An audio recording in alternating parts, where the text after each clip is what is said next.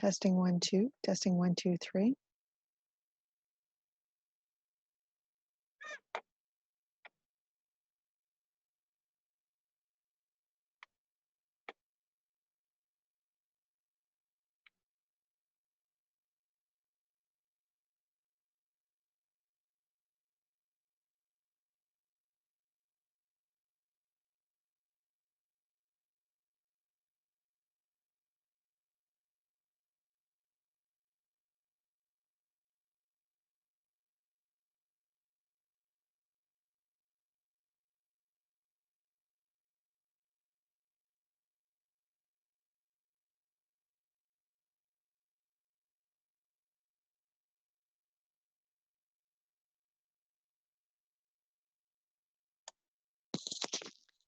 French stream, test 1, 2.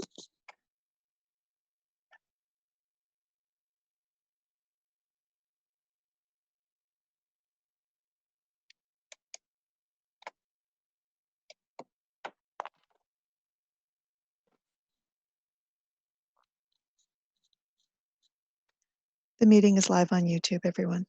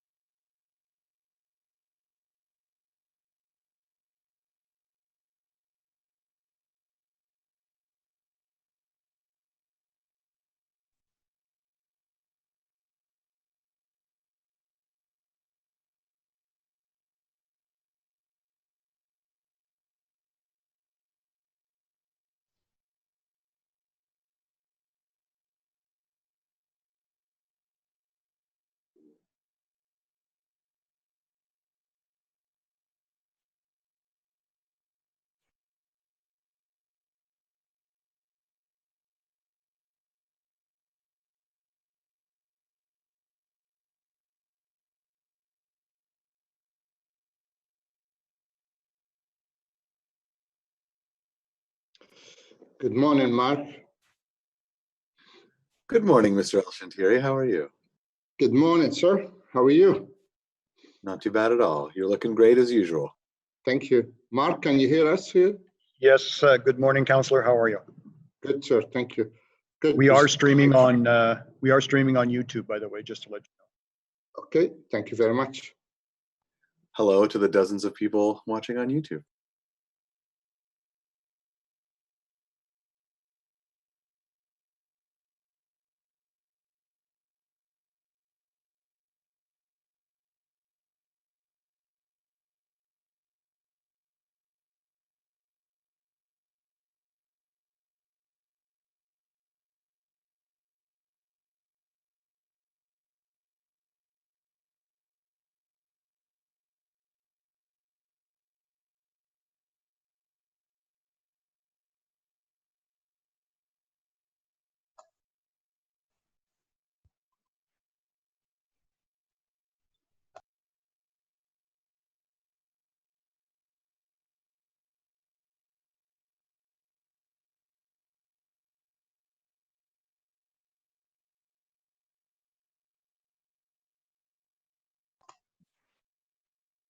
Good morning, everyone. I just want to give my audio a test. Maybe Mark, if you can let me know if you can hear me. I can hear you, Chair. Perfect, thank you. It doesn't always work well, so that's great.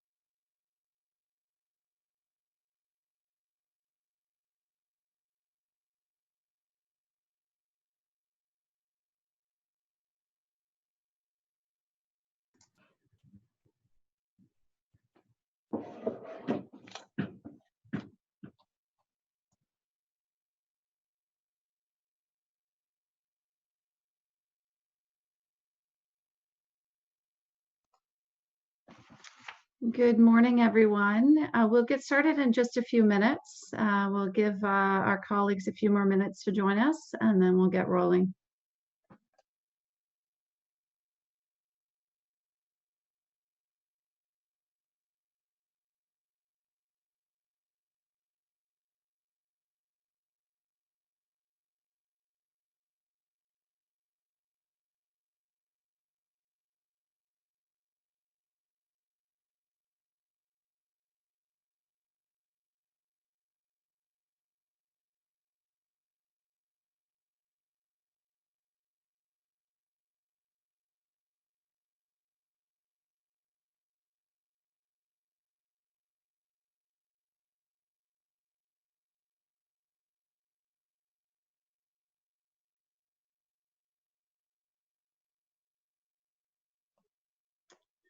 Mark, if I could just ask, maybe if you can check the waiting room. I've got a few messages. Well, I see Councillor Fleury's joined us, just to make sure we've let everyone in. Yes, Chair, there's someone that is constantly checking and updating as people are coming in. There's quite a list in there, so. Okay, perfect.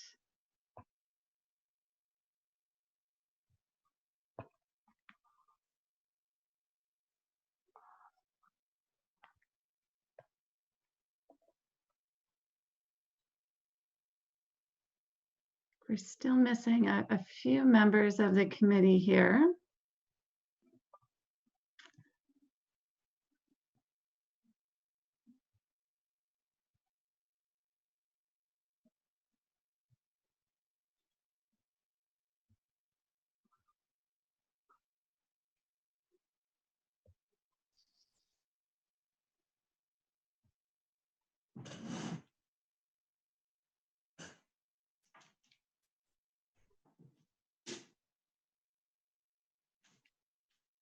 Okay. Sometimes Janet takes a little bit, Madam Chair takes a little bit to get logged on, so maybe give them a few more minutes. Well, sometimes Yeah, you try more we're than getting once. Yeah, we're getting there. So I think Lulaf and I were there 5 minutes earlier because we like to be early. The eager beavers, well done. Well, now former military, we're always early than late. So. It's terrific. Right, Matt? Right, Matt? Always be early, never be late. If you're not 15 minutes early, you're 15 minutes late. Okay, I think we can get going. I see we're still missing Councillor Meehan. Hopefully she'll join on, and Councillor Egley was going to be about half hour late because of a commitment with OPH. So I think we might as well get started. So good morning, everyone. Bonjour à tous. Welcome to our first digital meeting of Community and Protective Services. I'd like to call the meeting to order. As you all know, of course, we are facilitating this meeting remotely using Zoom, which is necessary right now, of course, as we strive to maintain physical distancing and keep everyone safe during COVID. Please note that those who don't need to participate in the meeting via Zoom can also be watching online on the live stream at the Ottawa City Council YouTube channel. And a reminder to everyone, if you can, please keep yourself on mute until I call on you to speak. It will help us get through the agenda a little bit quicker and easier. I will provide each committee member with an opportunity to ask questions and comment on each item as we move through the agenda. And we will use the raise the hand function in Zoom. So you can find that in the participant tab. Also to my colleagues who aren't on the committee itself, I will certainly come to you as well for any questions or comments after we've gone through committee members. As I mentioned, the raise a hand button is in the participant list. So you can find that in the participant window. For those that are calling in, you can press *9 to raise your hand. The committee coordinator, Mark, and myself will be watching, doing our best to watch for these cues and take them in order. As usual, the 5-minute speaking limit applies, as it does in any committee meeting. Members are also reminded to submit any motions, visual supports, or declarations of interest in writing to the coordinator at your earliest convenience. And also, although the deadlines for residents to register to speak to the committee have passed, residents can still make written submissions prior to council on July 15th. Anyone that's having any technical difficulties throughout the meeting, you can contact the clerk's office at committees@ottawa.ca or by calling 613-580-2424, extension 288 321. So with that, you may have noticed today that we do have sign language interpretation in both American Sign Language and Langue de la Signe Québécois. I know that we all share the desire to be as accessible as possible. So I'm really glad to have that in place for today's meeting. And I want to thank the Accessibility Office and the interpreters who have joined us today for making that possible for our meeting. Before we get started, I did want to personally acknowledge and thank Donna Gray for her steadfast leadership and her team's hard work, particularly over these last few months of the pandemic. Donna and her team have been doing outstanding and critical work that I know has been very challenging and very demanding. I know many have missed out on their weekends and have been putting in very long hours to support the residents of our city. And I wanted to take a minute to share my thanks for that dedication and all of that hard work. To Donna, to you, and to your team. Our focus today is really on how we support our most vulnerable residents, both, of course, as a pandemic continues, but over the coming decade as well with our 10-year plan. We will get a verbal update first from Donna regarding the impact of COVID-19 on the Community and Social Services Department, and then also an update from Dean Lett on long-term care, the homes that are run by the city. The long-term care home situation has certainly been a challenging situation, as I know all of you are aware. And it has been heartbreaking to know that we have lost an employee and we have lost residents in one of our homes. So I'm happy today that we'll hear from staff. We'll hear about their hard work and the actions that they have been taking with safety of residents and staff in mind. We'll also hear a little bit about the long-term care team and Ottawa Public Health and how they continue to work collaboratively to ensure we limit the spread of COVID-19. I wanted to thank Dr. Mulhogny from OPH for joining us today as well. I can't imagine the stress and uncertainty that families are continuing to live with in our communities. And I wanted to thank you as well for your cooperation during this difficult time and for continuing to follow the guidance, particularly through the long-term care teams have been sharing with you. I should note that the update today will not go into detail on the financial impact of the pandemic. We have been getting those updates, of course, at Council. Today, staff instead will be providing an update on the challenges and the accomplishments of the department in recent months. And there are many, so I'm very much looking forward to the update. They'll also outline how the department is moving forward to resume services, another critical challenge. We'll also hear a brief update on the recent request for offers for hotels, motels, and modular housing that I'm very much looking forward to as well. And of course, we have the 10-year plan for housing and homelessness before us.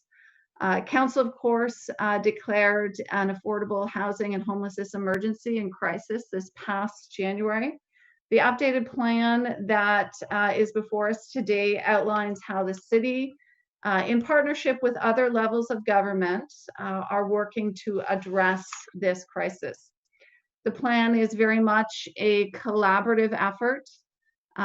It included extensive consultation with over 1,200 residents, including sector experts, community stakeholders, and people with lived experience of homelessness and housing instability.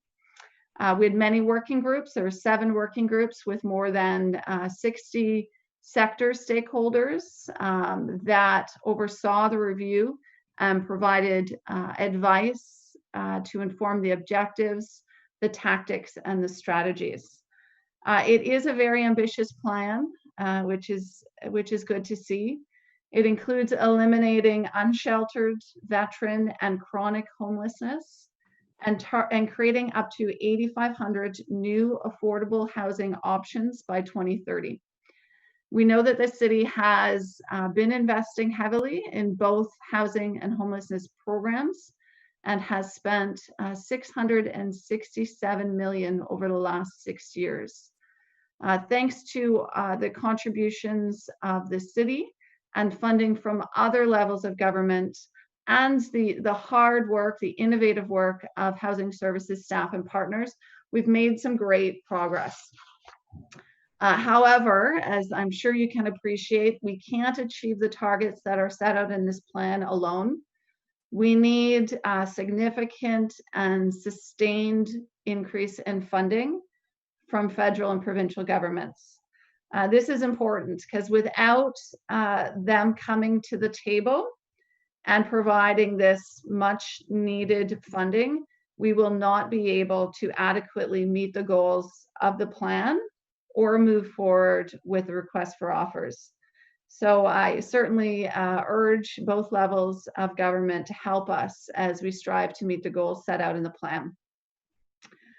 More than 100,000 residents access housing and homelessness services each year, and that number has been growing as our population grows. So the plan identifies the needs for all levels of government to provide 1 million over the next 2 years. Again, we need senior levels of government to come to the table and provide adequate financial support. So this funding is crucial to achieving our goals. It will allow us to create new transitional housing for families and women. It will increase access to portable housing subsidies and provide specialized assistance to people experiencing chronic homelessness. We will also work with the Aboriginal Community Advisory Board on a 10-year plan to reduce Indigenous homelessness and provide culturally relevant housing and support. Moving forward to achieve all of these goals, again, will require an expansion of the Housing First program, which brings us to the first item on today's agenda. The Canadian Alliance to End Homelessness reviewed the city's Housing First program last year and acknowledged that the city is a leader in the housing sector, expanding the Housing First services from 15 caseworkers in 2014 to now 73 this year.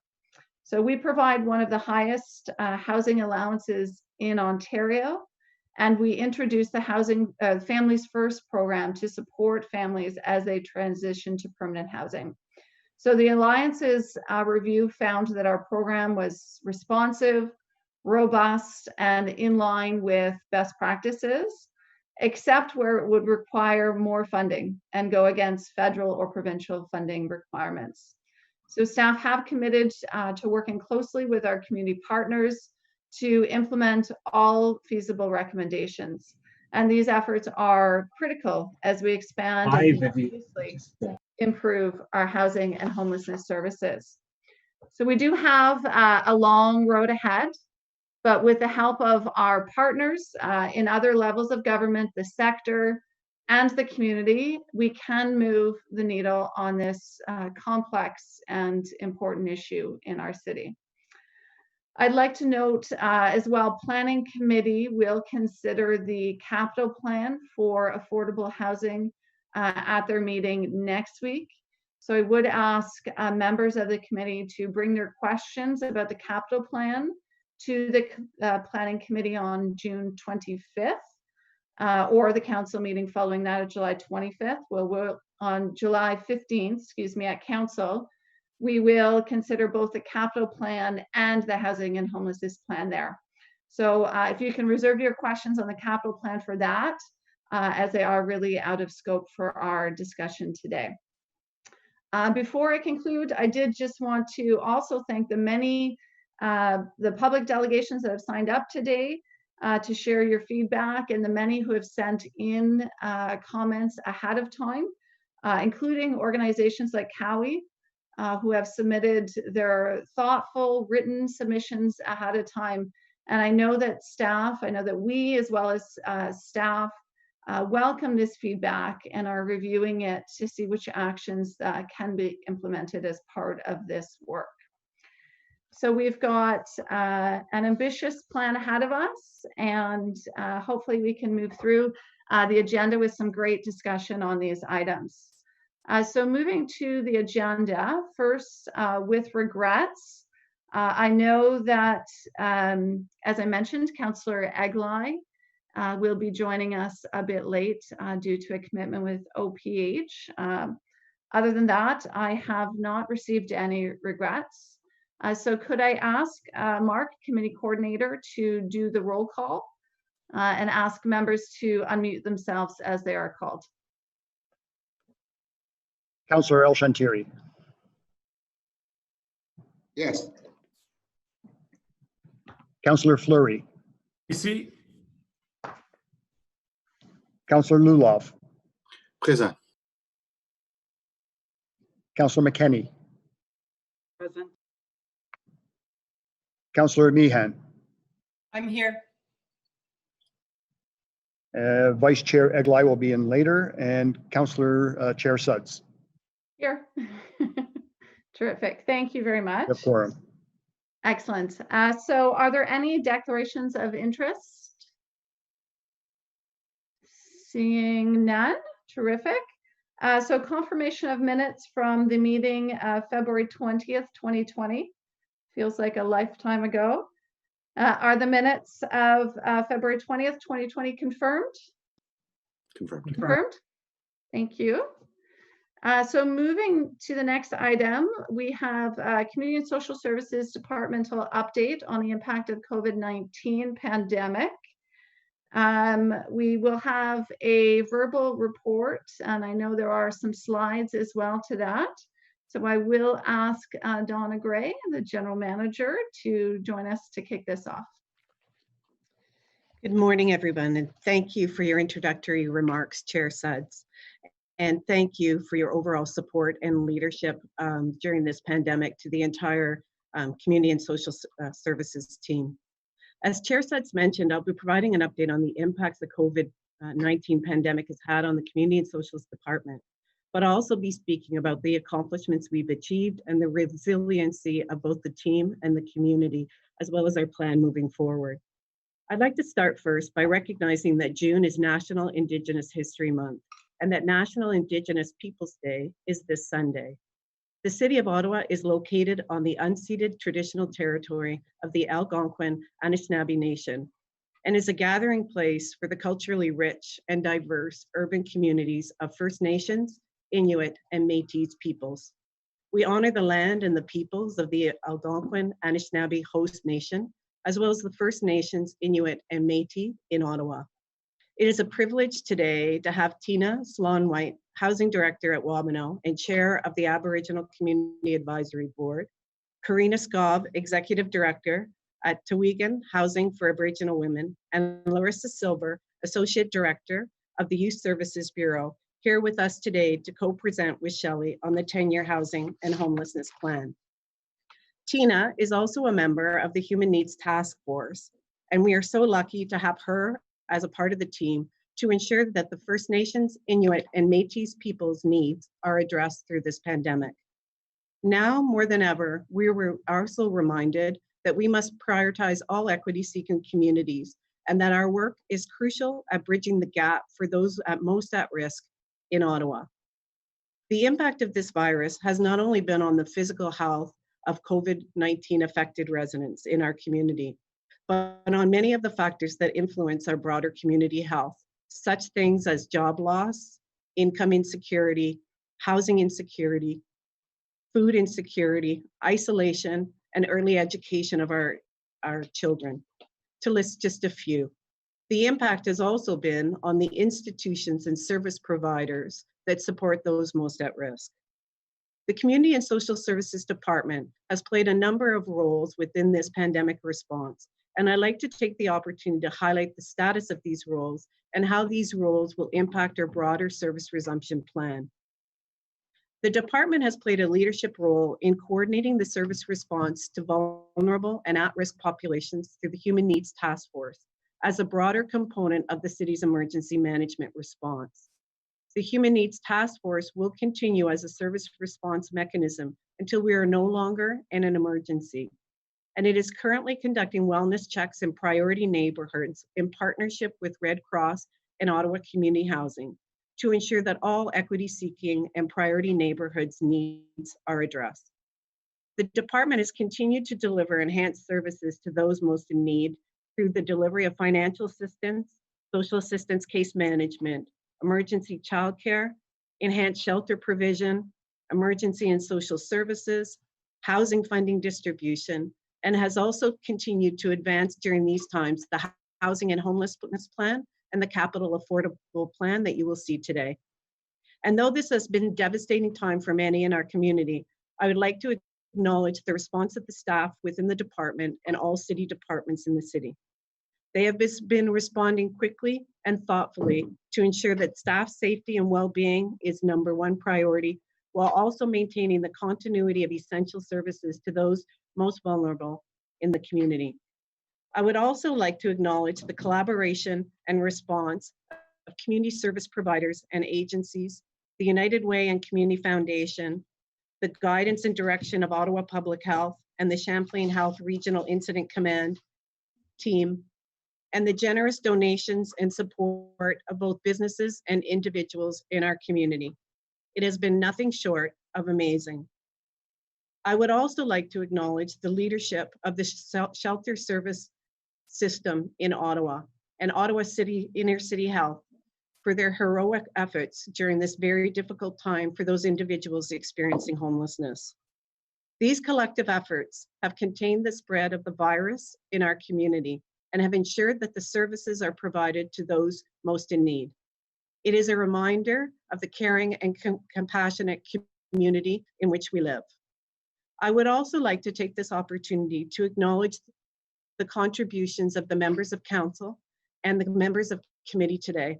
Your role in identifying the needs of your constituents and your steadfast support with the team during these emergency efforts has been very much appreciated and needed. Though service resumption is on the minds of many of us these days, many of the services and the Community and Social Services Department are still operating in emergency response mode. I would like to highlight that our department services have not paused during this pandemic. Many have shifted in the way that they have been provided.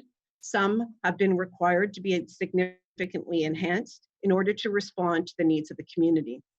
There has been a significant investment in resources by the city into the services for those most in need in our community. To mention a few, we've had 38 city employees who've been trained and redeployed to support physical distancing and isolation spaces at Ruche and Jim Durrell, as well as our day center at McNabb to support those experiencing homelessness. We've had 55 of our essential employment and social services staff supporting priority responses and physical distancing centers. We've also had another 61 employees across the city trained and redeployed to our city-run long-term care homes, where we've seen the most devastating impact of this pandemic on individuals and families. These redeployments have supported the reconnection of residents to families and our response to date in those institutions. I am pleased today to report that we have just one resident currently actively positive in over 700 spaces in our homes today.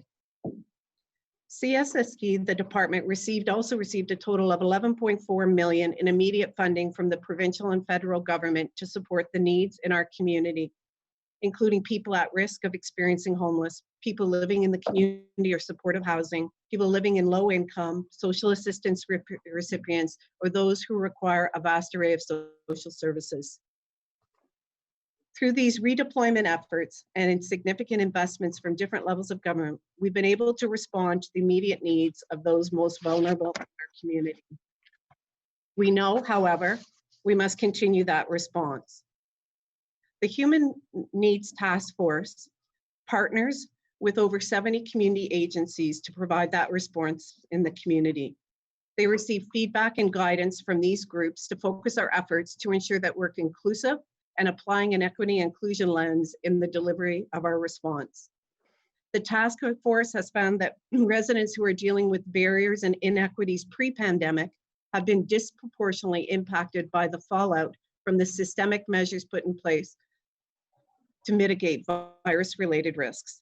I'd like to let you know that some of the accomplishments of the Human Task Force today, because I really think it highlights the great work of the collective efforts of our community. They have partnered with the Red Cross to complete today over 4,000 wellness visits to residents and families living in Ottawa community housing. We've opened the McNabb Respite Center, which has served nearly 800 clients in 6 weeks, providing showering and washing facilities to those who have no facilities. We've opened the Jim Durrell Physical Distancing Center, which has offered temporary housing for more than 53 people since opening on May 2nd. And we've partnered with Shepherds of Good Hope to provide relocation assistance to women and families fleeing violence and abuse. We've opened the Jim Durrell Physical Distancing Center to create 140 beds to house homeless men to continue our physical distancing efforts. And to date, more than 50 unique visitors have been in that response. We've managed the recent community garden program in partnership with Just Food Ottawa to provide garden supplied seeds and soil to over 3,000 households. On June 12th, the task force invited nonprofit organizations in social service, childcare, and early year services to participate in a survey. The purpose of this survey is to understand how community agencies are preparing to resume services post-COVID-19, including their capacities and expected change challenges that they will face moving forward. This sector will be critical to ensure that the impact as we move forward is mitigated. The survey results will help inform the next steps of the City of Ottawa's service resumption plan in support of the community and determine how and what the community needs in order to be at full resumption of their activities. Those are just some of the accomplishments of the Human Needs Task Force, and it will continue as we move through this pandemic and as the pandemic evolves. As well, our childcare services have been on pause since mid-March, but our team has managed the emergency childcare center that opened throughout the city. They've redirected those resources to ensure that emergency childcare is provided to frontline responders. There are currently 9 emergency childcare centers running, operated by the City of Ottawa and Andrew Fleck Children's Services, with the capacity to serve 98 children. To date, we have not had a COVID positive case in our childcare centers. We have, though, in order to do that, been able to abide by rigorous screening, cleaning protocols, new processes, sleeping patterns, cohorting, and other logistical changes. And as per the provincial announcement on June 9th, emergency childcare, including the associated funding for the program, will come to an end on June 26th. As such, no further applications for emergency childcare are being processed, and families are being encouraged and supported to use the child care registry and waitlist should they need help in finding additional childcare during this period. At the last council meeting, it was announced that the city will gradually and cautiously reopen and resume some programs and services in a phased and thoughtful approach. As mentioned earlier, our services, the municipal childcare services, will be part of that opening plan. The provincial announcement announced their decision to allow childcare centers to reopen effective June 12th. Children's Services is currently working with Ottawa Public Health to support the community on the reopening of all childcare centers in Ottawa. On June 10th, the city announced a gradual opening to commence around mid-July. This will ensure enough time to transition the support of families, as well as to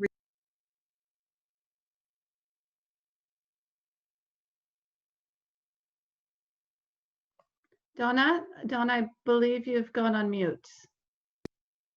Sorry, thank you. No, just like 20 seconds worth. Okay, good. Thank you. So currently we're working with Ottawa Public Health. We're reviewing the guidelines. We're training staff on the new guidelines and procedures. We're making sure that we have all necessary protective equipment and make sure that our staff are trained on these protocols to resume municipal childcare in our community. In conclusion, I would like to say that we're taking a cautious service resumption plan as we move forward. The challenge for us as a department is going to be the sustainability of the level of service we've been providing throughout this pandemic, especially to those who are at higher risk of contracting COVID-19, and continuing with the broader strategic and policy work of the department. These efforts require many investments from all city departments. And as we start to resume services, we know that the protections that we must place into all our services that have direct contact with those most vulnerable must be in place in order for service resumption. At the next council meeting, council will see the full financial picture of the impacts both of the emergency response, of the impact of the requirements to resume service, but also the impact that COVID has had on reduced revenues in the city. And as we move forward during these times in this evolving pandemic, we will continue to keep council and committee apprised of the changes and the evolution of our services in order to respond to this. I would like to now hand over to Dean Ladd, our Director of Long-Term Care, for an update on his department. But at first, I would like to take an opportunity to acknowledge the outstanding work of Dean and his team in navigating this evolving COVID-19 pandemic and the city's response in our city's 4 long-term care homes. Dean? Thank you, Donna. Before I begin today, on behalf of our entire long-term care team, I'd like to extend our deepest condolences to the families of the residents and the staff member that passed away as a result of the complications from contacting COVID-19. Our thoughts and prayers are with the families and friends. I'd also like to share with you the demographics of the clients that we serve in long-term care that demonstrates the vulnerability of these clients to COVID-19. Approximately 75% of our residents live with dementia or a similar cognitive impairment. 95% live with 3 or more complex medical conditions that require specialized integrated care and have compromised immune systems. 61% require wheelchairs to move around the home.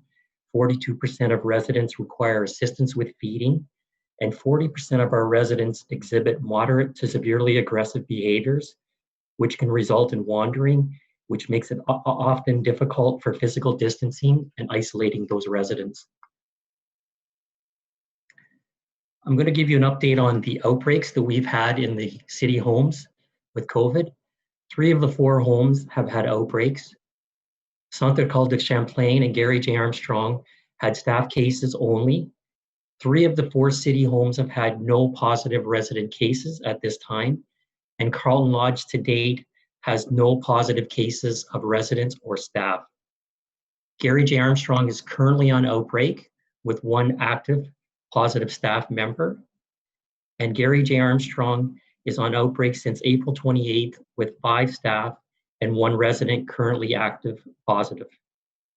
The homes recently completed surveillance testing of all staff this month, and will be doing a second round of surveillance testing of all staff before the end of June. Through that surveillance testing, the first round, we've identified 5 staff at the Peter D. Clark Center and 1 staff member at Gary J. Armstrong. Next slide, please. The outbreak at Peter D. Clark started on April 28th. The majority of the cases, more than 90%, are in the bungalows at Peter D. Clark. This home area is an environment that houses 48 residents with dementia who have wandering and responsive behaviors, which makes isolating very difficult for our staff members. During the outbreak, a total of 23 staff and 24 residents have been identified as positive COVID-19. 17 staff cases and 16 resident cases are resolved as of today. So I'm sorry, but our slide wasn't updated, but the slide indicates that we have 15 resolved staff, and it's actually 17 now. And unfortunately, We've had 7 residents pass away and 1 staff member as a result of complications with COVID-19. Next slide, please. I'd like to give you an overview of the infection prevention and control measures that we put in place in the city's long-term care homes. We have followed all of the guidelines and directives provided by the Ministry of Health, the Ministry of Long-Term Care, and Ottawa Public Health in the prevention of the spread of COVID-19 in our homes. The homes have regular pandemic management meetings that we share best practices with, and also to discuss the directives and implement the directives as quickly as possible into the homes and establish the appropriate protocols and policies to support the implementation of those directives. We've increased the presence of management in the home by modifying schedules so that we have presence in the evenings and on weekends to support the staff in the homes. We've also added 2 additional clinical nurse managers at Peter D. Clark to support the management of the outbreak at Peter D. Clark. Their primary role is to implement infection control practices with a focus on the proper use of personal protective equipment. In terms of physical measures in the homes, we are using universal masking in all of the homes, and masks, gowns, face shields, and gloves on units that have an outbreak or where we have a new resident or residents with symptoms. We're ensuring that we have appropriate inventories of PPE. We're working very closely with EOC Logistics to ensure that we maintain an adequate supply of personal protective equipment. We've implemented full isolation measures across homes in outbreak, including serving and feeding resident meals in their rooms. We're cohorting COVID-19 positive residents wherever possible to limit the spread of the virus, and residents are being relocated within the home or unit to support the cohorting. We're cohorting of staff on specific units where operationally feasible to minimize movement, transfer throughout the home, and staff are only working in one area of the home. We also have restricted our staff to working in only one location prior to the directive that came from the province. We're also restricting access to staff and essential visitors only into the homes at this time. In terms of screening and testing, we actively screen our staff at the beginning of their shift and at the end of their shift, which includes temperature checks. In addition, we do active screening for residents on the day shift and evening shift, which also includes temperature checks. We're testing all residents and staff who fail the screening or have any symptoms. And we're supporting Ottawa Public Health to complete tracing and testing for all contacts following a positive COVID case. And we're also assisting Ottawa Public Health to complete surveillance testing of all residents and staff in May and twice in June for our staff.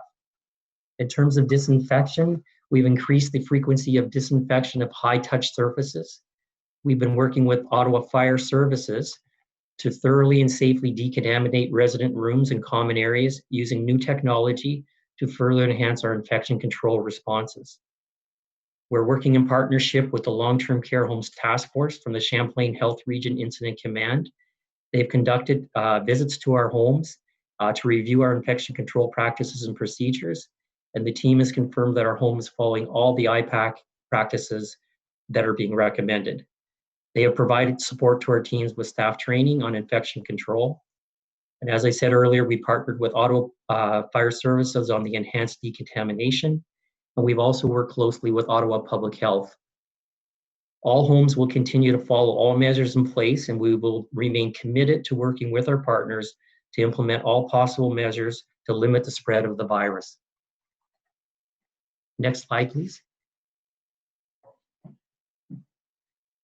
So we have established a human resource hub specifically for long-term care to support the recruitment, interviewing, and onboarding of new staff members.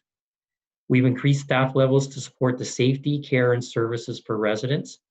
We provided cross-training to our staff to support feeding to ensure all residents continue to receive the support they need around nutrition and hydration. We have redeployed 61 staff. 47 of those staff are supporting the interactions and screening with residents in the homes. We've hired 91 new staff members. We have partnered with La Cité, Algonquin College, and Herzog College to hire PSW students and practical nursing students to support the care and services with our residents. And to date, we've hired 44 students from these programs to support our residents. I'd like to take this opportunity to thank the staff in the homes for their continued dedication and unwavering determination in providing care and services to our residents during a very difficult time. I would also like to give special thanks to the redeployed city staff for joining a team during a time of crisis to support some of our most vulnerable citizens in our community. Next slide, please.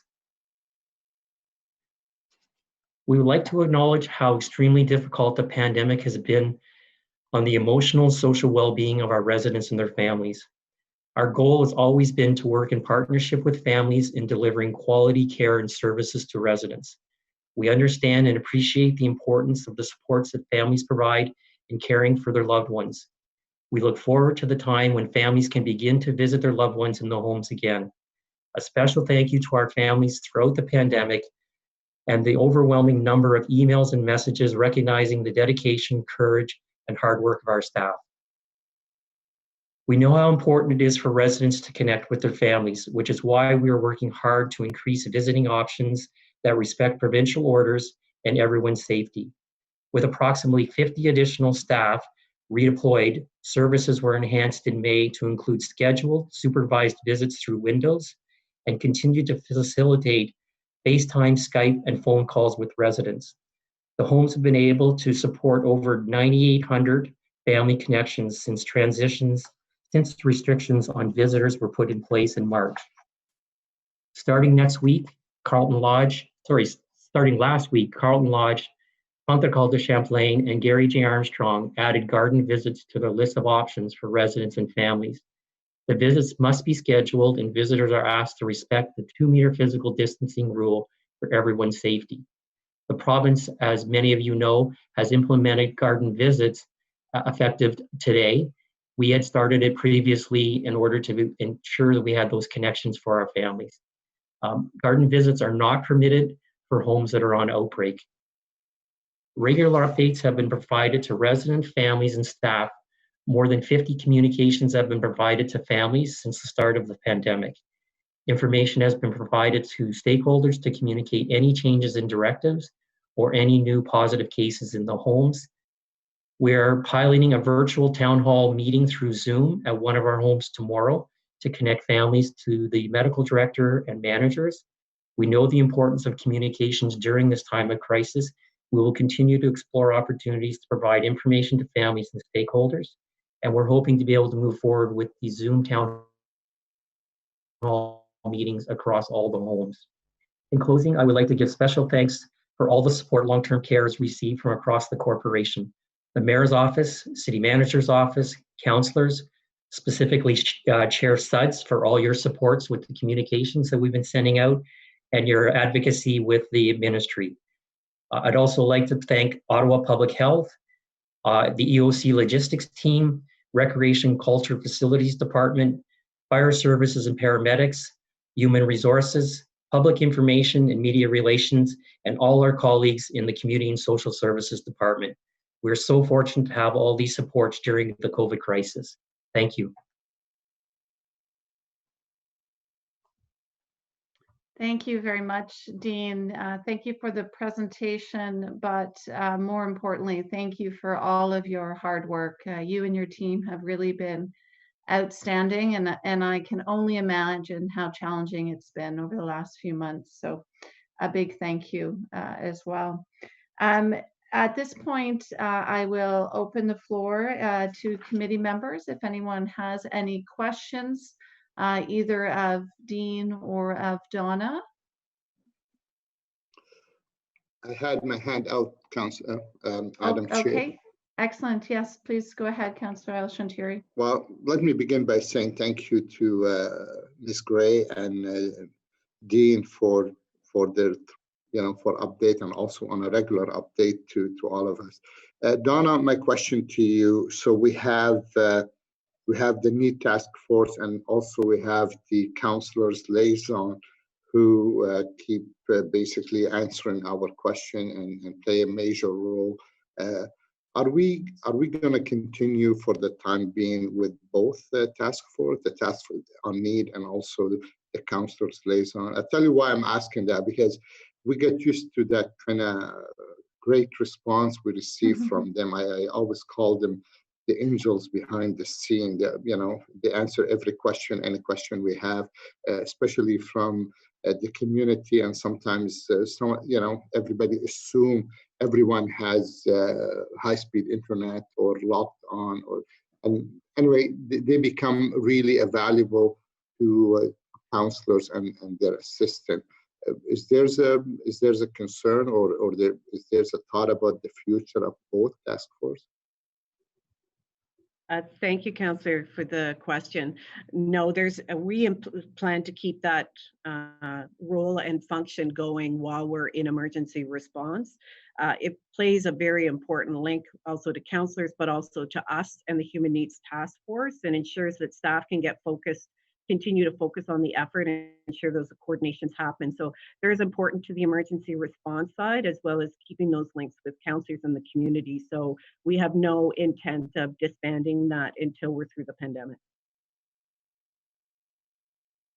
Okay, well, thank you very much. And I just have to say, Donna, and you can pass it on to both task force, a heartfelt thank you for really for their care and more than anything, and working during the weekend. Anytime you send a question from the community, they really reach out and do a great job on this. So I just want to say thank you to them. Thank you, Councillor. Thank you, Madam Chair. Thank you. So next we'll go to Councillor Luloff. Thank you, Madam Chair. Thank you, Donna, so much for your and your group's work with the Human Needs Task Force. You guys have done an absolutely incredible job. And thank you for the constant work of the liaison office. I get a weekly call, no matter what, whether or not we've sent in questions or otherwise. And it's just really nice to chat with Stella and to kind of work through some of the issues that have been on our minds. And then you guys are providing a very valuable service to our residents across the city. So thank you so much for that. Just a question about the outbreaks at our long-term care homes. Do we understand the origin of these outbreaks? And I suppose briefly, our condolences as a council and as a committee to the families that lost their loved ones. It's an absolutely terrible thing to have happen. We've had quite a few deaths here in our community, and I know that most councillors are experiencing that as well. And we feel awful for these families, but do we have an idea of where the origins of this outbreak, like how it got into our long-term care homes? I'll ask Dean to respond, because Dean's been working with public health and his team to do the contact tracing in the home and to be reviewing their practices. So I'll ask Dean to respond. Dean? Yeah, Madam Chair, the outbreaks in our homes, specifically at Peter D. Clark, has been brought into the homes, we believe, by a staff member. And then it transmitted through staff members to residents at Peter D. Clark. In the other homes, it's obvious it's a staff member coming into the home. We've been very fortunate in the other homes that the staff members did not shed the virus to our residents. But to answer the question, the virus at Peter D. Clark came in via staff members. And what has been put in place now to ensure that that does not happen again? So as I was referencing earlier on our infection control practices, we are screening staff before they start their shifts. So there's a series of questions that they get asked that they have to pass that before they're admitted into the home. In addition, we do temperature checks. As you can appreciate, one of the biggest challenges is that people are asymptomatic and they're not aware that they're carrying that virus. And so they're shedding the virus unknowingly to other individuals. And really just, appreciate. Oh, go ahead, Donna. Yeah, just to add to that too, I think the enhanced surveillance testing that the province has implemented and the requirement that homes test residents and staff on a regular schedule helps us also address those individuals who may be asymptomatic that would not be tested or caught through the regular screening process. So we are seeing that those enhanced measures of the provincial government are also a good way of combating the infection getting into the homes. Okay, great work, both of you. Thank you very much, Madam Chair. Thank you. We'll go to Councillor Fleury. Merci, Madame la Présidente, and I echo my colleagues' Thank you very much. for the entire team's work. I have two questions. One, as it relates to the provincial review of long-term care. I know that there is a motion that we'll be looking at later today, and the other one is on childcare. So I'll start with the long-term care one because I believe Dean was on unmuted. So, Dean, as the province reached out to us as an important provider of long-term care, and if so, could you, and I know you're super busy at this time, but at the right time, provide a briefing to a communication to council in terms of our findings, or what we'd be asking the province, or what issues we highlight, because as you know, councillors have different liaison in and out of the various levels of government, and I think it's important for all of us to be on the same page as to what you've identified as key issues and opportunities. So, Madam Chair, at this particular time, we have not received any further information from the province in terms of how this commission will move forward. The membership has not been identified or who will be leading this. As we've spoken before, we'd be very interested in having the opportunity to provide information that would support the commission to look at, sustainable changes in long-term care to ensure that the safety and quality care is being delivered to our residents. And again, I would welcome the opportunity at any level to be able to support our findings and our recommendations to improve the quality care and services to residents. I don't want to get you away from the focus of ensuring that there's no more COVID cases among staff and residents. But at the right time, would it be possible for you to write to council a briefing note on that, so that we can be privy to what could be done better, what's needed in our long-term care, and what should we be advocating from the province? And this relates to city-operated long-term care, recognizing that the majority of the sector, majority of spaces in Ottawa are in the private side. But from our oversight, I think it's important for this committee at the very least to understand that. Yeah, we could put together a briefing note or an update to council on the lessons that we've learned, and also what we would look at as sustainable changes to support the care of residents in long-term care. Our sector was under a lot of pressure prior to the pandemic, and unfortunately, it's taken the pandemic to get the attention of the federal and provincial government to look at making changes to support residents in long-term care. Okay, thank you. And my second question really relates to childcare, and it actually doesn't. Although as a young parent, I'd love to go back to childcare. I know that many parents would have loved for school to start, and have a lot of questions around that. Earlier this week, the city relaunched its summer camps under the COVID-sensitive camps, and I know they sold out too quickly. So that's a challenge that Dan and his team are faced with. But specifically to the programs and our non-city providers, Donna, and I don't know if Jason's on, I wonder what is the status for them to ensure that they're able to continue to operate or reopen. A lot of their models are and staffing levels and spaces, so the rent is based on full capacity or near full capacity. So I wonder what the province has put in place to sustain that very vital, that very important sector in terms of childcare services. Thank you, Councillor. And when the province announced the guidelines, I know we have been working with the ministry for quite some time to reiterate the concerns of the sector around the ability to resume services under what we thought would be the emergency childcare model, and the impact that has on the sustainability and the funding of our nonprofit sector and even our profit sector to deliver services. And when they released the operating guidelines, they did not release at first the funding guidelines, but as of June 11th, they put a package together of funding, which really does support the reopening and the recognition that really what we're doing when we talk about reopening, it's almost like a gradual reopening, because we will not be in the full capacity of the sector given the restrictions that need to be in place to keep both the safety of children and the safety of our staff. And what they have done is they've maintained that community organizations should continue to pursue all available supports that we have in place through the Canada's COVID economic response, which includes the wage subsidy and the rent. But they've also committed that funding will be provided to assist with reduced capacity in the childcare centers, knowing that they will not be able to have as many children in their care at any given time. And given the funding model, that would not be sustainable to fund the resources.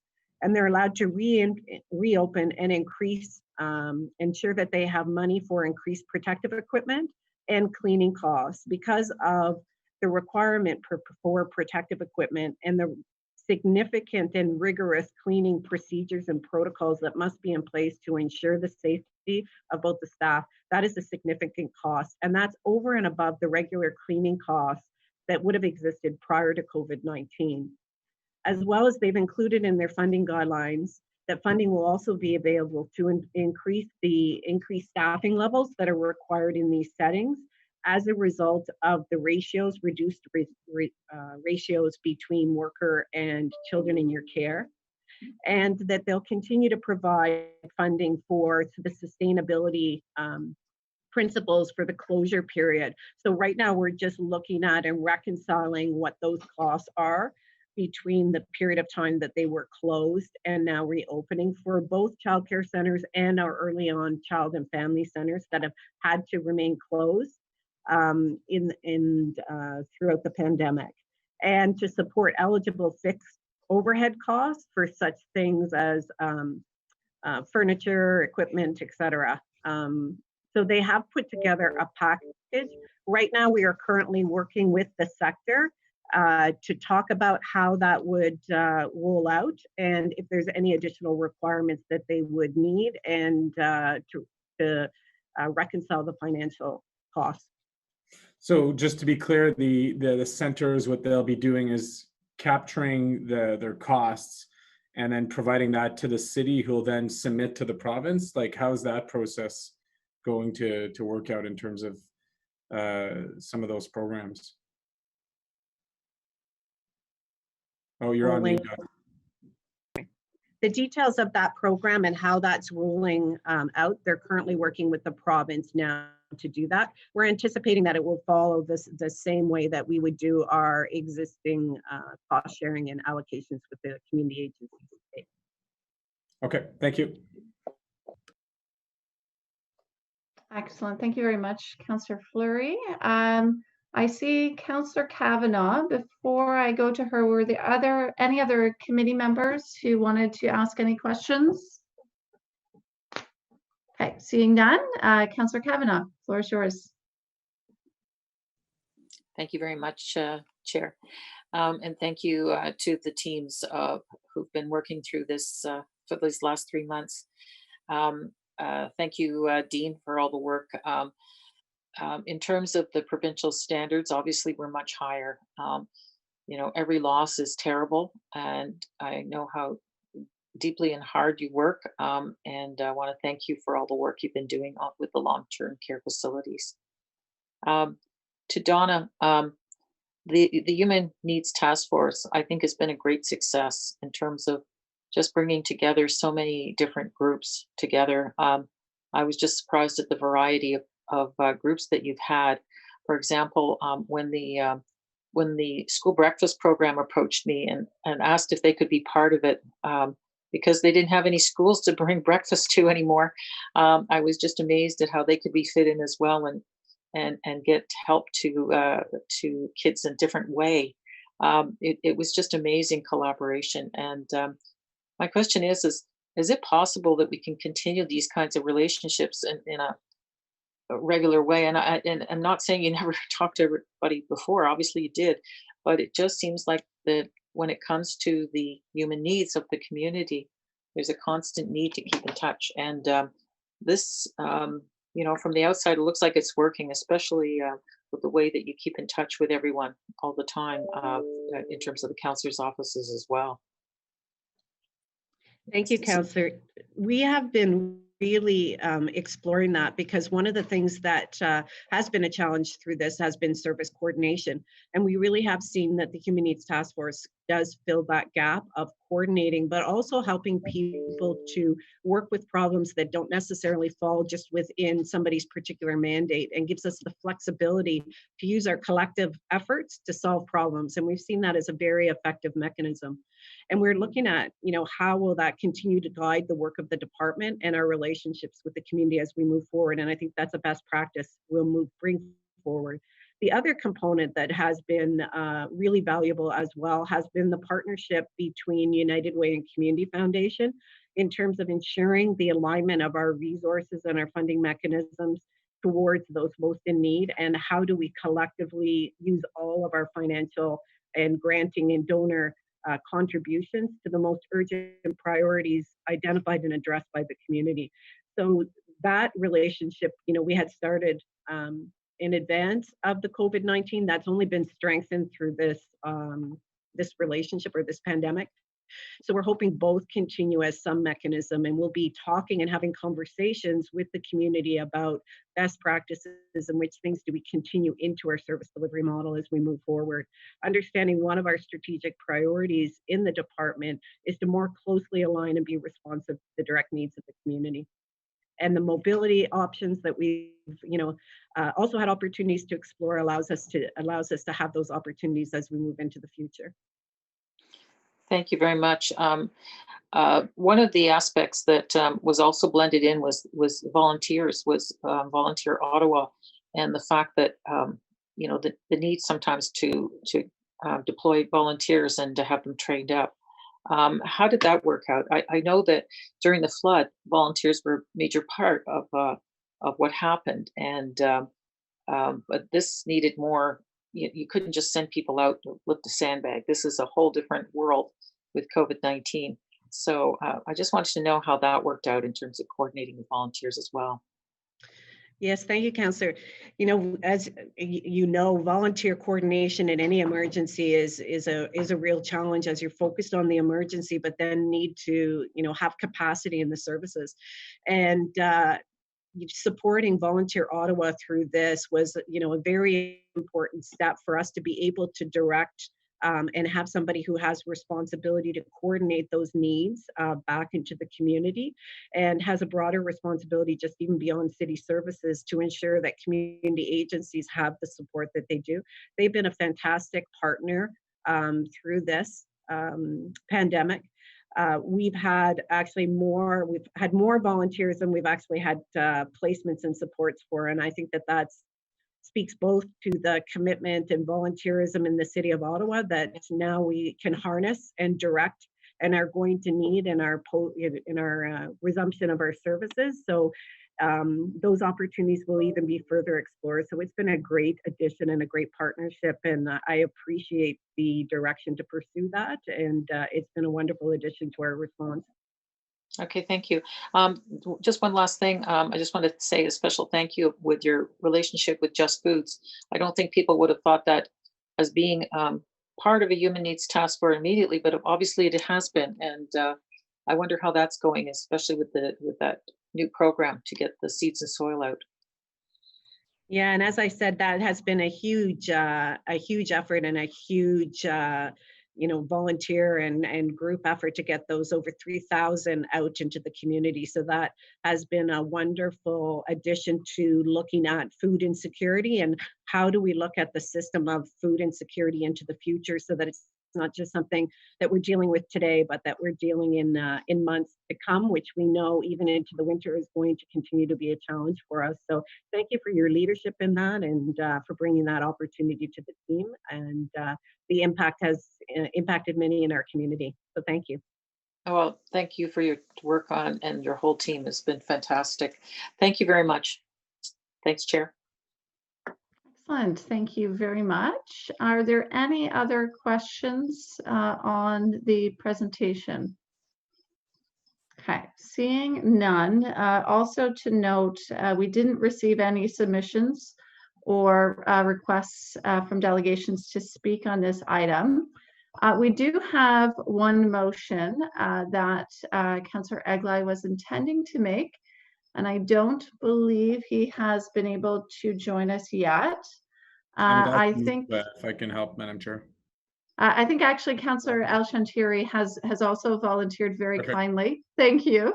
If I can ask Councillor El-Shantiri, and perhaps as a bit of context, since I am putting you on the spot here, Councillor I'm here. I'm actually here, Jenna, if you want me to move the motion. Oh, fantastic. Thank you. I didn't see you had joined us. Thank you. I just joined seconds ago. Timing. So which motion am I introducing? So we are on, we've just completed the presentation that Donna did an update on social services department as well as long-term care. So we have the long-term care motion in front of us. Okay. Do you want me to read it in its entirety? I believe everyone has a copy. It has been circulated. So I think I'll if just everyone do the be it resolved.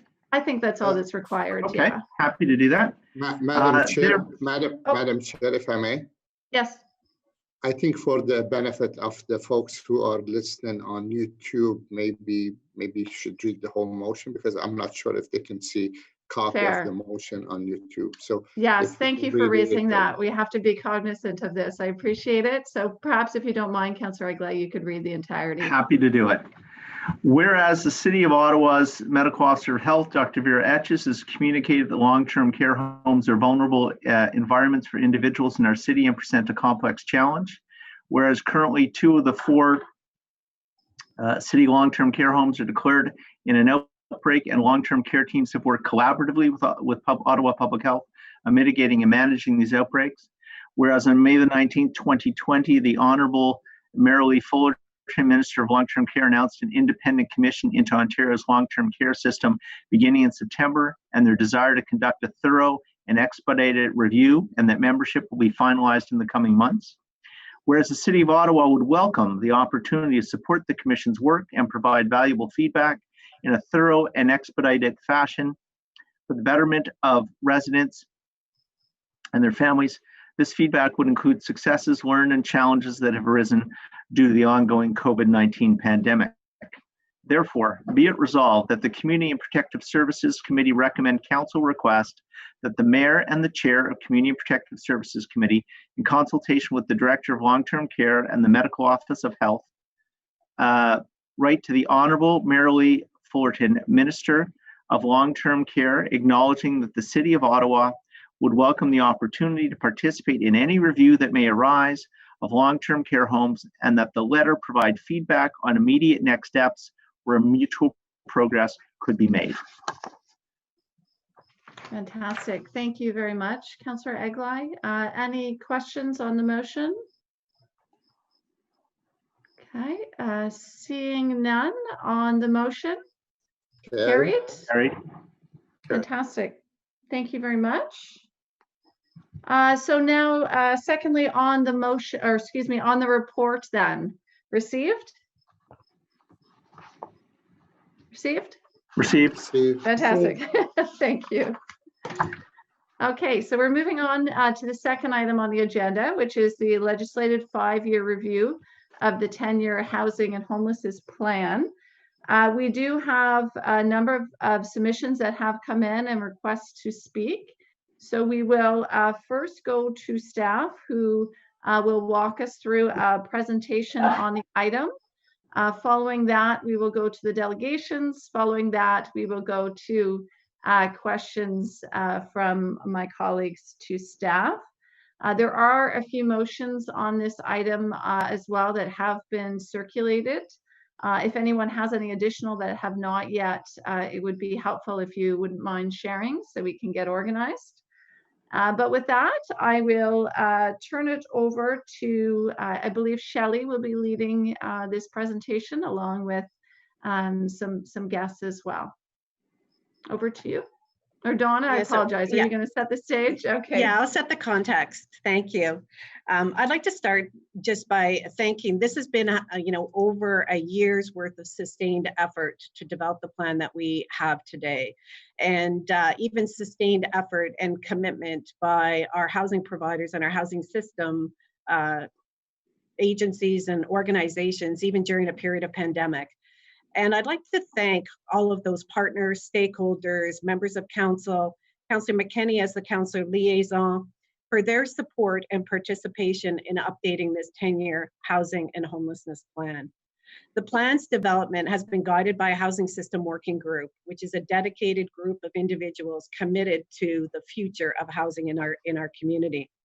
It's also been guided by the Aboriginal Community Advisory Board and 5 other working groups. And their experience, their time, their commitment and dedication to make a better city for housing has been commendable and appreciated. Their guidance has informed the plan's revised targets, objectives, strategies, and has created a plan which we believe is responsive to the needs of this local community. It's a testament today to have our colleagues present with Shelley to show their dedication and commitment to the actions in the plan. I'm grateful to have colleagues and peers who share this similar vision when it comes to supporting our most vulnerable in our community. I'd also like to acknowledge the work of Shelley Van Buskert that worked so hard in producing this plan and her leadership over this difficult time. And Rachel Ladisser, Cale Brown, Lisa Goodfellow, Paul Levine, and Marian Khalid Saeed Saya for each of their components of leadership in the plan. This 10-year plan is a key pillar in our thriving communities and sustainable infrastructure priority of the city's strategic plan. We are bringing this plan forward in an unprecedented time, with council declaring a housing and homelessness crisis, and the 10-year plan being the foundation and roadmap for the city's response to this crisis. In this updated plan, we will build on the best practices that we've established in order to support those in need. We'll explore new ways to support affordable housing like intensification, redevelopment initiatives for private landlords, nonprofit, and to renovate units and keep them affordable, create incentives for new affordable housing in the private market, as well as innovative approaches. This updated plan is informed by evidence-based data. We will continue to use this data to inform our sister planning and to improve how we do public policy around housing in the future. We realize in this current context of financial and community pandemic that this plan may seem aspirational and ambitious, but we also believe that this is what is required to push forward and to respond to the needs of the Indigenous community, equity-seeking groups, and priority populations in Ottawa. This pandemic has revealed even more clearly where the gaps exist in our community for those most in need, and how housing insecurity impacts our community in so many different ways. While we continue to support residents and respond to this emergency housing needs, we also look forward to the opportunity to leverage new opportunities and to align our immediate actions within this pandemic to the long-term strategic vision of housing. I'd like to now hand it over to Shelley for her presentation with her colleagues. Thank you. Great, thank you, Donna, Madam Chair.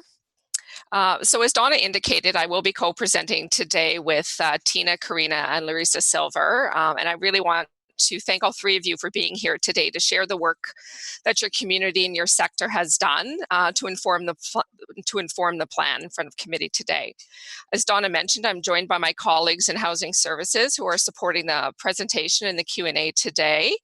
And I want to commend them for their leadership and for their input through this process. So that's my direct management team, Lisa Goodfellow, Marian Connolly, Paul Levine, and Saeed Saya. As many of you are aware, 2019 was the midpoint review of the city's 10-year housing and homelessness plan, a review that is legislated by the province under the Housing Services Act. I haven't looked at yet. Go on, please. Our original plan was approved by City Council in September of 2013 and commenced in January 2014. Our first consultation for this review of the plan kicked off in an Alliance to End Homelessness Forum in late 2018. And over 2019, it's been a full year of engaging with the community, with sector groups, stakeholders, partners, and people with lived experience of housing precarity and of homelessness. It was a year of listening, learning, reviewing the state of our housing market, understanding our needs, both current and emerging, and the responses that would move our housing system forward. The plan was submitted to the province in January of 2019 and was approved in March of 2020. This requirement to review the plan is to ensure that it remains relevant, responsive to the needs of residents, and that we are working to build a city where access to affordable housing is improved, housing affordability is increased, and homelessness is reduced and eliminated. The plan is a strategic roadmap. It sets direction and outlines a series of strategies and tactics to help us realize our housing goals as a community. It recognizes that equity groups in our Indigenous community have unique needs and that more needs to be done to ensure the housing system is responsive and works to address and remove these barriers while increasing access. The plan does not include all of the answers or all of the details. Behind every tactic you see is consultation, is engagement, potentially a need for funding, a work plan, and the right partners and people around the table to implement, monitor, and evaluate. You may not see everything you hoped for in the plan, but the plan is a living document. It continues to be shaped by your input, your feedback, our ongoing collaboration, and by the monitoring of our progress and achievements. If you'd like to move to the next slide, please. So the plan itself consists of many different documents. You have the actual council report, the plan, there is a needs assessment, what we heard consultation summary, and also we provided some of our emergency community and family shelter data for 2019. This slide indicates the process that we undertook to initiate the midpoint review of the plan. We did a needs analysis. So we did an assessment of what our current housing needs were, looking at the continuum of households from people who were renting to people who have owned housing. We wanted to understand, since the first iteration of the plan, what has changed in the rental market, and also what's working in the services and programs that we have. What are the resources that are already in the system? How are they being utilized? What are our wait lists? What have our successes been? And really having a look and looking at our data and our needs and trying to determine, how does the system and services that we provide right now need to change? What new funding is needed? What new coordination and collaboration is required? And what system investments are needed? So we developed a very robust project governance structure under the auspices of the Housing System Working Group, which Donna had spoken very briefly about. The Housing System Working Group has been together preceding my time in housing, so since before 2011, and they provide advice and guidance to the city around the development of housing programs and services and the implementation of those programs and services. It includes representation from the social housing sector, cooperative housing sector, supportive housing providers, support services, shelters, the healthcare system, and the private landlord representation. So the Housing System Working Group was the umbrella organization, and under that we implemented a series of system planning tables that were co-led with the community. So we used our homelessness planning table, the Community Advisory Board as one, and we created a subset of that group to look at homelessness prevention. We also had a working group working on social housing modernization, a capital strategy working group. And then we had asked the Indigenous community under the Aboriginal Community Advisory Board to look at the tactics and strategies they would like to see to inform the plan. And we also worked with Away Home Ottawa to make sure that the voices of youth and the actions needed to prevent, reduce, and eliminate youth homelessness were included in the plan. So we worked with all of these groups, which were very representative of many different sector organizations, to develop the strategies and tactics in the plan. We pulled them together and then we validated them in 3 different sessions over the latter part of 2019. As mentioned earlier, the plan then went into the province. It was actually January 2020, and we received approval of the plan in March 2020. Next slide, please.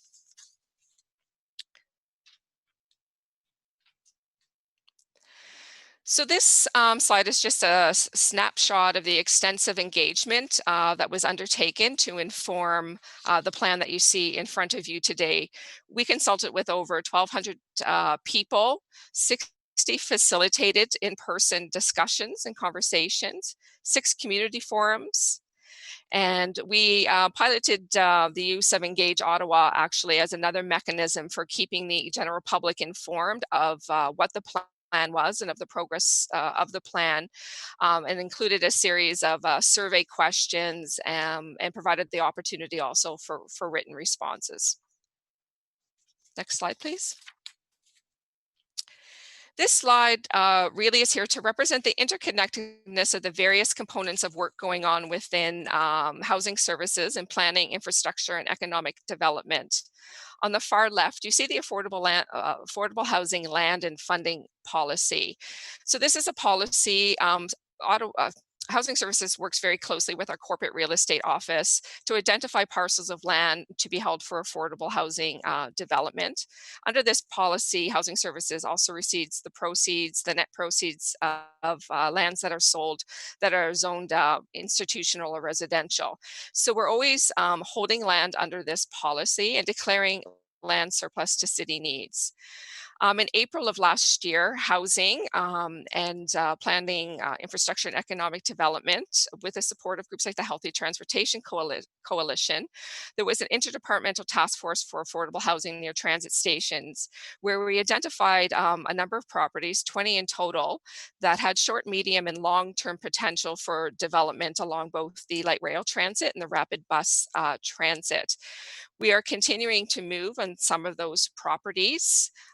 Currently, we have Centertown Citizens Ottawa Corporation, CCOC, is doing some work on the Forward Avenue property with a 31-unit affordable housing build.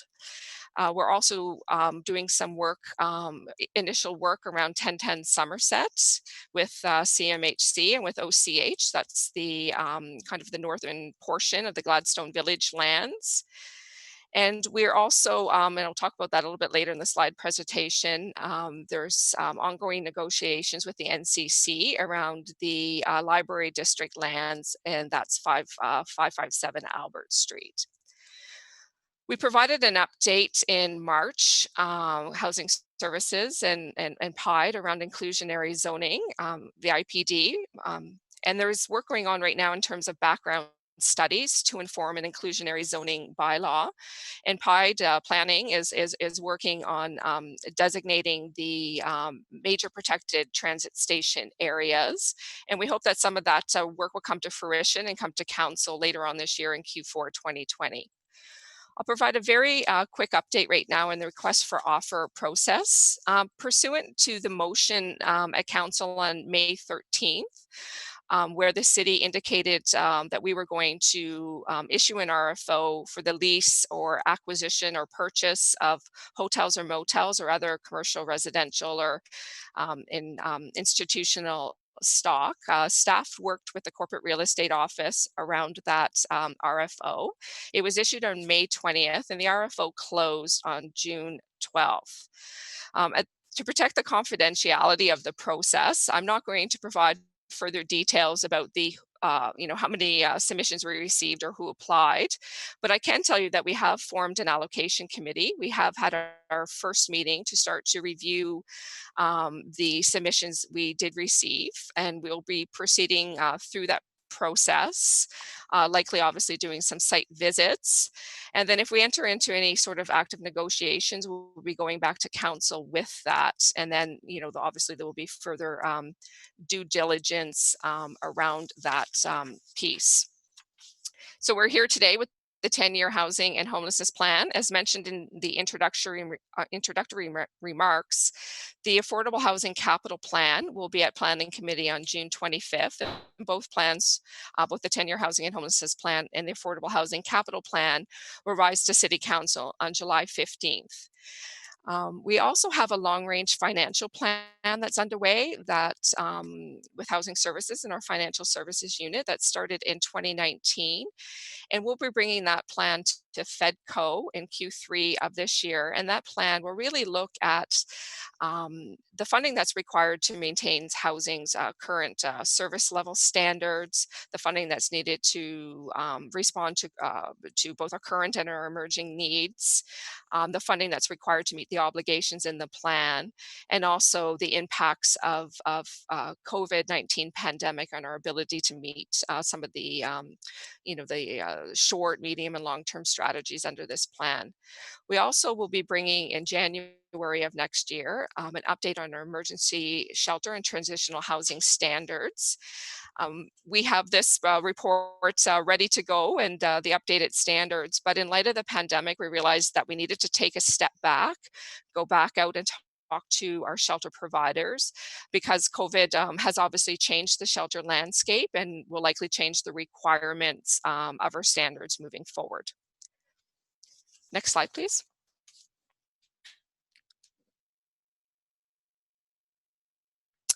So I just wanted to highlight some of the achievements under the plan from 2014 to 2019.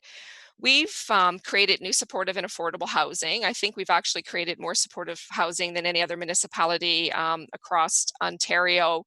Many of the projects have been supported with 100% city operating funding. So we've created 720 new affordable and supportive housing units, and then created the balance in housing subsidies, both rent supplements and housing allowances. We currently have issued pre-development funding to 5 organizations to fund the pre-development activities and up to 355 units to make sure that we have a pipeline of shovel-ready projects. We have projects that will be nearing completion in 2020 and 2021. And last year alone, we approved 266 new units. Over the last 6 years, we've also maintained operating and repair funding for over 17,000 units of social housing, investing $66 million in repairs. And through property tax deferrals and mortgage renewals, supported Ottawa Community Housing Corporation with $148 million to date to invest back and repair for their portfolio, with another $20 million anticipated between 2019 and 2020. In looking at our Housing First outcomes, you see there towards the bottom of the page that we've housed 1,167 individuals that were experiencing chronic or episodic homelessness. As of today, that number is 1,227 individuals. So Ottawa was an early adopter of Housing First as a service intervention, starting back in 2008. But over the intervening years, certainly commencing when we redesigned the homelessness service system in 2015, we've greatly expanded our investments in Housing First. And it is our primary evidence-informed, data-driven approach that we use to move people experiencing homelessness out of the shelter system into permanent housing with the supports that they need. Every year, we help between 550 to 600 families through the family shelter system move to permanent housing with support. So that's over 3,305 households that we've assisted over the last 6 years. We also provide, there at the bottom of the list, residential services home operating funding for over 1,000 residents that live in a form of congregate supportive housing. So those are just a few of the quantitative outcomes that we've achieved over the last 6 years of the plan. If you'd like to move to the next slide, please. So here are some of the other accomplishments that are qualitative, and I've spoken to a few of these already around the investments under Everyone Has a Home in repair and retrofitting over 17,000 social housing units. The pipeline of projects that we've issued pre-development funding to get construction ready, and the RFO for hotel or motel or other residential accommodations that's now closed, that we're in the process. I think under the people get the support they need. There's some key initiatives there. We've conducted the city's first ever point-in-time count in 2018. We were due to have another point-in-time count this year in 2020, but due to the pandemic, it's been delayed till 2021. We opened a new 20-room transitional housing facility for newcomer families with the Catholic Center for Immigrants. And we added 3 new rooms of family transitional housing capacity with the YMCA. We also updated the residential services home standards. Under We Work Together, the redesign of the homelessness service system, as I've mentioned in 2015, was a significant accomplishment that involved the energy and efforts of many, many different stakeholders. To implement that, we now have the hallmarks of what you look for in a housing first system, which are robust diversion and assessment practices and procedures, and a coordinated access process that we'll be working to expand over the next year or so.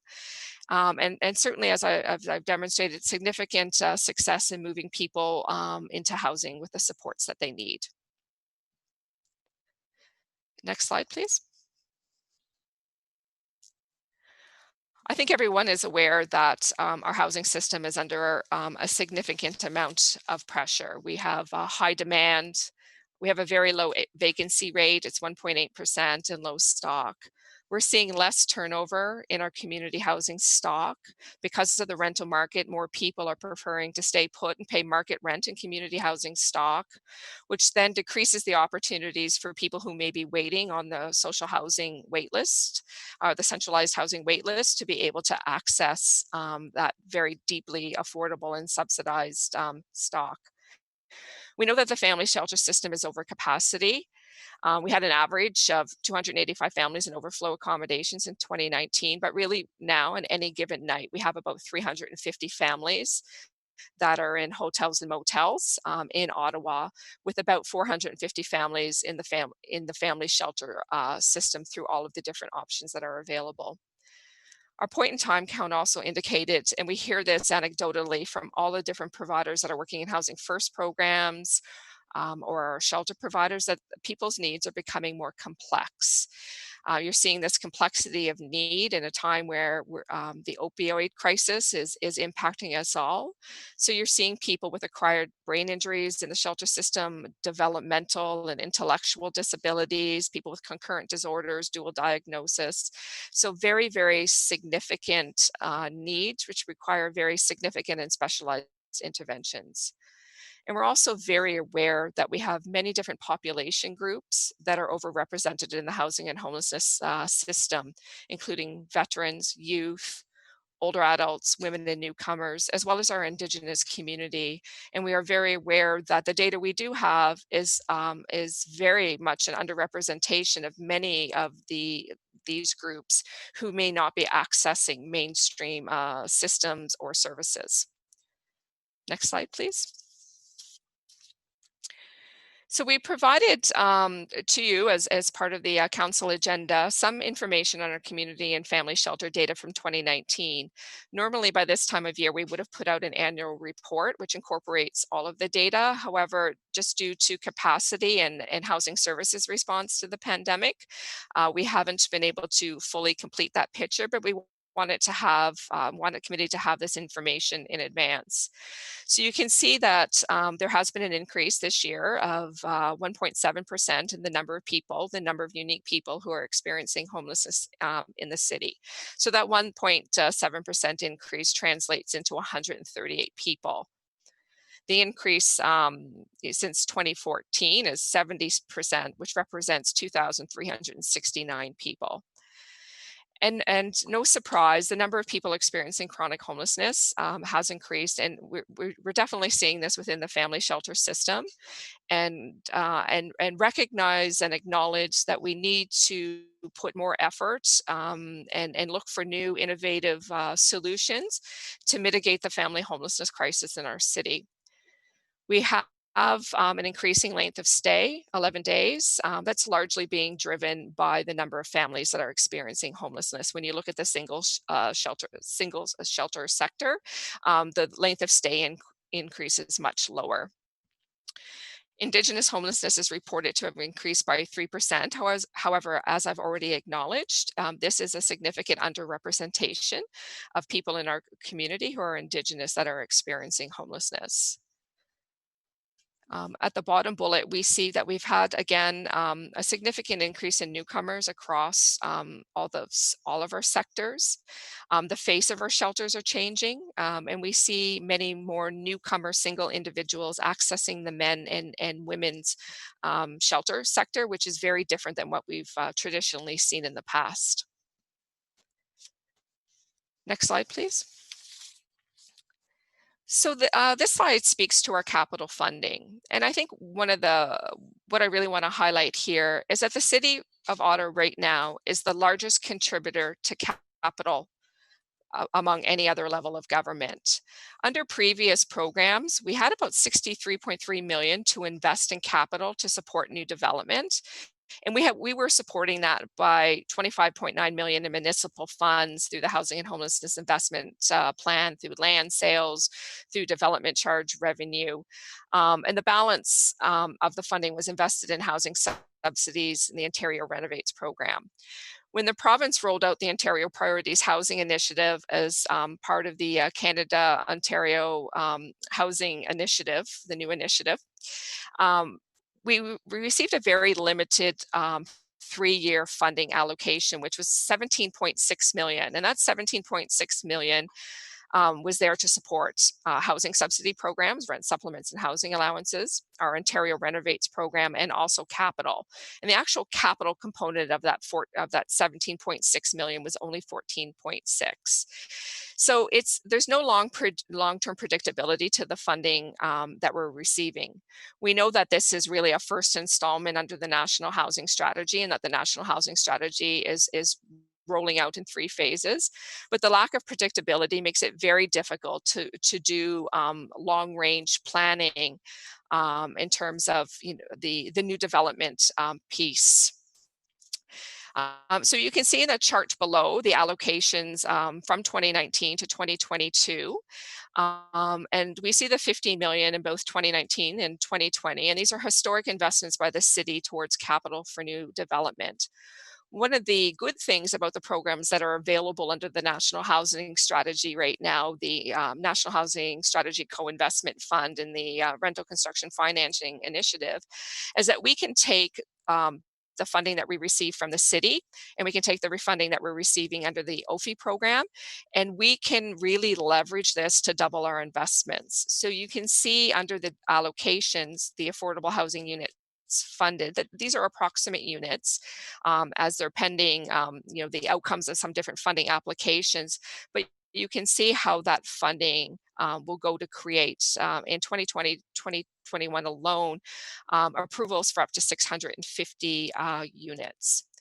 One of the pressures when we look at our capital funding is the need, likely next year in year 3 of the OFI money, to move some funding from capital to further support housing allowance programs. We have, as a city, a significant investment in housing allowance programs, certainly been offering a housing allowance program to families in the family shelter system for quite a number of years. And these operating funding for the subsidies was tied to capital programs that have ended. So we need to look into the new capital programs and actually move funding from those capital programs moving forward to support housing subsidies. Next slide, please.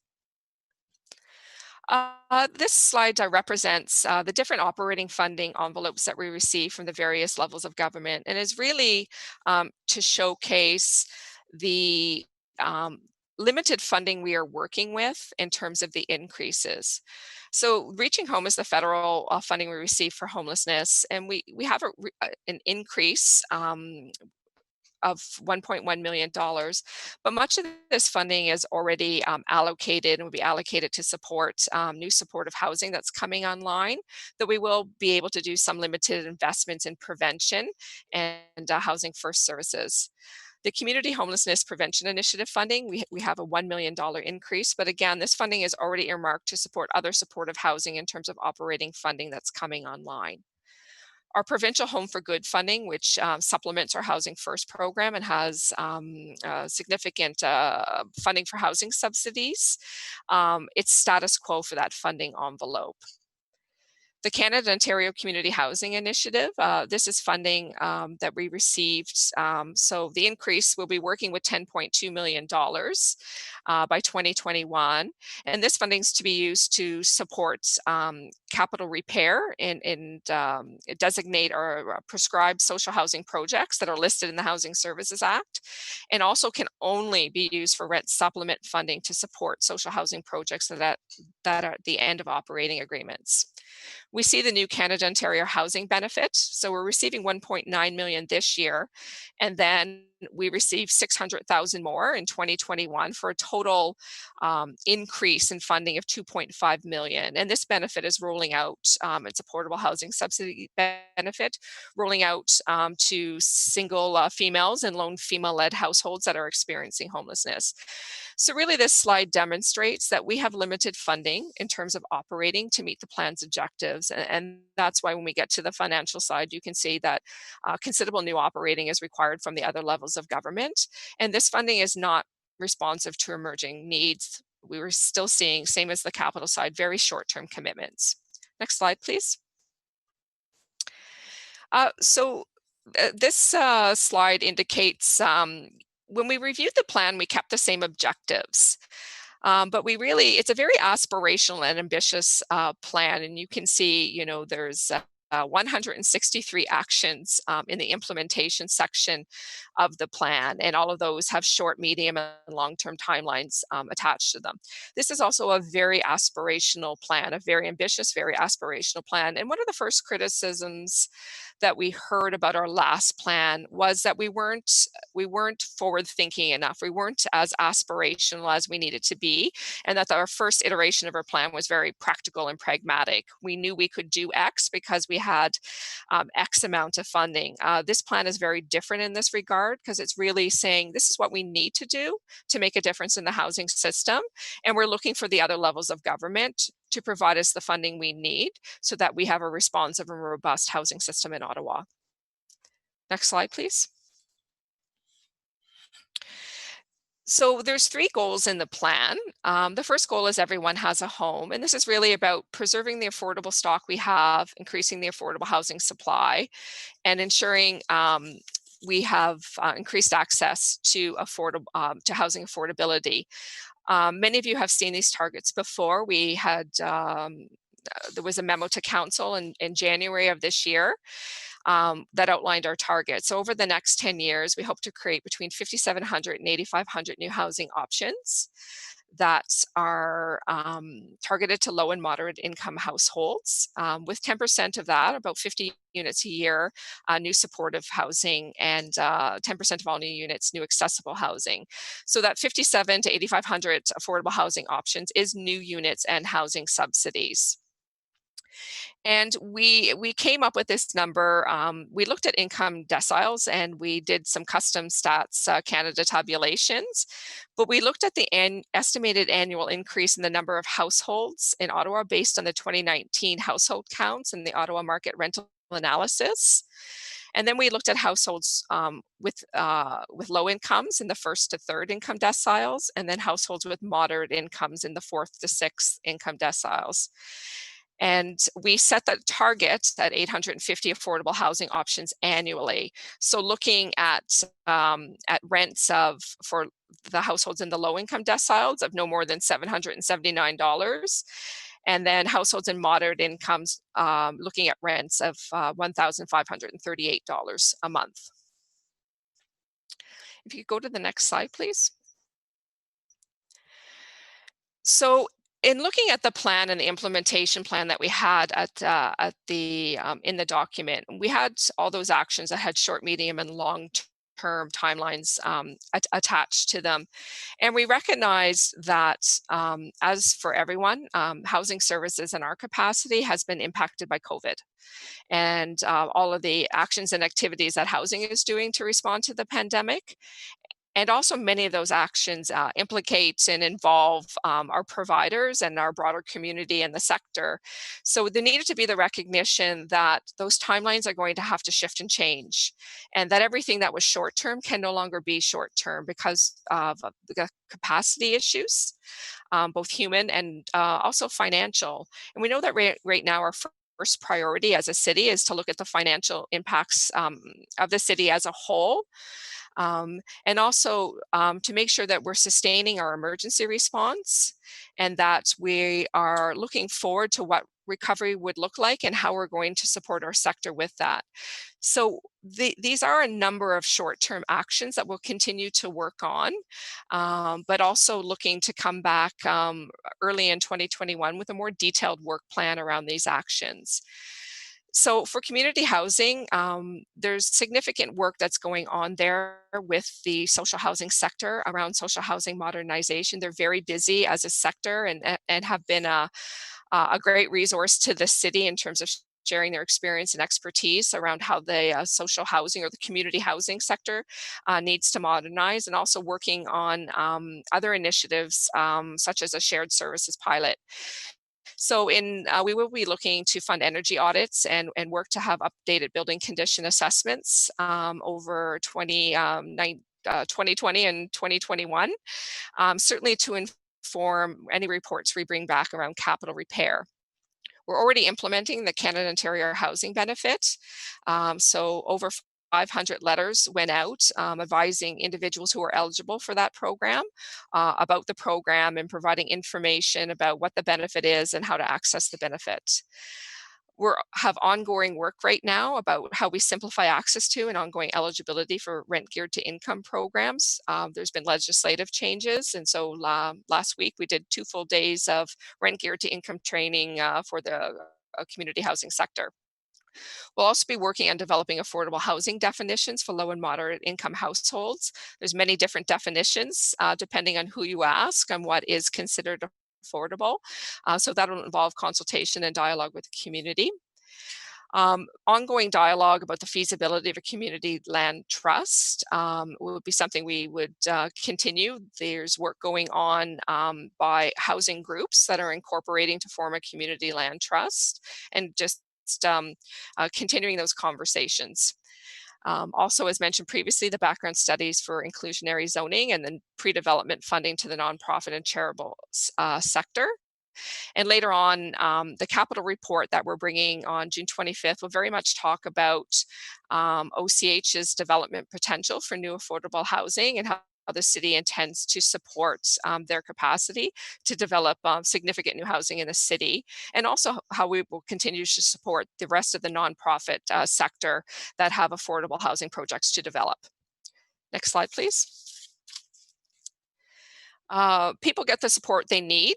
Goal number 2 is really about how do we prevent homelessness, and how do we make sure that when people enter into homelessness, their experience of it is brief and non-reoccurring, and that we transition people out of homelessness into permanent housing with the supports they need. And then we make sure that there's the services and supports that are needed to ensure housing stability. So our outcomes there are to eliminate unsheltered homelessness, which is really what we call people sleeping rough, to reduce chronic and Indigenous homelessness by 100%. And then you see other targets to reduce overall homelessness and Indigenous homelessness by 25%. There's been different commentary at times and that those aren't ambitious enough, that 25% reduction when you're looking at over 10 years. But what we need to consider is that right now, all of these numbers are increasing. So we need to make sure that we actually have the interventions to stop that increase before we can actively stop and look at actually decreasing those numbers. So some of our ongoing actions is to apply that gender and equity lens to discussions and solutions to homelessness. Through our consultation, we consulted with a diverse group of stakeholders and over 300 people with lived experience, but we realized that there's more work that needs to be done there, and that we need to continue to have ongoing dialogue and conversations. And you can see the other ongoing actions there about making sure that we're working with the youth sector and the Indigenous sector to, around their particular recommendations that are in the report. Next slide, please. So you see the short-term priorities. I'll just highlight a few. Again, supporting the Aboriginal Community Advisory Board to implement the Indigenous community's recommendations. Develop and implement strategies to address the family homelessness crisis. We have family homelessness is increasing in our city, and we have done quite a number of different actions. We've moved capital funding into operating to offer housing subsidies. We've changed policies and rules. We've worked with the private landlord sector to try and get new rent supplements. We've done custom average market rents. We're also have ongoing actions around the cost benefit analysis of a new family shelter, and also looking to expand our housing capacity with the YMCA. But really, it's a key area for us to focus on. You know, a hotel room is no place to raise a family, and we're very cognizant of that. So we'll continue to explore how do we change our policies or our local rules to create quicker transitions to permanent housing. We need to move to a block or hybrid funding model for our shelters. Right now, we per diem fund our shelters. They're a valuable front door to the homelessness service system. And we need to make sure that they're adequately resourced for the core functions that we're asking them to do, which are being a housing focused shelter, doing diversion and assessment. And right now, we need to make sure that they have that predictability in their funding to be able to do those core services. We will be joining the Built for Zero cohort to end veteran homelessness. We're very excited about that. This year, I believe it is in July. We'll also be implementing the recommendations from the Fidelity Assessment Report and working with various community groups in the Alliance to End Homelessness to expand our coordinated access for housing and homelessness services. And also at the very end there, we'll be working with the Inuit community to complete a needs assessment to look at the design and funding of a supportive housing project for that community. Next slide, please. Goal number 3 is really about how we work together as the city, as sector organizations, as individuals, and other stakeholders that are ancillary to the housing and homelessness system, such as justice, corrections, mental health and addictions. So really, what we want to do here, and the next slide will be our short-term objectives, is to really make sure that we have a very robust data strategy, that we're collecting the right types of data, we're making data readily available to the community to inform system planning, and so that we're making evidence-informed decisions, and that we're working to create a system that's easier for residents to access, to navigate, that we're advocating collectively for the funding and the resources that we need, and that we're looking across the resources that we have, mapping them and saying, do we need different investments? Are these the right investments? Do we have duplication? Do we have gaps in our system? Next slide, please. So as I mentioned, some of the strategies for the short term are the data collection strategy and a data strategy in general, and then the completion of that long-range financial plan that I've spoken about previously to identify our capital and operating requirements to achieve the objectives in the plan, which are about affordable housing development, increasing affordability, and creating new homelessness solutions. Next slide, please. So we recognize that people's entry into homelessness or experience of homelessness is or housing instability is unique to that person, and that we as the city and the broader community need to understand the barriers that different groups and communities have in accessing safe, affordable housing and support services, and ensure that we have a system that is responsive to those needs. And so we're only going to be able to achieve this by continuing to listen, to understand, to talk to the right people who are willing to share their experiences and incorporate those experiences and involve communities into the solutions. One of the key actions in the plan is to create a lived experience council so that everything we do in rolling out the different tactics and actions is informed by that lived experience perspective of people who are representative of a multitude of different equity groups and our Indigenous community. Next slide, please. Thank you. At this point in time, I'd like to turn it over to Tina Slowenwaite to present on the Indigenous housing strategy, and also Karina Skov, who will present the second slide. Hey everyone, and thank you, Shelley, for providing Karina and I the opportunity to present today. First, I'd like to say is that this is the first time that the Indigenous community has had an opportunity to have input in the development of an Indigenous specific housing strategy within the City of Ottawa's housing plan. And I look forward to the development of an Indigenous specific 10-year housing and homelessness plan. Also, I would like to note that when we speak about the Indigenous community, this includes First Nations, Inuit, and Métis people. The Indigenous community is unique in experiences of homelessness. For Indigenous people, homelessness is influenced by the interconnectivity of colonization, intergenerational trauma of residential schools, the 60 scoop, and structural policy and practices. A plan needs to take this in consideration when developing supports, services and housing options. In 2018, the point-in-time count that Ottawa undertook provided baseline data for our community. However, we know these numbers are underrepresentation of the number of Indigenous people experiencing homelessness. Our community would put the percentage around 30 to 40%.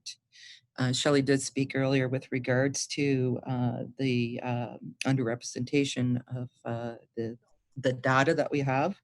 And I'd have to say is that the current data needs, with regards to Indigenous people, must be viewed with caution and must start with an understanding that the numbers are underreported and do not accurately reflect the nature and scope of the issues. One reason why Indigenous people are undercounted is that they often do not access services due to their mistrust of mainstream institutions and agencies. And because Indigenous people may not access housing supports and services, and or may not identify as Indigenous, this can cause barriers for individuals to have access to supports or even disqualify them from some housing services. Moving forward, we need to improve the accuracy of data to ensure that supports, services, housing options are available to address this need. Because of the unique and culturally relevant requirements in addressing and supporting the Indigenous homeless population in Ottawa, an Indigenous specific housing strategy needs to be developed and led by the ACAB with support of the city and the Ottawa Aboriginal Coalition. Karina, over to you. Thank you. Hi, folks, and thank you for having us here today. The Indigenous housing strategy in terms of approach will be developed and led by the Aboriginal Community Advisory Board and with the support of the City of Ottawa and the Ottawa Aboriginal Coalition.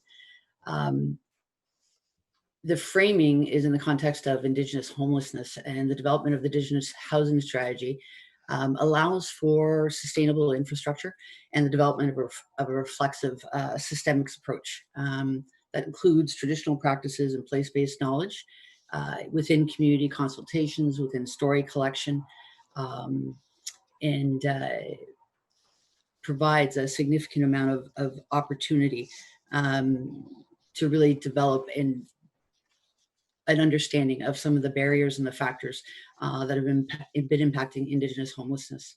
It's aligned to the 10-year plan, and some core highlights of it include Indigenous specific affordable housing, culturally inclusive programs and supports, and of course, improved data collection and knowledge exchange across our systems.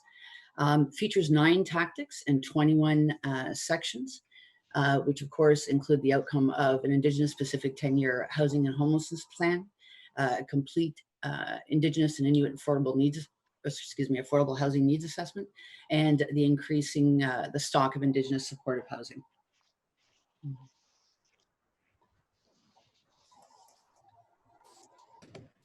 I'd now like to ask Larissa Silver to present on the youth housing strategy.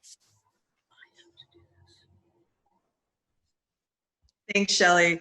I I'm also going to start by appreciating the fact that youth homelessness has a complete plan in this city's plan, and we greatly appreciate that. And I also want to acknowledge the hard work that both youth who have experienced homelessness, agencies who work with homeless youth, and city staff have put in to leverage this plan moving forward. There's about 1,200 youth who are in need of housing in Ottawa each year. That 1,200, we talk about single youth, but I do want to point out that some of these youth are indeed parents themselves. And so that adds another layer of complexity for some young people who are trying to work through and recover from homelessness and also now need to be parents. Over 200 youth accessed emergency shelters in 2018. And what's important here as well is that the length of stay of young people in shelters increased by almost 44% in between 2014 and 2018. So when we talk about individual youth accessing shelters, those numbers going down, let's remember that they're staying longer. And we also need to remember that research tells us that the longer youth stay in shelters, the less positive their outcomes are as they're trying to recover from homelessness. So quick intervention is really key and critical for young people to be able to shift their life trajectory into a healthy adulthood for themselves. When we talk about addressing youth homelessness, as we do in the report, we talk about family conflict being a cause of youth homelessness, challenges with addictions can be a factor, as can living with mental illness. We know that there's a significant and disproportionate representation of Indigenous youth. Tina and Karina mentioned this. Indigenous youth are 8 times more likely to experience homelessness. And to reiterate what Tina and Karina said, we also know that that number is again underrepresented in our data. When youth are accessing mainstream supports, we aren't necessarily asking the right questions in the right way, even when young people who identify as Indigenous are coming to us. So there's a lot of work we need to do to truly understand this. LGBTQ2S youth make up 20 to 40% of homeless youth. And this is also an extremely significant number. 40% of our homeless population of youth identifies LGBTQ2S, and we need to pay attention to both of these things. Also, ineffective transitional supports from institutions contribute to youth homelessness. This includes justice systems, child welfare systems, but also as youth are forced to transition from children and youth services to adult services at the magical age line of 18. And that often pushes youth before they're ready into adult services that aren't necessarily designed to be able to support them in that developmental stage that they may be in. And we know only 20 to 30% of youth who are experiencing homelessness graduate from high school. This shouldn't be a surprise to anyone. Of course, if your life is in turmoil, continuing to go to school is not always the top priority.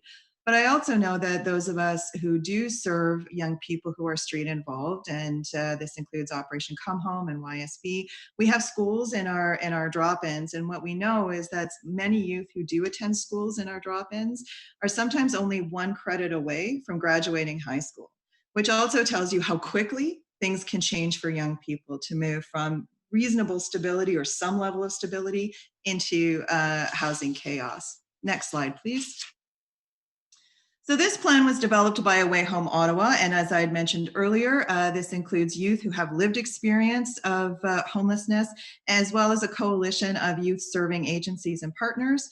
We're convened by the Alliance to End Homelessness, who holds space for us, and also a shout out to Cora McDonald, who did a lot of heavy lifting for this, and is a staff person with the Alliance. She's great, and you're going to hear more from her later, I think.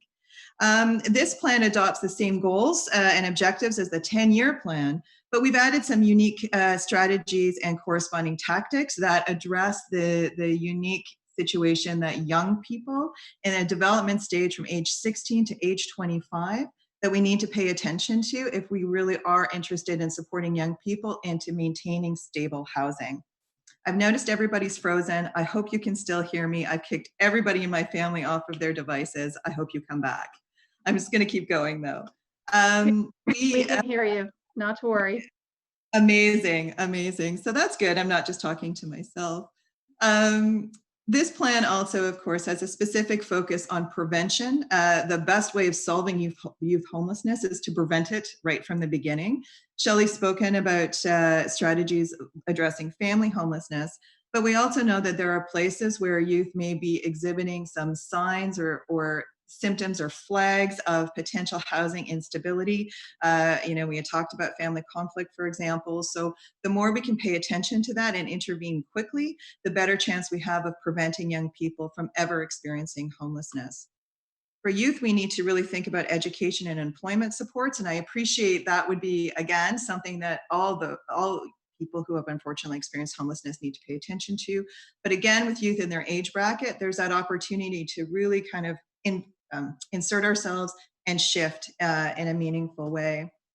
And we need dedicated resources and programs for youth, especially Indigenous youth, as Tina and Karina have mentioned, paying attention to Truth and Reconciliation Commissions, and LGBTQ2S youth, who again are vastly overrepresented. And some of these pieces too, we need to pay attention to peer support. And I say this because young people who have experienced marginalization and institutions are understandably a little bit hesitant to engage. And we've found that peer support is one of the key ways to engage with young people and keep them engaged in recovery supports. So we pay a lot of attention in our pages to working with systems to better establish discharge plans and policies. And I want to say that, a lot of this work is happening, but we want to really make sure that we're doing a better job, always a better job in that. We need to invest in thoughtful shelter diversion programs. This can include family reconnect. And this also means that when young people are unfortunately in a crisis where they do need a crisis bed, that we're able to surround them and move them into stability quickly, that they're not sitting in our shelters for months and months trying.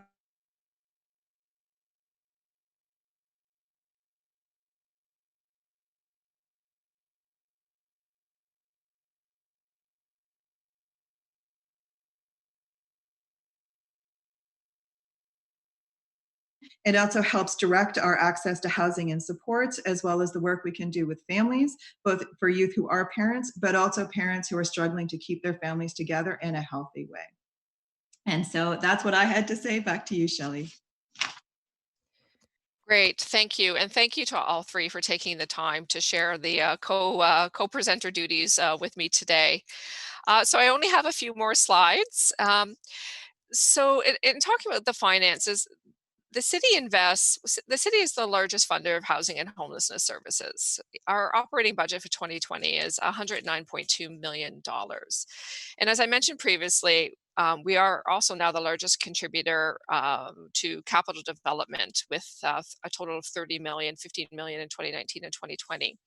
I've already spoken about the long range financial plan, and that's coming to FEDCO in fall 2020. And really, again, it's what's the funding that's needed to maintain what we have, respond to what's coming, and actually meet the commitments and the outcomes that we have indicated are required to move the housing system forward through this plan. Next slide, please.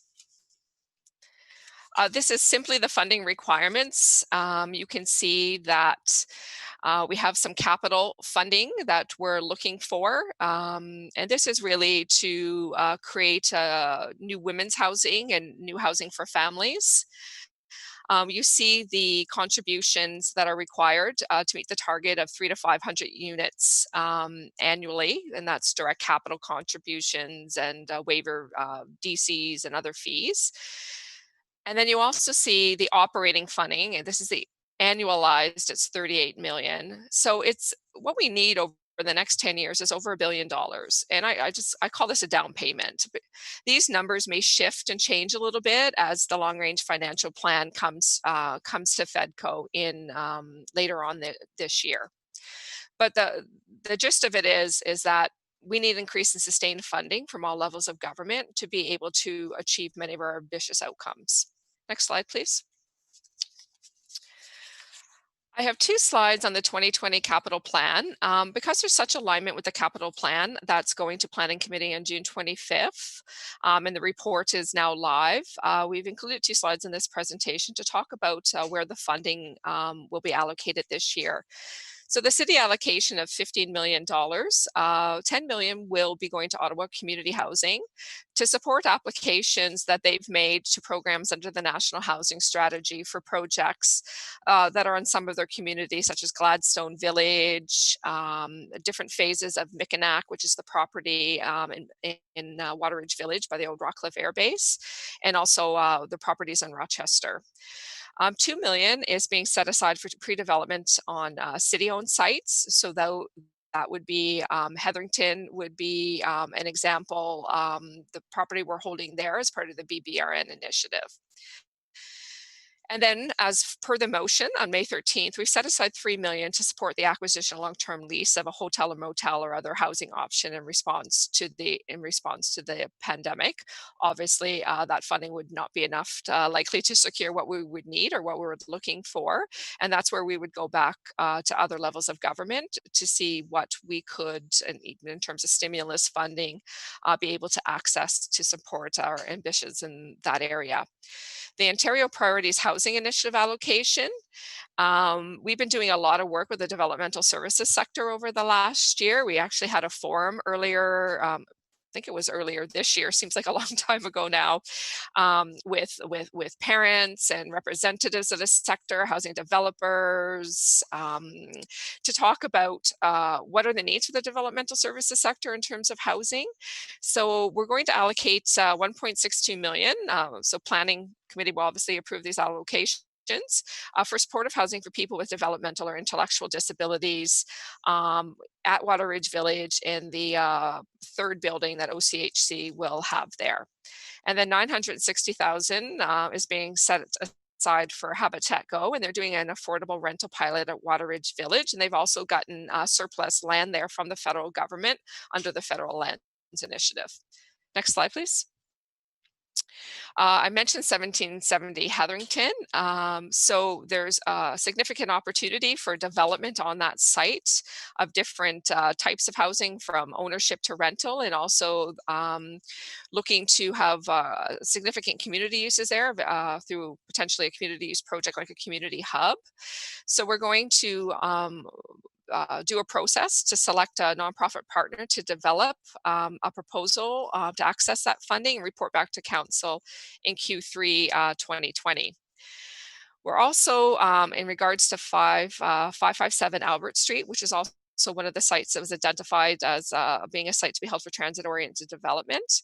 We're in negotiations with the National Capital Commission to look at our lands and lands that they hold there as part of a comprehensive strategy for some development on the Library District lands. So the obligations under that MOU that we're negotiating is that the purchaser must develop not less than 100 units of affordable housing, that the proceeds of the sale of city-owned land be applied towards the development of that affordable housing, and that Ottawa Community Housing being the housing proponent to deliver that affordable housing. Next slide, please. So this is just indicating that, again, we are in a affordable housing and homelessness emergency and crisis. We're also under a state of emergency. And we see, the 10-year housing and homelessness plan as a roadmap to inform our city's response to that affordable housing and homelessness crisis and emergency moving forward, knowing that we'll be reporting back to committee and council annually on the progress of the plan, knowing also, though we extended the plan out for 10 years, that we will be doing a full review of the plan again in 5 years, and that there'll be multiple opportunities for ongoing engagement and dialogue with the community about what's included in the plan and what may need to shift or change in the plan moving forward. Next slide, please. So COVID unexpected really emphasizes the importance of having a robust plan. Our actions remain relevant, and some we may be implementing as part of the COVID response, such as, rolling out housing benefits to remove people from shelters so that they do have a place to safely isolate, for instance. Again, I've mentioned this previously. We'll work with the Housing System Working Group and look at an implementation plan for the rest of council to come back to say, what can we reasonably now prioritize over the remaining term of council? Because I don't think we've seen, the last of how the pandemic might impact us. And I think it will have significant implications for certain parts of our sector, especially the shelter sector moving forward. Next slide, please. So Donna has spoken of most of the actions that Housing and the Human Needs Task Force have done in terms of responding to the pandemic. I just really want to acknowledge the work of the community shelter providers. You can see up there at the top of the slide the cases that we've had. If it was not for the efforts of our community shelter providers and of Ottawa Inner City Health, we could have had a very terrible situation in the shelter system just by the environment, the close proximity. Everybody knocked it out of the park in terms of modifying their services, the infection prevention and control measures, and even our own family shelter. I couldn't be more proud of our own family shelter staff who showed up every day to work in that environment, and of our shelter supervisors, Sarah, Richard, and Lori, who took such a leadership role in making sure that both clients and staff were protected. Next slide, please. So what are we doing in the midterm to respond to COVID? We have the RFO that's out there that we're looking for alternate options, whether the lease or purchase, to promote both physical distancing and also help with permanent transitions to housing for people who are experiencing homelessness. We're rolling out elevated levels of street outreach. We've just signed a new partnership agreement with Ottawa Inner City Health to do some street outreach in the Lower Town and Byward Market area. And we're looking at enhanced levels of street outreach through Centertown and into Somerset Ward. We're going to continue to adjust our strategies. We're in community centers right now that at some point in time will have to be turned over to community use. So we're actively exploring, and the RFO is one mechanism. We're also talking with our Service Canada partners around what access to other buildings may be available for us to transition some of these responses, such as the Routier Isolation Center, the Jim Durrell Physical Distancing Center, and the supports we've provided to women for physical distancing. We will be doing a housing blitz with community partners. This will be led by the Alliance and Homelessness in partnership with the city, and we'll have more details to come around that. So that's the last slide. I just have a few closing remarks. I would be very remiss if I did not acknowledge, I've already acknowledged my management team, but the work of Rachel Ladouceur, Cale Brown, whom were instrumental in the management of this project and the consultation and engagement strategy. Also Nicole Sullivan, who joined our team earlier this year and has been a tremendous resource in the weeks leading up to the plan being made public. And a big thank you to Christine and Adrian Piccini for all of their work in supporting the cities and partners through this process. So I'd like to thank the many individuals, organizations, experts, coalitions, networks, and community associations and people with lived experience. Thank you for your time. Thank you for sharing your experience, your expertise, your innovative solutions, and for holding us accountable as representatives of the city to create a housing system where no one is left behind, where we prioritize the needs of those who are the most marginalized or at risk in our community, whether they be individuals or communities. This is not a city plan, but a community plan, one of shared ownership and stewarded by a shared intention to do better for those who rely on us. My promise to the community is that we will continue to listen, to understand, ask questions, get clarity, and to act with urgency. Thank you. Thank you very much, Shelley. That was a really fantastic and comprehensive presentation that I know was many, many, many months of work the culmination of that. So thank you very much for all the work that went into that, for the presentation today. Also to Tina, Karina, and Larissa for joining, for co-presenting with Shelley, for participating in the process and adding such tremendous value to this process. It is certainly greatly appreciated, and I think is really representative of the great work that has been achieved here. So my thanks to you as well. We do have, I believe we have 14 delegations who have signed up to speak. So again, just procedurally, we will now go to the delegations. Each delegation has up to 5 minutes to present, and I believe Mark will be managing the timer for us.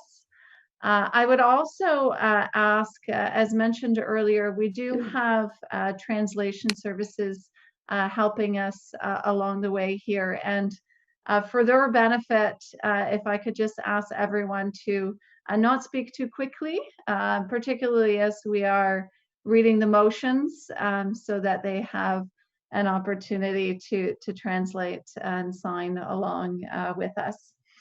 So we will go to delegations. Following delegations, we will go to questions of staff.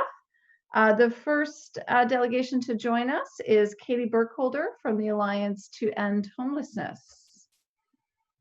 Madam Chair, would it be possible to present the motions just so that all the speakers know what members of committee have planned?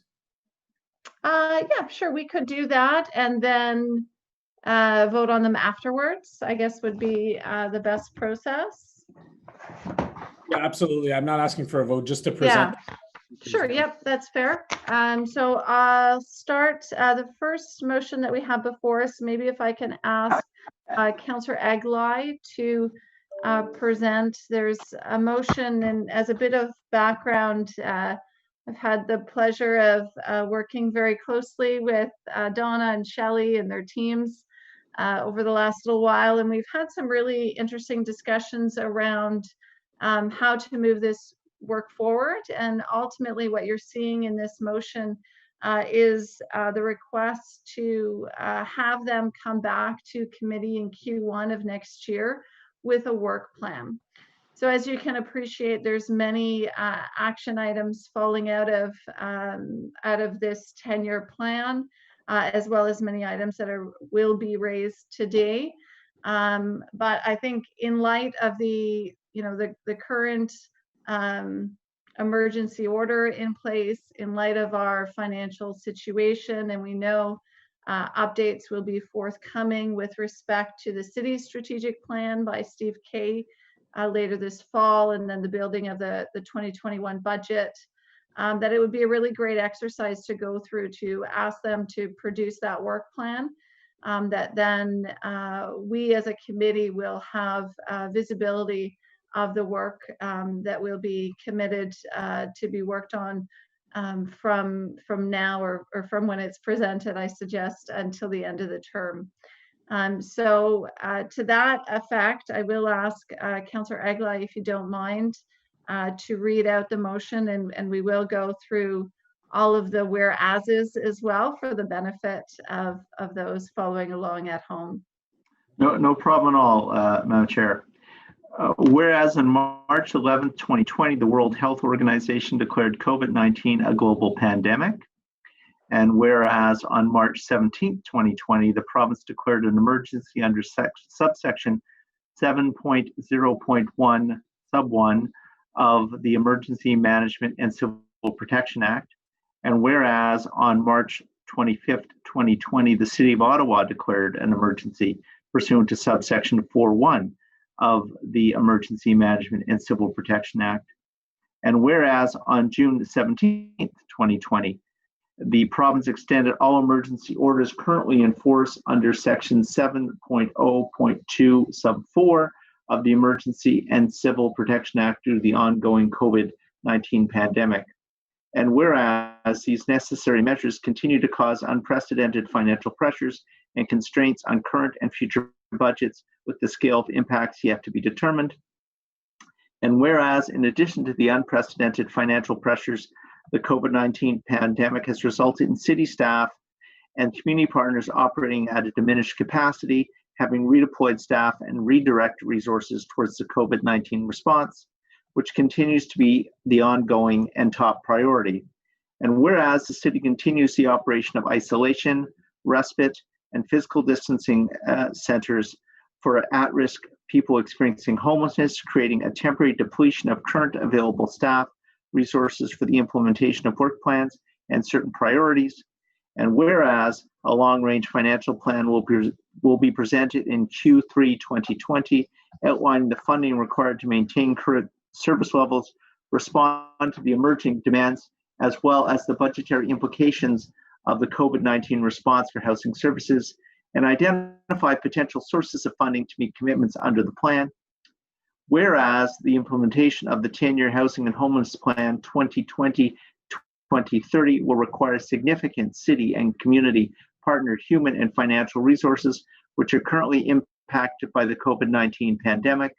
Whereas the city worked closely with community partners via the Housing Systems Working Group and 6 other planning tables to develop the 10-year Housing and Homelessness Plan, and will continue to collaborate on its implementation. Therefore, be it resolved that staff be directed to develop an ambitious and achievable work plan in consultation with the mayor and members of council for any matters that arise from the 10-year Housing Plan 2020 to 2030, and that staff outline feasible targets, actions, and priorities to be implemented over the remainder of this term of council, to be presented for consideration by council in Q1 2021. Excellent. Thank you very much, Vice Chair Eglai. So we'll come back to vote on that after the presentations and discussion. And then next, I would ask Councillor Fleury has, I believe, 3 motions, if you wanted to introduce them. Yes, Madam Chair. Yes, I have 2 motions in a direction. The first one is about data reporting. Whereas the 10-year Housing and Homelessness, whereas the 10-year Housing and Homelessness Plan 2020-2030 identifies 3 overarching goals. Everyone has a home, people get to the support they need, and we work together. Whereas the goal of We Work Together identifies the following tactics and strategic actions: improve data collection methods, reporting, and access to use by partners and system planning. Whereas the plan also identifies the need to create a robust data strategy so that accurate and quality data is available for system planning, program development, and funding decisions. Whereas the Community and Social Services Department, as newly created a team, Social Policy Research and Analytic, mandated to advance the use of data and analytics to enable evidence-based decision-making, service planning, and social policy. Whereas community consultations also highlighted the need for real-time data to be readily available to support community planning and improve program delivery, in addition to more publicly available data in general. Whereas improved data collection is needed to equip council in making evidence-based decision and to ensure proper oversight as it relates to housing priorities and investments. Therefore, be it resolved that Community Protective Services Committee direct the Community and Social Services Department to work with Ottawa Open Data Ottawa and report back to the Community and Protective Services by the end of Q1 2021 on the inclusion of the data strategy into the work plan for the 10-year Housing and Homelessness Plan for the remaining term of council. Be it further resolved that this data strategy include the regular public reporting in partnership with Open Data Ottawa, and data including but not limited to the number of individuals and families using emergency shelter system per night, municipal, provincial, and federal dollars spent on shelters and motel use in Ottawa per month for all demographics, and number of individuals and families permanently housed per month. So that's one. The second one is on family priority. Whereas housing is one of the most fundamental human needs, whereas it is well documented that poor housing conditions and high housing costs leads to stress for individuals and families, affecting their physical and mental health and resulting in increased use of health and social services. Children who experience housing insecurity due to frequent moves have been found to underperform in schools, with lasting consequences on their capacity to participate in the labor market. Whereas of December 19th, female-led households represented over 56% of those households on the centralized waiting list. Whereas the low vacancy rates for larger affordable units disproportionately affects lower income families who may need to pursue alternative options such as subsidized housing and emergency shelters. Whereas nightly demand surpasses the shelter system permanent bed capacity, which results in shelter providers having to regularly resort to using overflow spaces specific to families. In 2019, family shelters were operating at 165% above permanent bed capacity, whereas families experiencing chronic homelessness have grown by 320%, from 79 families in 2014 to 332 families in 2019. Whereas in 2019, chronic family units account for 28.1% of all family units, the highest percentage within the category. Whereas the city uses an overflow option such as motels and hotels when the family shelter system is at capacity, has increased by 191% from 2014 to 2019, from 98 families to 285 families. Whereas families are also experiencing the highest average length of shelter stay at 137 days in 2019, compared to single men, women, youth, whose average length of stay ranges from 56 to 72 days. Whereas the community housing stock also has limited number of units for larger families.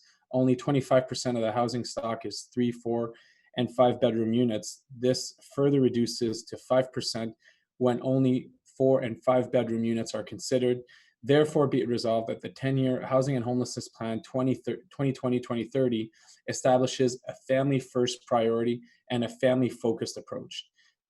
Be it further resolved that the Community and Protective Services recommend Council direct staff to define goals, targets, tactics, and outcomes to eliminate chronic homelessness for families, and report back to the Community and Protective Services by end of Q1 2021 as per your motion, and the inclusion of this direction in the work plan for the 10-year Housing and Homelessness Plan for the remaining term of Council.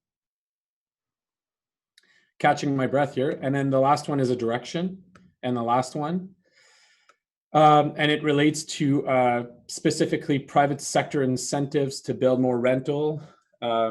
So as the 10-year Housing and Homelessness Plan 2020-2030 identifies the need to create new affordable housing incentive frameworks, that the city develop a toolkit to clearly engage with private landlords and developers with the goal of increasing the amount of rental units built in Ottawa and leverage the opportunities to increase affordable units made available through considerations of new developments, notably as it relates to city-owned lands near LRT stations, but not exclusively. In addition to an analysis and consideration of the city taking ahead leases for first year of tenancies, that the Community and Protective Service Committee recommend Council direct report back to Planning Committee and Community and Protective Services, in addition to any other appropriate standing committee by end of Q1 2021 on the inclusion of this direction into the work plan 10-year Housing and Homelessness Plan for the remaining term of Council, and that such direction include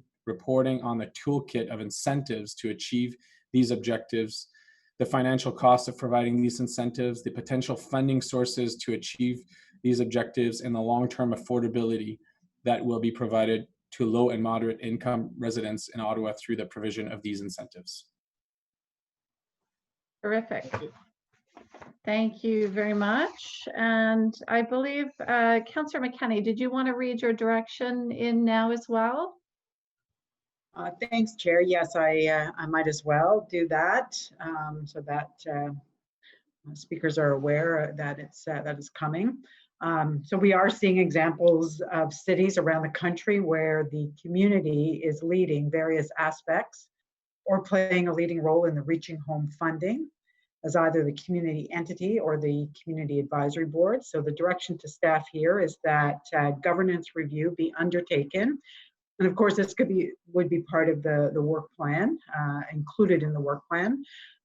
So the review be undertaken of the city's Reaching Home program with respect to how the community entity and the community advisory board function, and to explore the possible benefits of a community-led community entity or community advisory board external to the city, and provide council with an external review of our current CE and CAB models and the various models across the country and any benefits of a new model. Fantastic. Thank you very much. Does anyone else have any motions or directions they'd like to read into the record now prior to going to delegations? Okay, not seeing any. We will then move on to our delegations. So first up, we have Katie Burkholder from the Alliance to End Homelessness. So Katie, you have 5 minutes, and I believe Mark is in charge of the timer. Okay. Thanks very much. Good morning, members of the committee. Thank you for your time this morning. As we begin today, I want to remind the committee that homelessness at the scale that we are seeing now is actually a relatively new problem. The numbers of people falling into homelessness, almost 8,000 in Ottawa in 2018 and more in 2019, is the result of policies set in motion 30 to 40 years ago. COVID-19 has revealed many of these failures, and we are at a moment where we have the opportunity to rebuild communities that prioritize people's well-being first, when home has literally become the first defense to protect one's health. We welcome the ambitious targets set forth in the 10-year plan to reduce homelessness by 25%. We are glad to see the plan's recognition that different populations are at greater risk of homelessness due to systemic issues, including First Nations, Inuit, and Métis people, women, youth, LGBTQ2S+ individuals, and newcomers. And we want to focus on 3 key recommendations today that are being used by communities across the country that are effectively reducing homelessness in significant ways. Recommendation number 1, increasing affordable housing options. The solution to homelessness is housing. We must use every possible tool to strengthen a housing-focused response to homelessness. This means increasing housing benefits, as the vast majority of homelessness is an affordability issue, converting existing buildings to housing, and developing modular units, to name a few. Further, creating affordable housing means both increasing supply and using regulatory mechanisms to ensure that housing costs remain affordable for people in core housing need. We can't build our way out of this crisis if we are not also going to ensure that housing costs are maintained at an affordable level. In large part, this means keeping affordable housing as a public asset and in the possession of nonprofit housing providers. While we recognize the important role of the federal and provincial governments in ensuring adequate funding, we urge the city to ensure that all regulatory mechanisms possible are used to develop affordable housing, including a strong inclusionary zoning bylaw, community benefits agreements, and ensuring government-owned land is used for public assets. And we're glad to see these named in the plan. Finally, it is paramount to ensure that 30% of affordable housing resources are reserved for Indigenous people, matching the proportion of Indigenous homelessness in our community. Recommendation number 2, expand coordinated access using real-time data, and I'm glad to see the motions naming these pieces already. Effective coordinated access supported by real-time data is the process of ensuring that a person only tells their story once and is connected to the right supports on their path to housing. This is the critical infrastructure to ensuring resources are used effectively, and we communicate across agencies to support people experiencing homelessness.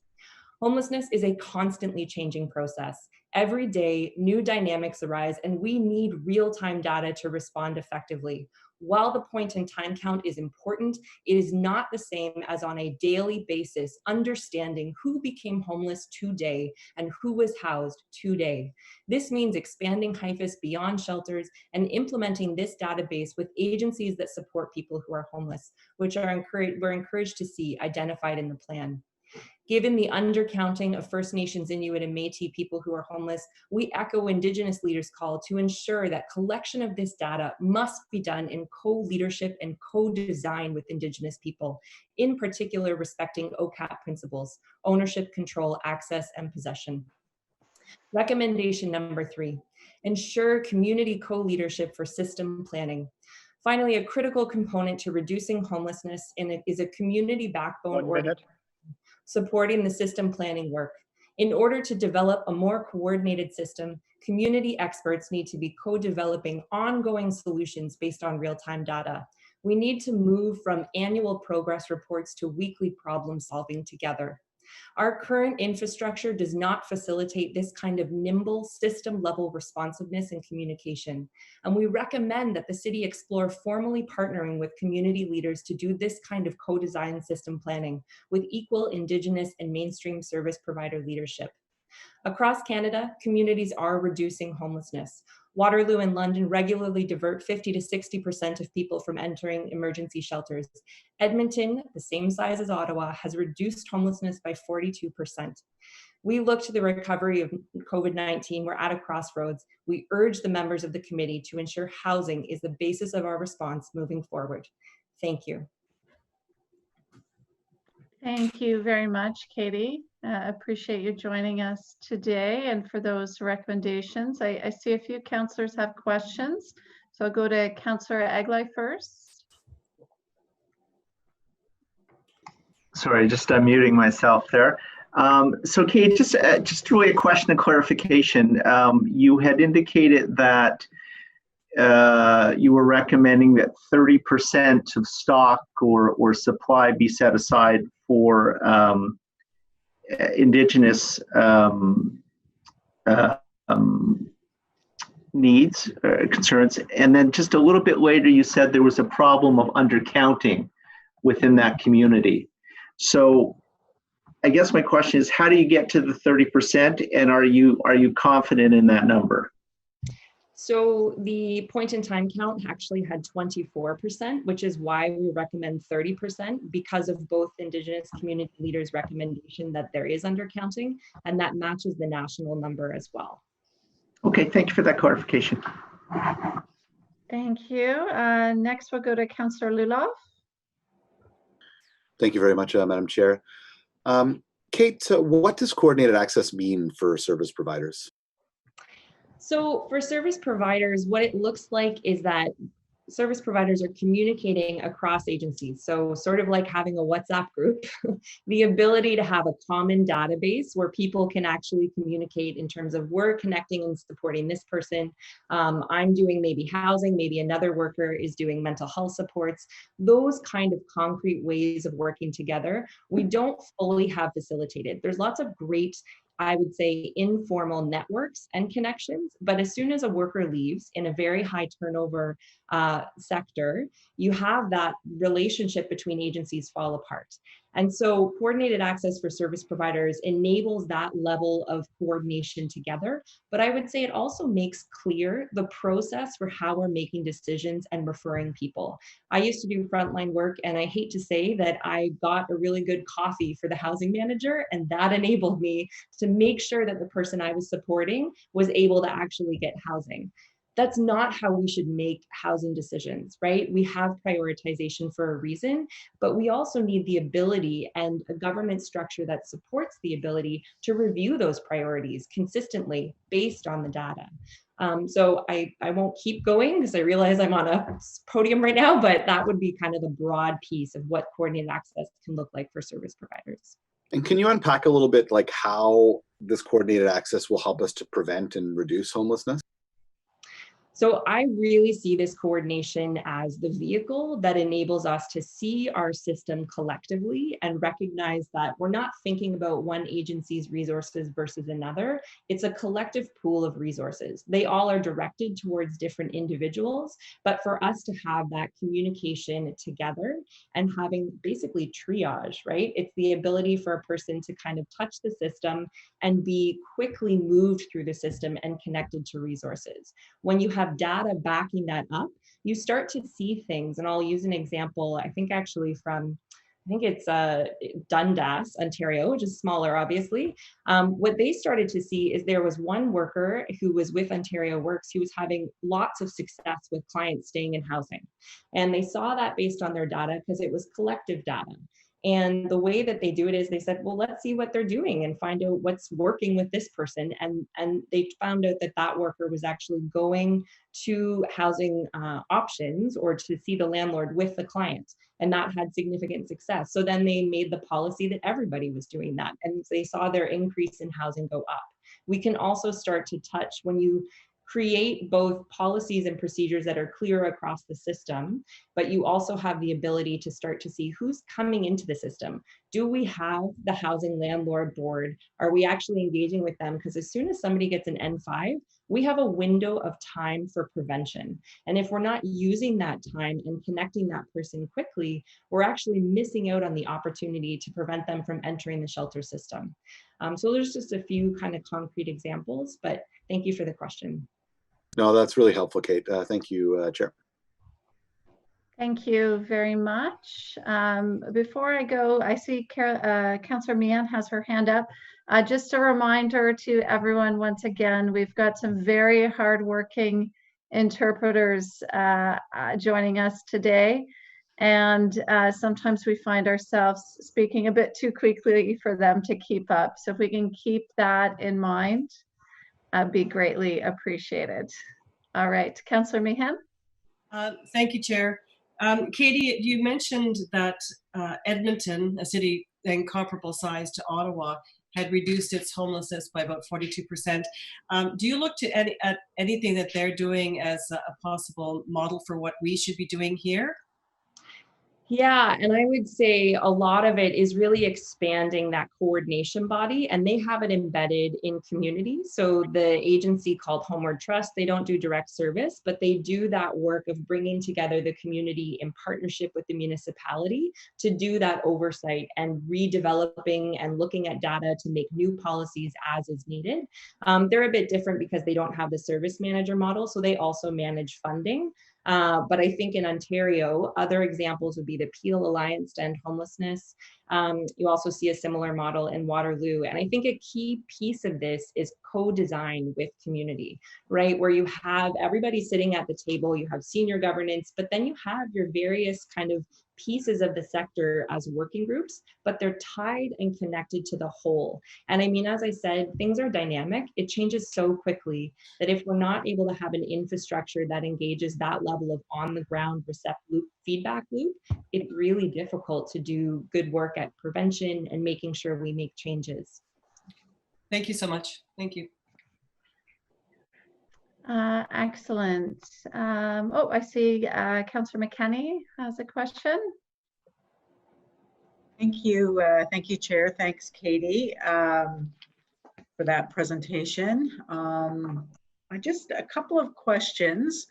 I noted on page 32 of the report, and I think that I'm not sure that you've seen it, so if I'm putting you on the spot, I'll take you off the spot and ask somebody else, but I noted that it suggests that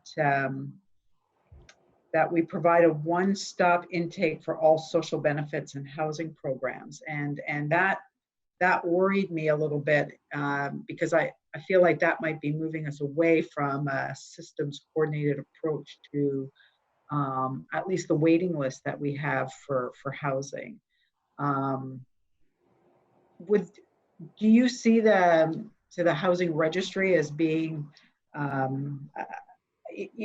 a coordinated access approach to at least the intake of people who need housing? Yeah, and I would also say that I think sometimes we get really interested in sort of the hub model where everything is in one place.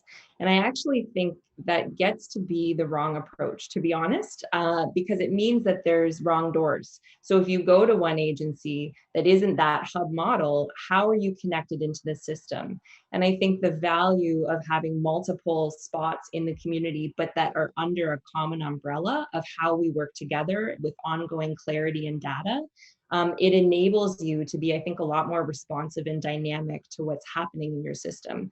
I think the registry is a really great success story. And I think the way that it's operated within community and the ability to work with the city is actually quite exciting, because a lot of communities, that registry wait list is often disconnected from the homelessness sector, where I think that the conversations are quite aligned in Ottawa, which is an exciting piece. So I would strongly encourage the ability to stay the working and operating in that communal space, and then being able to continue to expand how that fits into a set of coordinated policies across the sector.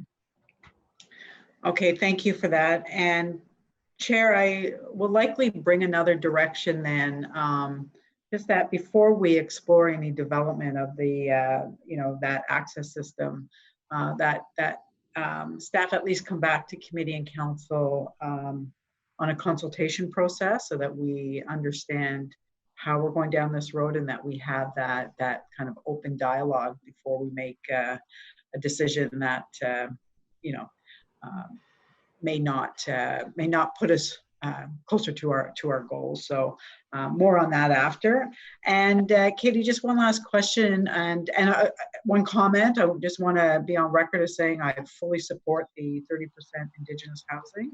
I think it's the right thing to do. We have a responsibility to ensure that Indigenous people in the city are housed and don't remain as grossly overrepresented in our shelter system as they do. So just that for the record. And then just one last question. Do you believe that moving towards a coordinated access approach, do you believe that the municipalities, or do you know that the municipalities that have moved, say whether it's their community entity into a community-led system, or their cabs into community-led system, have gotten closer to that type of approach?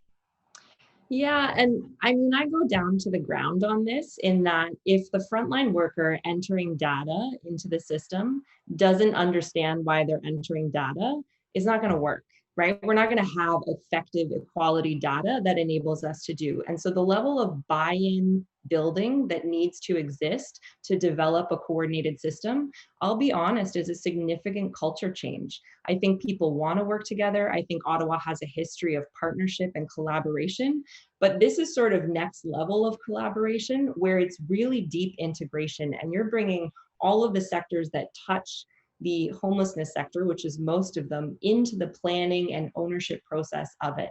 And I think we can't be effective in responding unless we have kind of all the levels of the system at the table to some degree, to be able to give us that ongoing feedback to determine it. So I would say when I see that happening, I start to see a level of community buy-in and ownership that really drives it. And I think what I love about the plan is the common outcomes of 25%. And that's your target, right? Okay, this is our overall goal. Are we all facing in that goal? We all have a different piece of that, but are we all actually driving towards that in a coordinated way? And again, I give credit, the plan names coordinated access. We already have it in some degree, and I think it's expanding it, and the city staff have been thinking and working on that for a while. So I think there's really good pieces here that we have to build on. But I think the next step is that ability to really develop co-ownership. And I say, especially with Indigenous leaders, both being at the table in equal ways, but also being funded to do that. I think these are critical pieces, and really this has been fairly game changing over the last 5 years on the national stage. And I think we have a real opportunity, especially post-COVID, where there is momentum on this, but also a level of buy-in from the public that we have to deal with this, because homelessness is just the end result of sort of all these other systems we've seen fail happen. Thank you, appreciate that. Thanks, Chair. Excellent, thank you very much. Seeing no other questions. Thank you very much, Katie, for joining us, for sharing your thoughts and recommendations and all your hard work on this. It's greatly appreciated. So next we have Cora MacDonald from Away Home Ottawa. Cora, are you there? You might be on mute, Cora. Oh, there we go.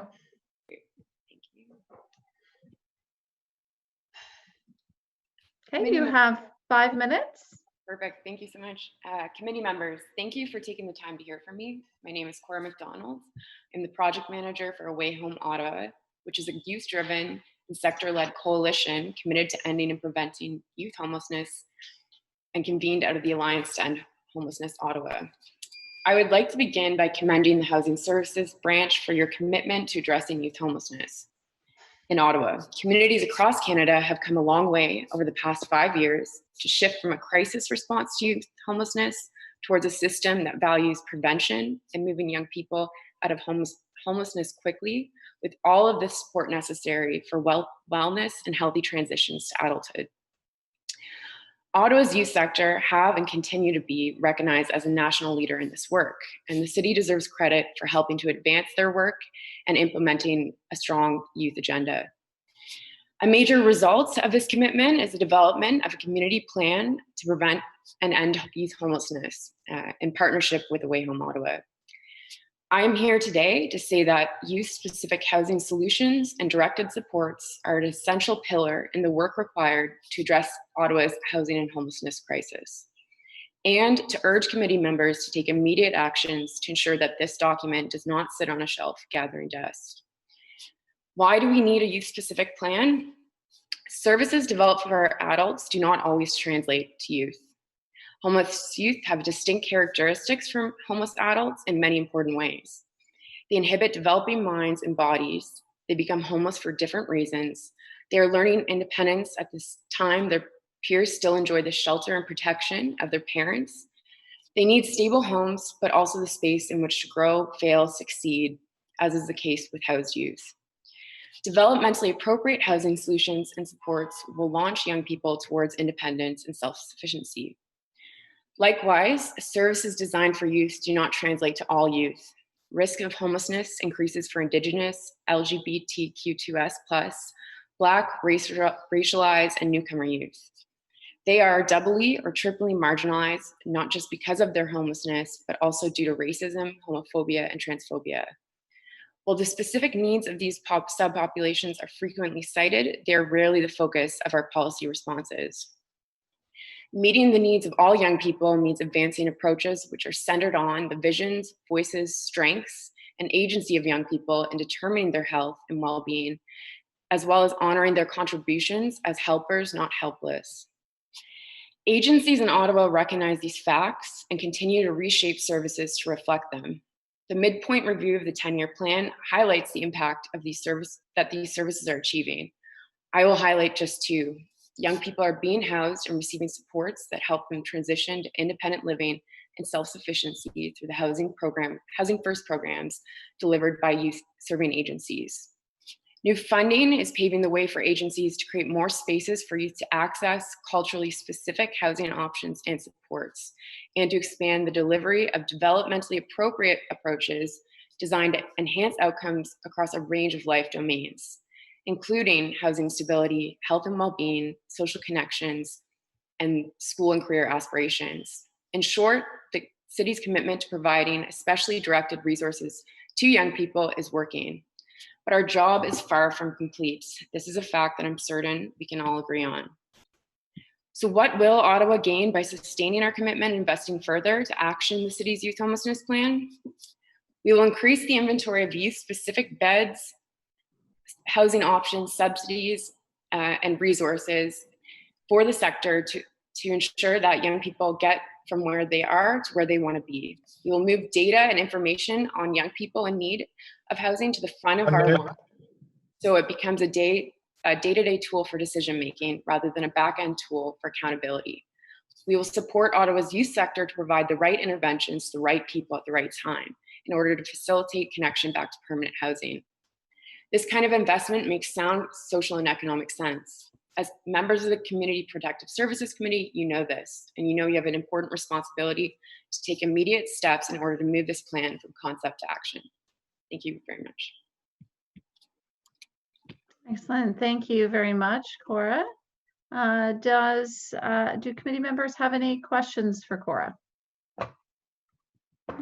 Okay, seeing none, thank you very much. Appreciate you taking the time to join us and your efforts on this issue. The next speaker is Peter Tilley from the Mission. I'm also going to ask Vice Chair Aglai if you would mind taking the reins for just a moment so I can step away briefly.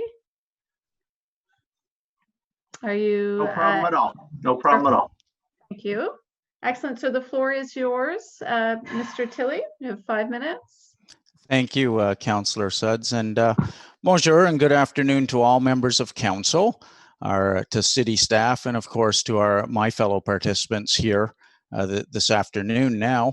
I wanted to thank you for the opportunity to address this committee. First off, our thanks to Donna, Shelley, and the rest of the housing department for working with our sector in being a part of this rapid response to this unprecedented pandemic crisis that we've all been thrown in the midst of. So thank you for your leadership there, Donna and Shelley in particular. I also want to thank all members of City Council, and in particular, Special Liaison Catherine McKenney, for unanimously supporting the declaration of a homelessness emergency in Ottawa on January 29th. It should come as no surprise that all homelessness organizations are experiencing more challenges due to COVID-19. We appreciate the city's support to operationalize the Routier Self-Isolation Center, the Jim Durrell Center, and Council's motion to procure additional space within empty hotels.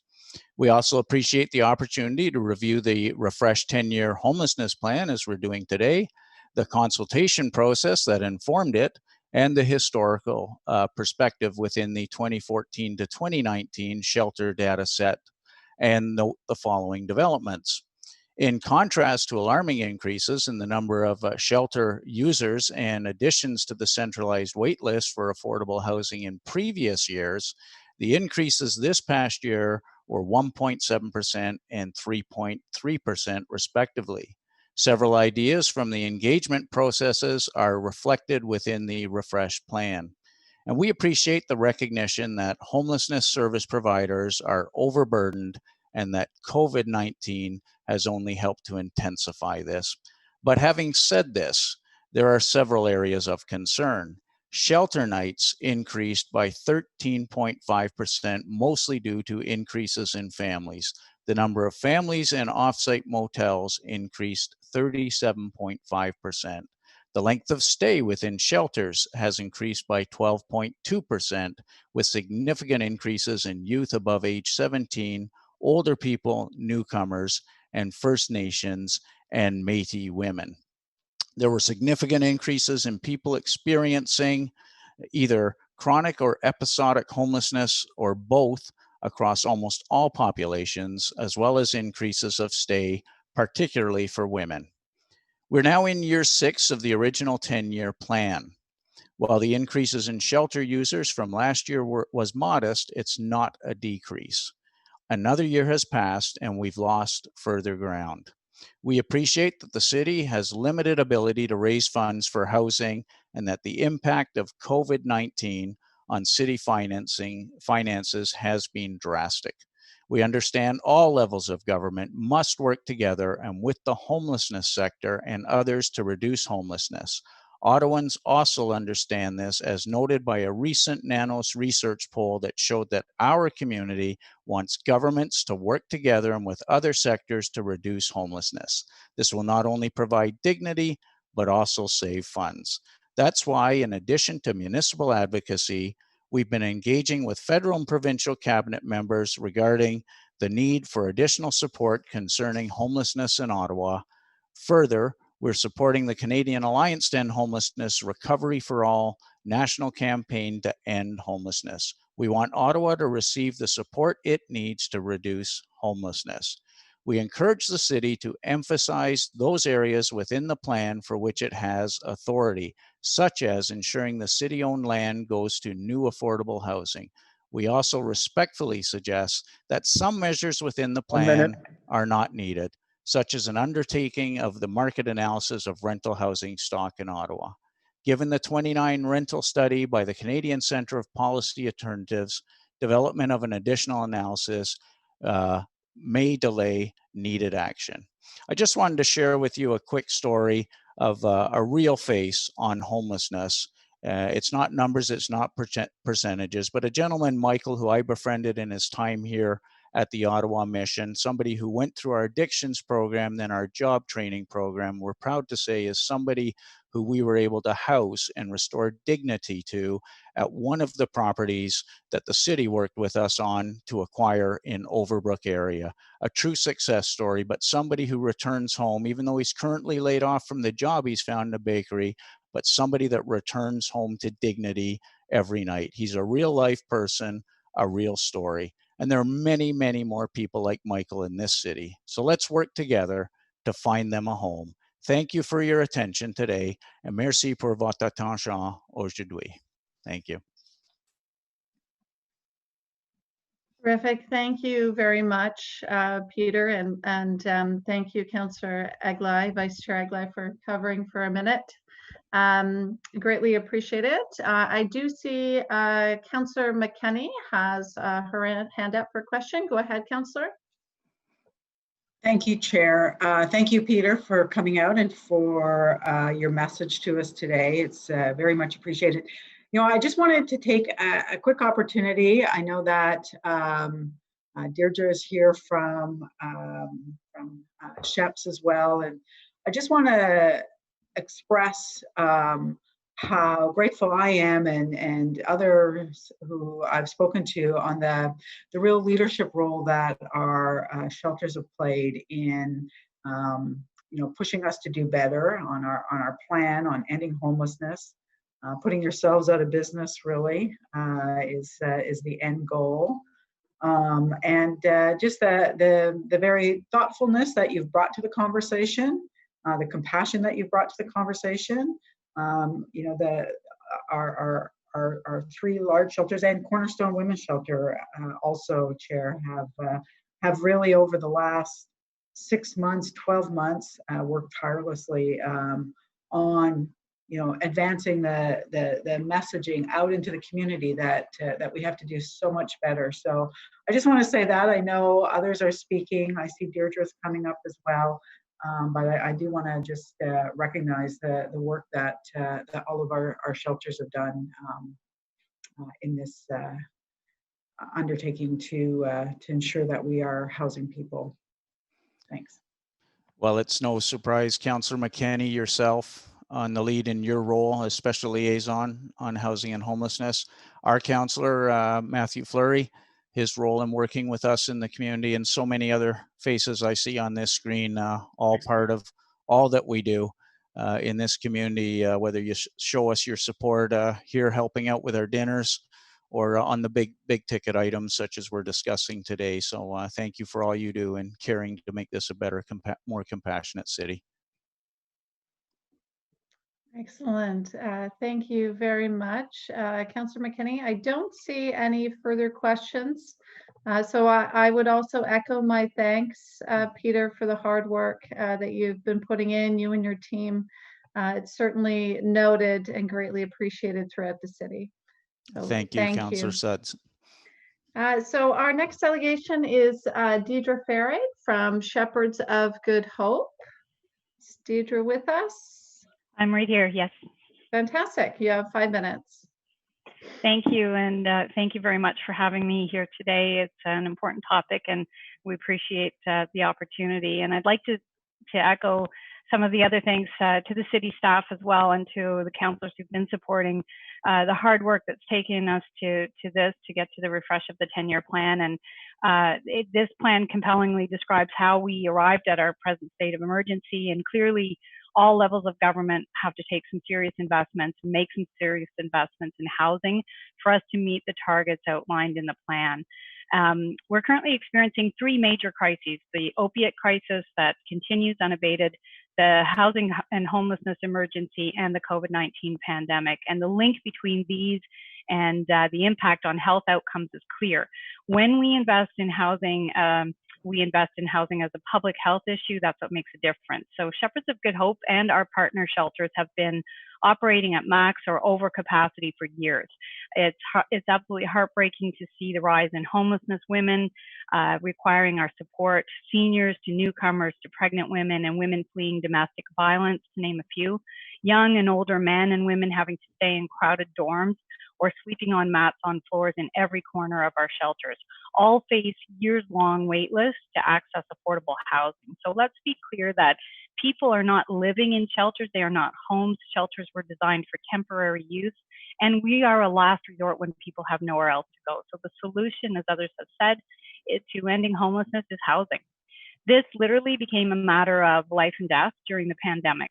The individuals we assist are so vulnerable, and they've experienced significant traumas with many things in their lives. They live with chronic physical and mental health challenges. They're staying in crowded shelters. How could they possibly practice physical distancing, for example? People need homes. There's no one-size-fits-all approach in housing affordability, and the determinants of health, such as income, social status, employment, education, literacy, childhood experiences, social supports, and access to healthcare all go hand in hand. We got through what is likely the first wave of this pandemic thanks to the heroic work of our staff, a much reduced volunteer workforce, our strong partnerships with Ottawa Inner City Health and Ottawa Public Health, and the support of our community, including the financial and practical support we received from the City of Ottawa. We're proud and we're grateful for that, but we know we're not out of the woods yet, and we must do a better job for our vulnerable citizens.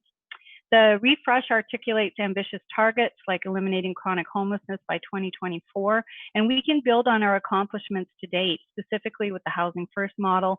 Fundamentally, though, we have to agree that homelessness and chronic homelessness is intolerable. We need innovative solutions and practical actions guided by data.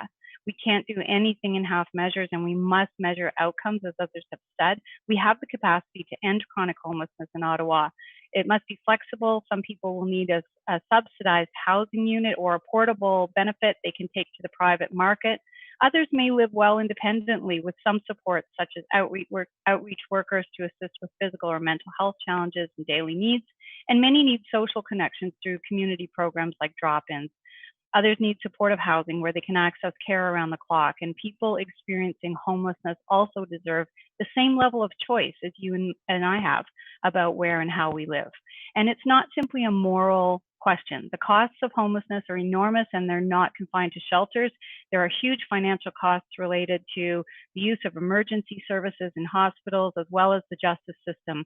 The City of Edmonton found that as they reduced homelessness by 43% over 10 years, they saved approximately $920 million in health and justice costs. Numerous Canadian studies have shown that for every dollar spent on Housing First, $2 is saved.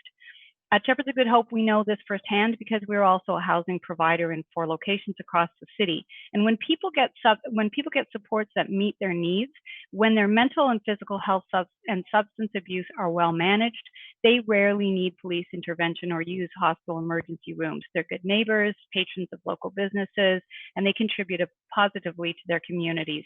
Many studies have shown that in neighborhoods where supportive housing exists, property values actually go up and crime goes down. Ottawa must be a leader. If the pandemic has laid bare our vulnerabilities, it has also highlighted our strengths. And we know that the community is empathetic. We know that we've got a great sector of skilled professionals and skilled people, and we can build on our existing infrastructures, knowledge, and culture of innovation. But we need your leadership, council members and committee members. We need your fierce resolve to solve chronic homelessness in our city. So on behalf of the people we work with, thank you for allowing me the privilege of talking to you today. And for the people who we represent, thank you on their behalf. And we hope you take meaningful and swift action so that everybody has a place to call home. Fantastic. Thank you very much, Deirdre. I see Councillor Fleury has questions. Thank you, Madam Chair. I was going to say good morning, Deirdre, but we're already well into the afternoon. We are. Good afternoon, Matt. For presenting, and as you know, you and I regularly see opportunity, discuss it. At the same time, we're honest about the challenges that we face as a city. Mm-hmm. We've heard in the plan some of the strategies around Indigenous housing. Could you maybe give us a picture at your shelter specifically of how the statistics play out, because you and I have had a number of discussions specifically on Inuit community members who find themselves overrepresented in shelters. Could you maybe speak to that and share your story? Sure. I would say that we, both in the shelter and supportive housing, particularly in our most innovative programs that are harm reduction based, like our managed alcohol program and other programs, there's an overrepresentation of Indigenous people. So about 25%, or just under 25% of people in the shelter are Indigenous, and also in supportive housing. So we have a high representation of Indigenous people in our at the Oaks on Maryville Road, and you know, we are not Indigenous ourselves, so trying to make sure that we're providing appropriate supports is something that's really important to us, and we're learning from the people who are with us, but we know that the need is great and that we need the Indigenous community to be leading that way.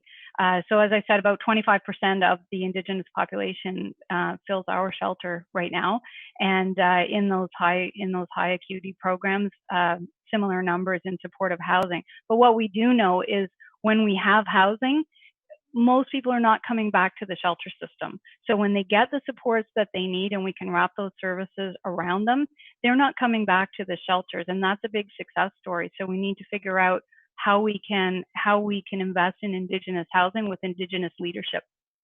Thank you. And second question really relates to young people. I've served a number of years, as many members of council have, at holiday dinners, and recognize that there's a changing face in our shelters. There's a lot more young people. Is that a fair statement? We're certainly seeing a lot of young people. We certainly have seen the faces of the shelter change over the past few years. At Shepherds of Good Hope, we have a very large portion of newcomers as well. The fastest rising number of people in the shelter are women. We serve 18 years and older, so adults and young adults. But yeah, the situation is it's a challenge. There are so many people, and the ones that right now, there's a lot of couch surfing. There's a lot of hidden homelessness, and I think that there's a lot of youth in that. And Larissa certainly would be better equipped to speak to the youth component, but we're certainly seeing a lot of young faces, or young looking faces, that we haven't seen as many of before. Okay, thank you. You're welcome. Thank you very much, Councillor Fleury. I'm not seeing any other hands raised, so thank you very much for the presentation, but also, of course, for your work. Greatly appreciated. My pleasure. Thanks for having me.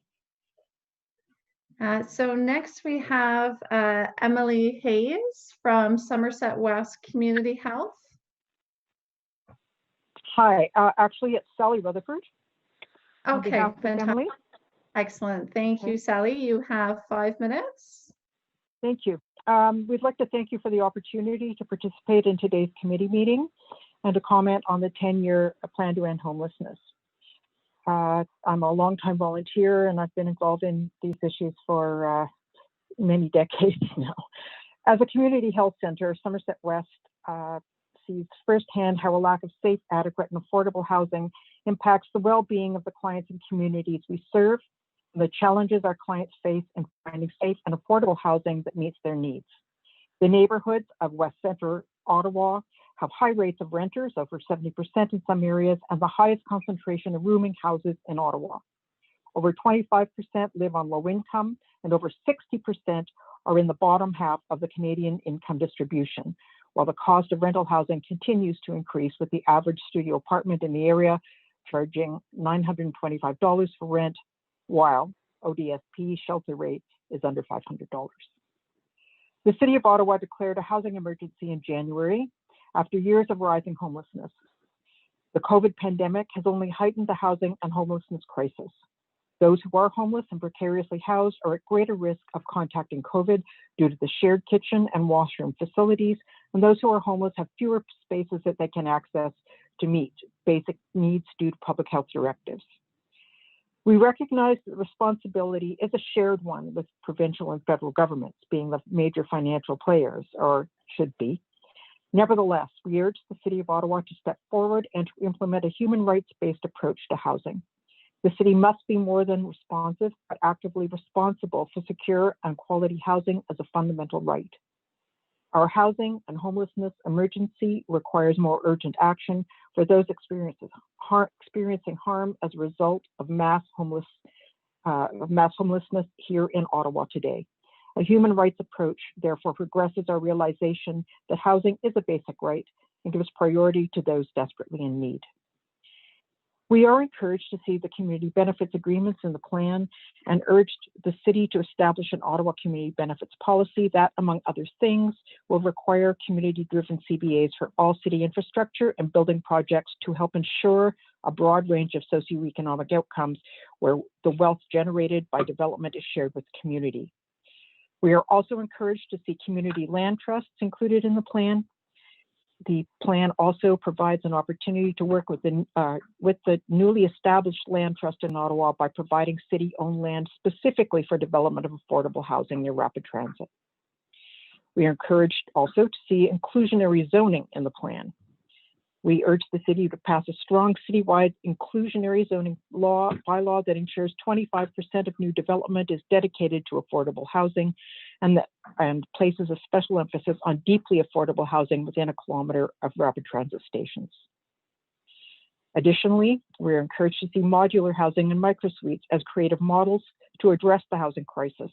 Rooming houses are an important and often overlooked form of affordable housing that houses some of our most vulnerable community members. We urge the city to develop a plan to create a renewed model for rooming houses that can provide safe, affordable, and dignified housing for rooming house tenants.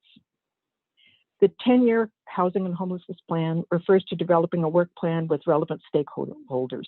We urge the city to meaningfully engage with the sector in the development of this work plan and ensure that the plan is implemented not only in collaboration with the community, but through strong coordinated access system that is co-led by the community. We look forward to hearing more about the development of the work plan and the mechanisms that will be used to keep the community regularly updated. 1 minute. We do have some concerns that many of the tasks are framed as exploratory as opposed to oriented to action. We urge the city to be action-oriented and begin by housing 100 individuals experienced chronic homelessness in 2020 and 100 individuals every year for the next 5 years. We also urge the city to continue to commit at least $20 million a year in city funding to build new affordable housing. We do realize that COVID may put this in jeopardy. We urge you to look hard for the funds. Finally, a housing and homelessness plan must include investment in community and social services that support people to maintain their housing and that contribute to healthy, connected, and supportive communities.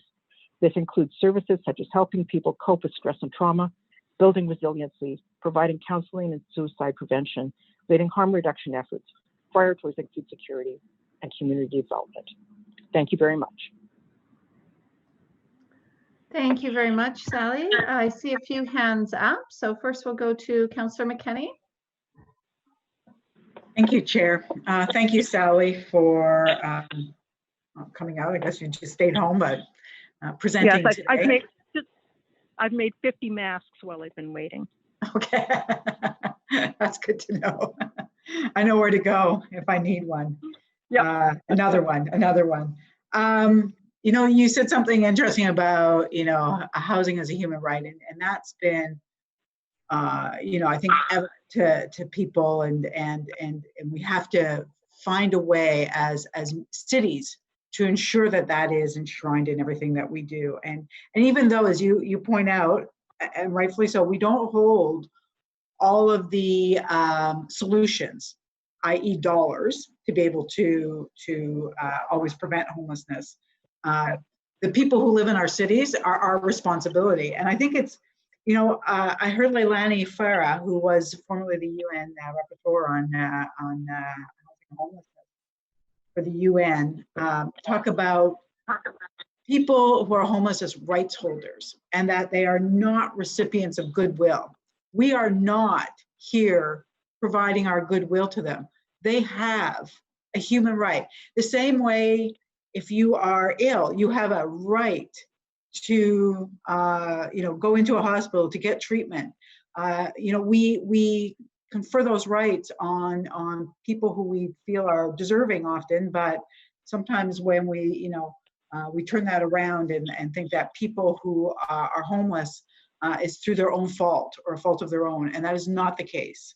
And we have to remember that. And I think that this plan, something that is mentioned in it that I think is very encouraging is that we are going to engage communities who are experiencing homelessness to find out what the solutions are, because that's what we need to do. I don't have the solutions, but people who are living in homelessness do. But thank you for that. I just want to, Somerset West, and there's a stewards table at Somerset West and an advocacy table at Somerset West, and they hold my feet to the fire as their city councilor, I'll tell you, to ensure that everyone is welcome in this community and everybody is served in this community. People who use drugs, people who are a bit more wealthy, homeowners, renters, families, very low income families, and they are always reminding me and reminding everyone that that we cannot gentrify to a place where we are pushing people out of our neighborhood. This was a neighborhood that was built by newcomers. We're very proud of that.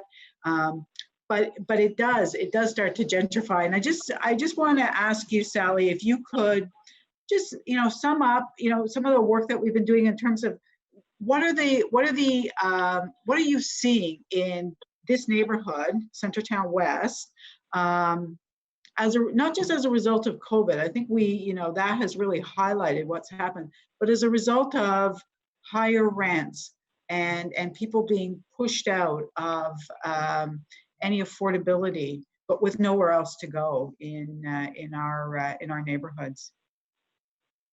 Well, we do know that there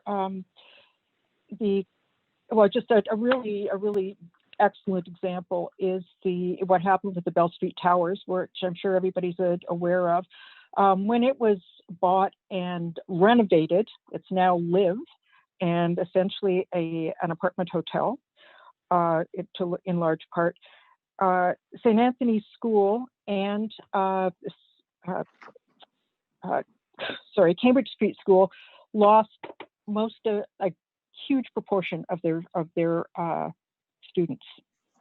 There was simply nowhere else in this community for those people who were paying at that point market rents to go. And that's had a really big impact on the neighborhood overall. It's taken away hundreds of families. Rochester Heights is another example for hopefully a good reason that will get back more family housing. But that's been a really those two examples have really had an impact on what this neighborhood looks like. The fact that there are many fewer children, many fewer families, and is a less vibrant community because of that.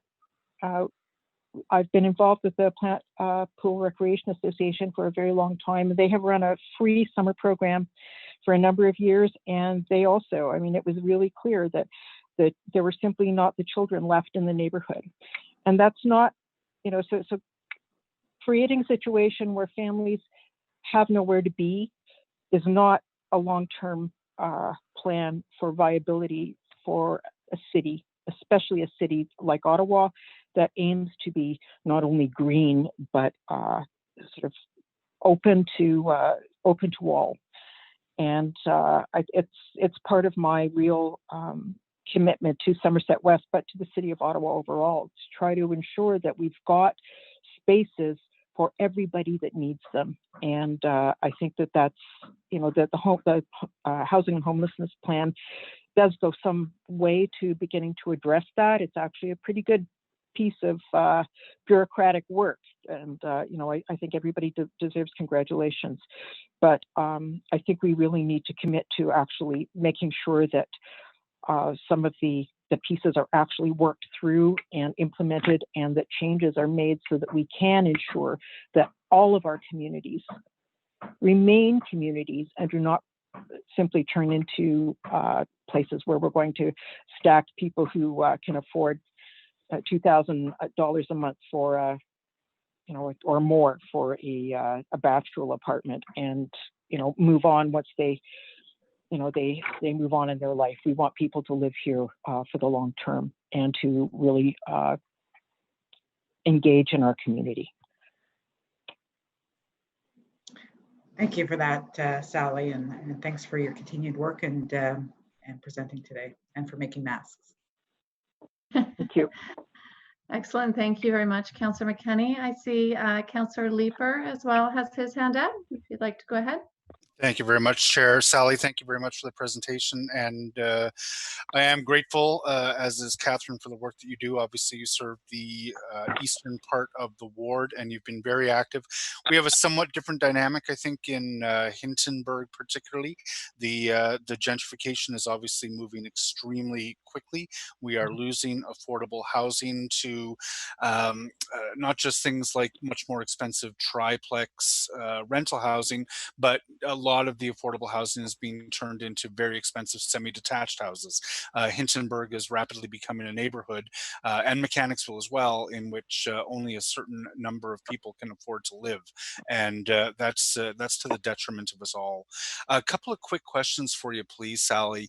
One of the items that you mentioned was a land trust, and I know I had discussions with staff in the run-up to this document, hoping to see land trust. I don't think the report really does much more than mention land trust and speak very vaguely about ongoing dialogue. A number of the people who are listening to this on YouTube may not be aware of what we're talking about when we talk about land trust. Can you give us some color on what you would hope on the direction in which you would hope the city is moving on land trust? Well, I'm certainly not the expert on land trusts, and Catherine McKenney may actually have a better knowledge than I. But one example, and it is an example, there are a number of co-ops in Ottawa whose land long-term leases or long-term arrangements are on the verge of coming due. And there has to be we have to find a way of ensuring that that land doesn't end up on the commercial market. If it does, the people who live there and the people that they serve, most of it, I mean, the co-ops pretty much all make a real effort to serve a lower income population, that they would not be able to continue to do that. And the idea of the land trust has been driven to a great extent by a lot of the co-ops, looking for assistance in establishing a mechanism by which the co-ops can continue to sit on the land that they presently presently are, and to be able to continue to provide housing to the kinds of to the people that they have been able to serve over the decades. That's essentially it. There's a real attempt to try to prevent the land from going onto the commercial market. Okay, and I think we have a number of other presenters coming up with whom we can chat, and I've got some questions for staff as well around that. There is we've heard a couple of presentations that speak to a human rights based approach to housing, and again, for the benefit of people who may be listening to this on YouTube, who may be community members, the press is watching this. What does that practically mean? What would a city that truly treats housing as a human right, how would it look different than how we're addressing housing today?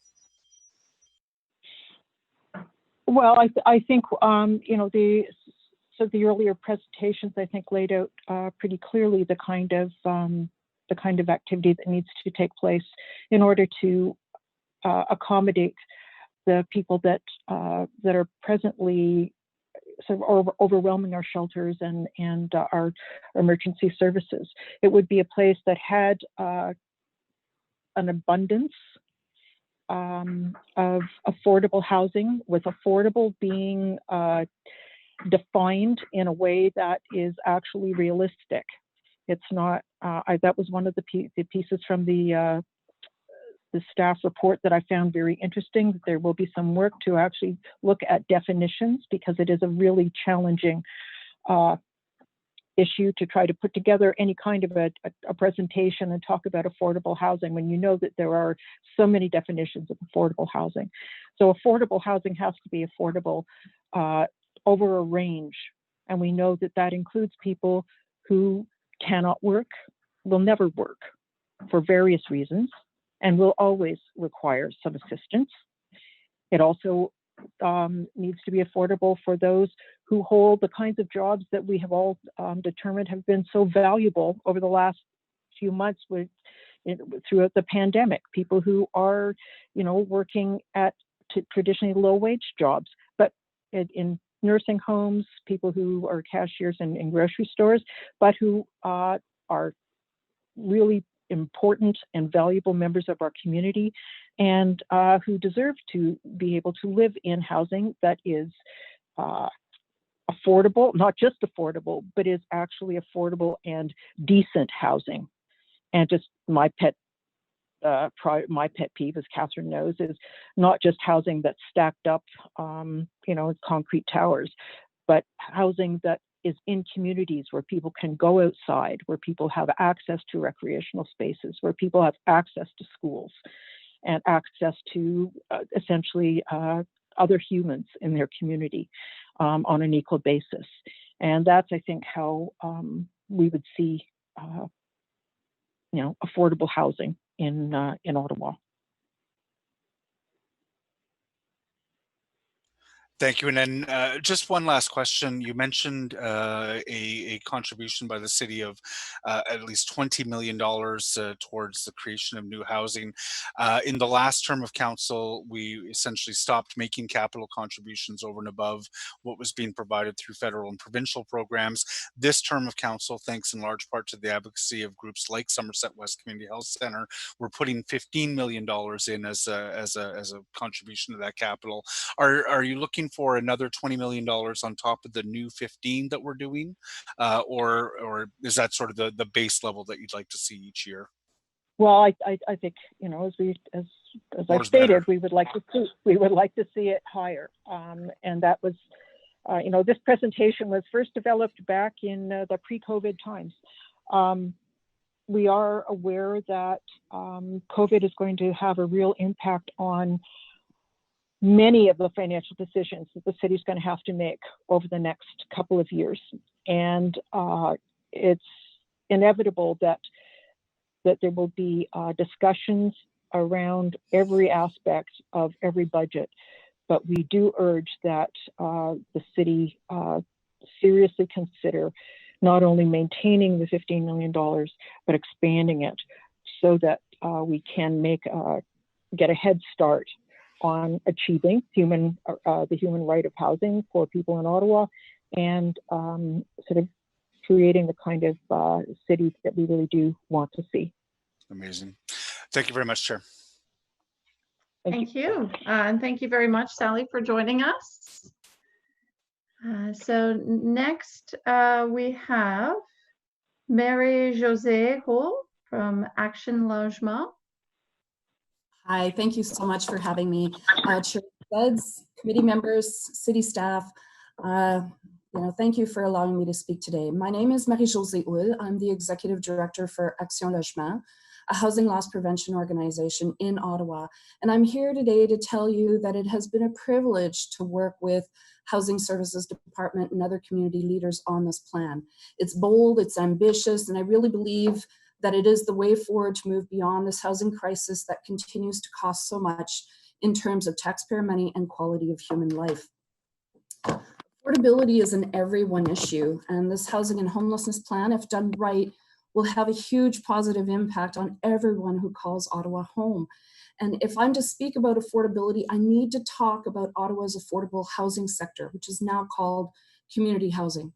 Community housing has proven time and time again to provide stable, long-term affordability with no other motive than to serve those whose income, regardless of cause, is not enough to pay for appropriate housing in Ottawa.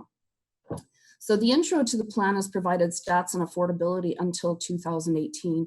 And it's important to add that in 2019, the price of rental accommodations available on the private market in Ottawa has increased by yet another 18%.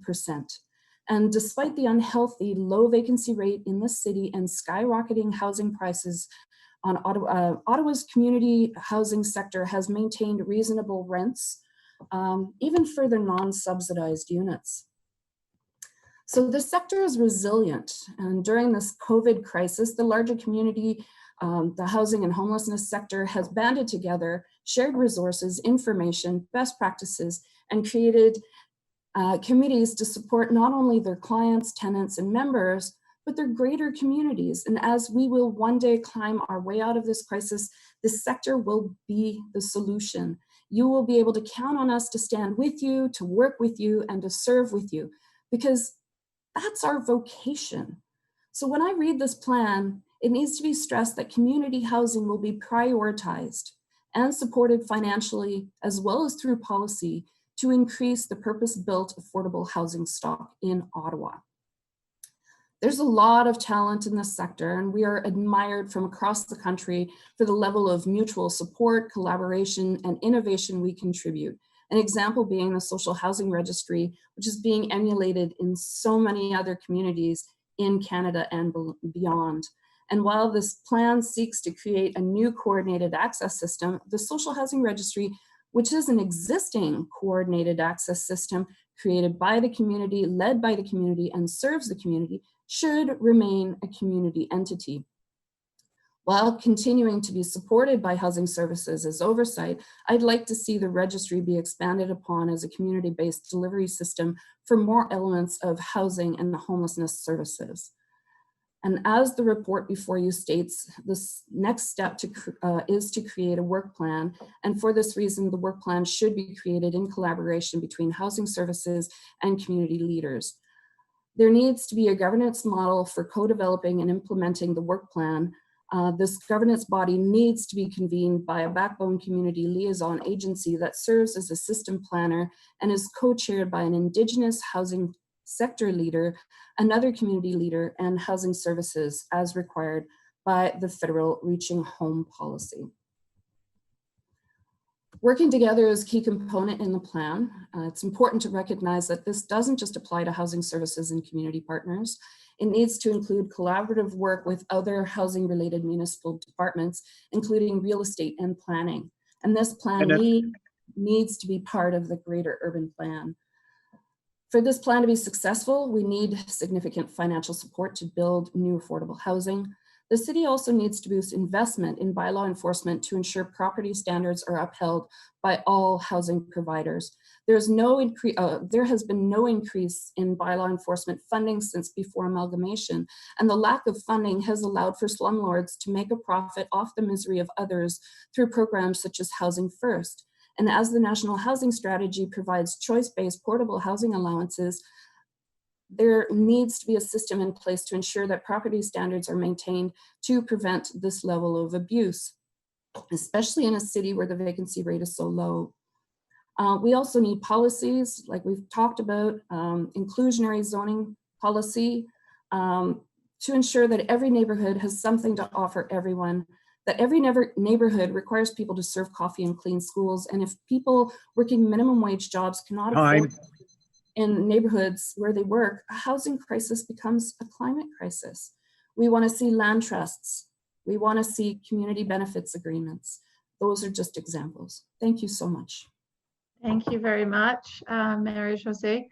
Before we go to questions, I do want to do just a quick quorum check. If I could perhaps ask the coordinator, Mark, to lead us through a quorum check. Will do. Councillor El Shantiri. Still here. Conseiller Fleury. Conseiller Luloff. Definitely here. Councillor McKenney. Present. Councillor Meehan. I'm here. Vice Chair Eglai. I'm here. And Chair Suds. Fantastic. Excellent. Thank you, Mark. I just want to ensure, I know not everyone's on camera, but just making sure we have everyone present, which is great. So with that, we'll go back. Sorry, Madam Chair, the reason we're not on camera because the city need to invest in internet in the rural area. I hear you, Eli. I had to kick all my kids off for the day. Thank you. Very well. So we'll go back. Apologies for the interruption there, Mary Jose. We'll go to questions. So first up, I see Councillor Fleury, followed by Councillor McKenney. So Councillor Fleury. Madame la Présidente. Marie-Josée, ma question, tu as brièvement... You touched a little bit about my question because you mentioned municipality regulation. But I'm curious about one point. You're talking about residents that are living in private rentals but are receiving some funds. It doesn't matter through which program. What is your opinion about the housing situation? Do you think that these units are at an adequate level? If not, what could we put into our plan that could raise the viability of these units? Thank you very much for your question. We have to make sure that these housing are adequate. We see a lot of issues. Owners are small owners. They invested in the unit at one point. Actually, it's an investment. So they're expecting big revenue with low risk. So the program, Housing First, was an opportunity for them. These were owners that wanted to take on board these clients.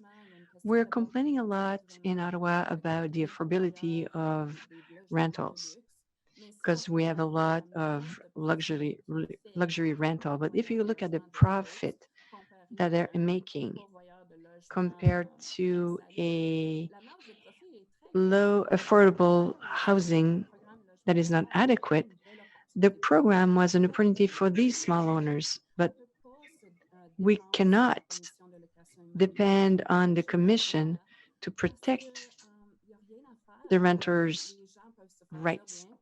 At one point, the owner can say you can just leave, but to go where? And each time that the unit is free, the price is raised because the demand is very high. And the unit is not in an adequate state.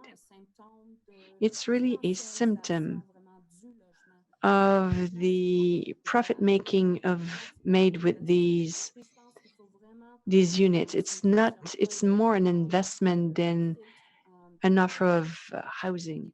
So we need to have a filter, a way to have policies that will support right to housing instead of using housing as an investment. I know it's an issue that can be seen everywhere in Canada, but in Ottawa, with such a low rate of inoccupancy, it's difficult. So these small owners are abusing a lot access to housing. So I would like to see a solution. I don't want to come back to the license issue. Rooming housing are there. They're not always adequate. I don't want to go back on that question. But we have to make sure that we have the financing needed for inspections to make sure that we have someone that go and visit these units when we have a complaint. Specifically for private units for which we know there's city funding for, how do we ensure that those units maintain quality over time? because there's some where we've seen a significant decrease, and I'm not sure that that's properly reflected in the plan. So I'll be bringing that to staff later. Excellent. Okay, thank you very much. Councillor McKenney. Thank you, Chair. Hi, MJ. How are you? It's nice to see you. Just more of a follow-up really now to Councillor Fleury's question, but have you seen with Action Logement, and I've not been able to ask this yet of Housing Help, but the impact of Airbnb having been, through our bylaw, but also COVID, the loss of, short-term rentals and their conversion into long-term, as well as, and this is more upcoming, but it's already happened. And we know that students, for example, are not going to be going back to university on campus next year. And so are you seeing that impact yet in terms of availability for rental stock? Not yet, but it's expected. I bristle, honestly, Councillor McKinney, when I think about the people who have bought up real estate for the sole purpose of making as much money as possible, and now we're going to ask them to house people that are the most vulnerable. I fear, and I've seen evidence of this through my years with Action Logement, that it's the individualized financialization of housing that makes them the worst landlord possible. That they have unrealistic expectations in terms of tenancies. They don't respect tenants' rights. They don't understand the rights, and they certainly don't understand their own responsibility, that they're motivated solely by profit. And okay, great, they might be available on the market, but are they going to make good landlords? Are they going to respect people? Are they going to, be in a hurry? Are they going to use renovictions? I'm looking at the upcoming, debate on decision on Bill 184 on the change of the Residential Tenancies Act. And some of the things I'm seeing is this going to be the new renoviction? So there's a lot of abuse of tenancy rights. So, I think, that's why I'm always going back to your community housing is a great source. They understand the rights and they're able to maintain a source of housing stock over the long term at an affordable level. And I did collect, if you will, some price differences. I checked PadMapper this morning for the average price for one-bedroom apartment that's available in the market today, and it's $1,525 per month. And yet we have an East End affordable housing provider that shared with me their average market rents, their non-subsidized rents, and they're charging $965 for a one-bedroom apartment. So, really the difference is huge. So I really feel that we need to focus on community housing. If we keep looking at the private market, especially the individual, I know we need housing now. I know it's going to take a long time to build new affordable housing, but I don't think we should be relying on that market for the long term. Okay, I have more to say about that. Don't know if we completely agree. We certainly not, off, but yeah, I do think that there is a role, certainly in terms of housing first for those scattered units and for that deep affordability that we can get through housing allowances. And we have to pursue that. We know that that's the successful model for supportive housing. But as you say, and I take your point, and I hadn't really considered that, but when somebody was a landlord just using housing as a commodification, do they make a good landlord? And not necessarily. So we'll have to see how that plays out, but still good to have Airbnb off of our market, certainly. Yeah, because that didn't work. Yeah. Thank you. It's nice to see you. Nice to see you too. Excellent. Thank you very much, Councillor McKenney. And seeing no further questions, thank you very much, Marie-Josée, for joining us. I appreciate your work and your time today. Thank you. So next delegation, we have Salma Al-Shahibi. Fantastic. You have 5 minutes. It looks like you're still on mute.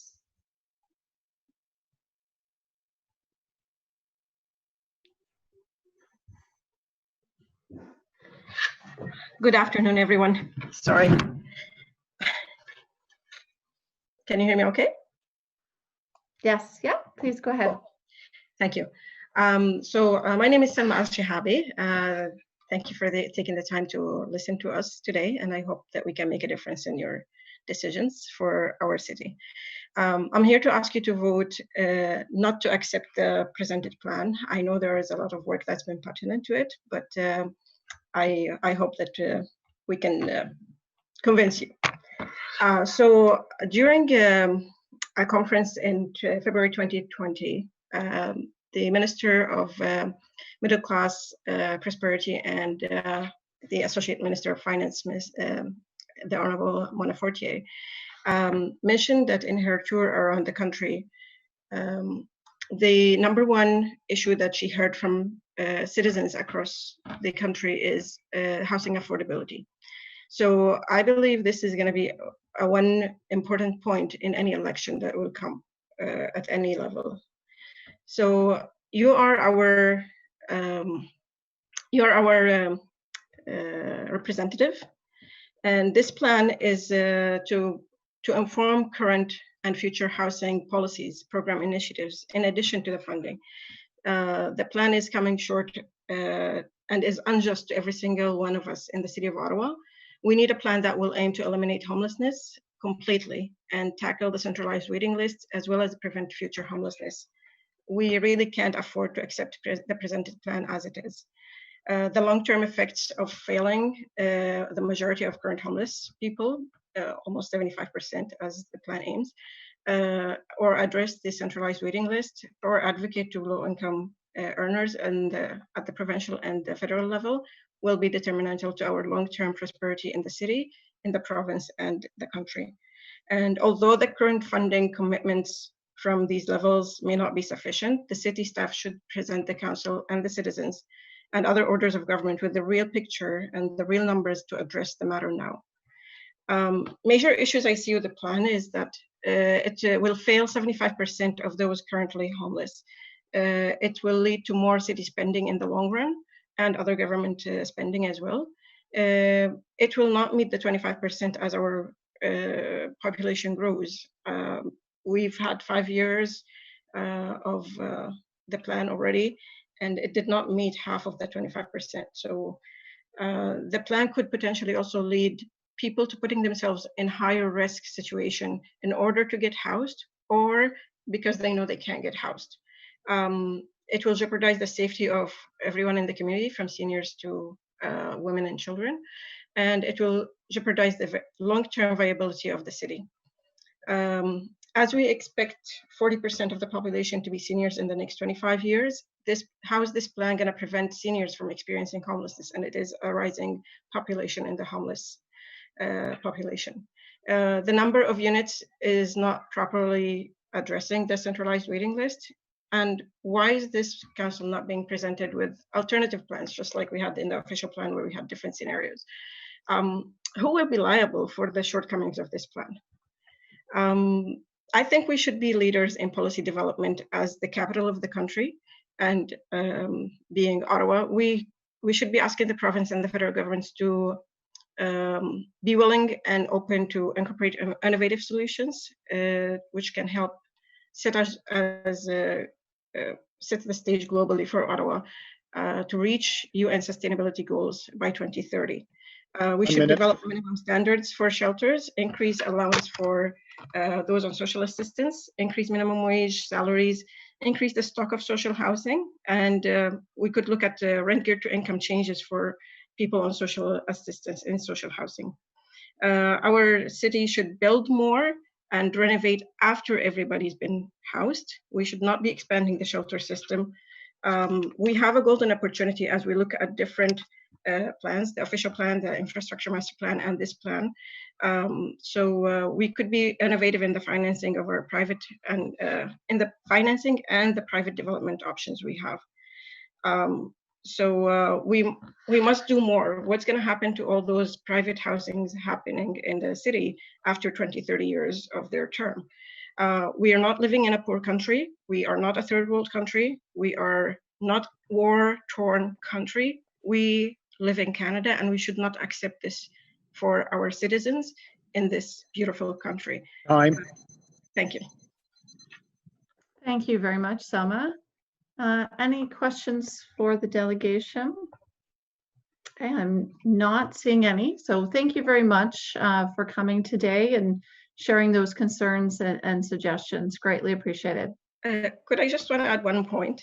The RGI could actually add 240 millions into our city if we were to change, let's say, increase the rent of those on OW and ODSP by $200 a month. If we assume only 5,000 people are social housing recipients, that would be about 12 million a year for the city, 240 million in over the 10 years, which we could utilize the different ways. Thank you very much. Excellent. Thank you for raising that as well. Thank you. Have a good one. You as well. So next we have Giselle Doyle from the Healthy Transportation Coalition. Giselle, are you here? Yes, bonjour. Fantastic. My name is Giselle Doyle. I'm a member of the Disability Advocacy Network of Eastern Ontario, DANYO, the Healthy Transportation Coalition, and the Orleans Cumberland Housing Association, to name a few. So I'm here on my behalf, Giselle Doyle. I live in Orleans, where there is no inclusive, affordable housing. We were fortunate enough that my son, who is 36, was able to secure a below market rent apartment at Beaver Barracks, run by Centertown Citizens Ottawa Corporation, CCOC. And he receives developmental support services. We're very fortunate. As you know, the Healthy Transportation Coalition has been working since 2017 with dozens of organizations to ensure Ottawa prioritizes affordable housing, particularly near rapid transit stations and on government-owned land near those stations. With $7 billion of public money invested in phase 1 and 2 of light rail transit, it is critical that people of various income and abilities can afford to live close to these massive public transit infrastructure projects, especially since people living on lower income or have disabilities tend to rely more on public transit. Post-COVID, more of our smart centers and malls will be empty. More people will be looking for work and needing affordable housing. In the city's 10-year Housing and Homeless Progress Report, the number of households on the centralized waiting list was 12,163. This represented a 14.3 increase from 2017. How many will be added post-COVID? Last spring, 35,000 people were receiving ODSP in Ottawa. 1,700 of them with developmental delays. Many of these adults need support to learn how to live independently, but can't do so because of the cost of living. Soon, parents will no longer be there to support them. Then what? We are disappointed it is taking so long to make any progress on inclusionary zoning in Ottawa. As you can imagine, this is not necessarily bad news for real estate investment trusts and others whose finances have not been affected by this crisis. We must all work cooperatively to mitigate this new crisis during and post-COVID-19. We know that light rail will further gentrify neighborhoods close to the rapid transit stations unless policies are in place to guard against it.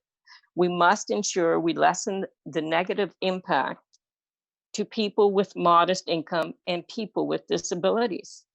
They need public transit, and for it to be most useful, they need to live as close as possible to higher order public transit. In a 2019 letter Many organizations ask the city to pass a strong city inclusionary zoning bylaw that ensures 25% of new development is dedicated to accessible, affordable housing and places special emphasis within the 1 kilometer of rapid stations. Ensure that all available government-owned land within 1 kilometer of current future rapid transit station be used for nonprofit and co-op housing. And that the city should commit at least 20 million a year city funding over and above federal provincial grants to build new accessible, affordable housing near transit. Personally, I believe the city must release some of the 20 parcels of land designated for affordable housing immediately to nonprofit housing developers who are willing to provide sustainable, affordable housing. And the city must ensure that any new rental development applications, particularly those near the transit stations, are not approved unless there are agreements in place to provide a percentage of units to moderate and low income tenants. Merci, thank you for your time. Thank you very much, Giselle. You've raised some great points and some of the work that is ongoing. I'm not seeing any questions from my colleagues, so thank you very much for joining us. I appreciate your time and your comments today. Thank you. So next we have Céline Carrier from the Ottawa Social Housing Network. There. Fantastic. Thanks for joining us, Céline. You have 5 minutes. Good afternoon, Chair Suds, members of the CPS committee and city staff, and everyone who's taking part in this meeting today. My name is Céline Carrier, and I'm pleased to speak to you today on behalf of the Ottawa Social Housing Network. I'd like to begin my comments by acknowledging that the land from which I'm speaking to you today is the traditional unceded territory of the Algonquin and Anishinaabe people.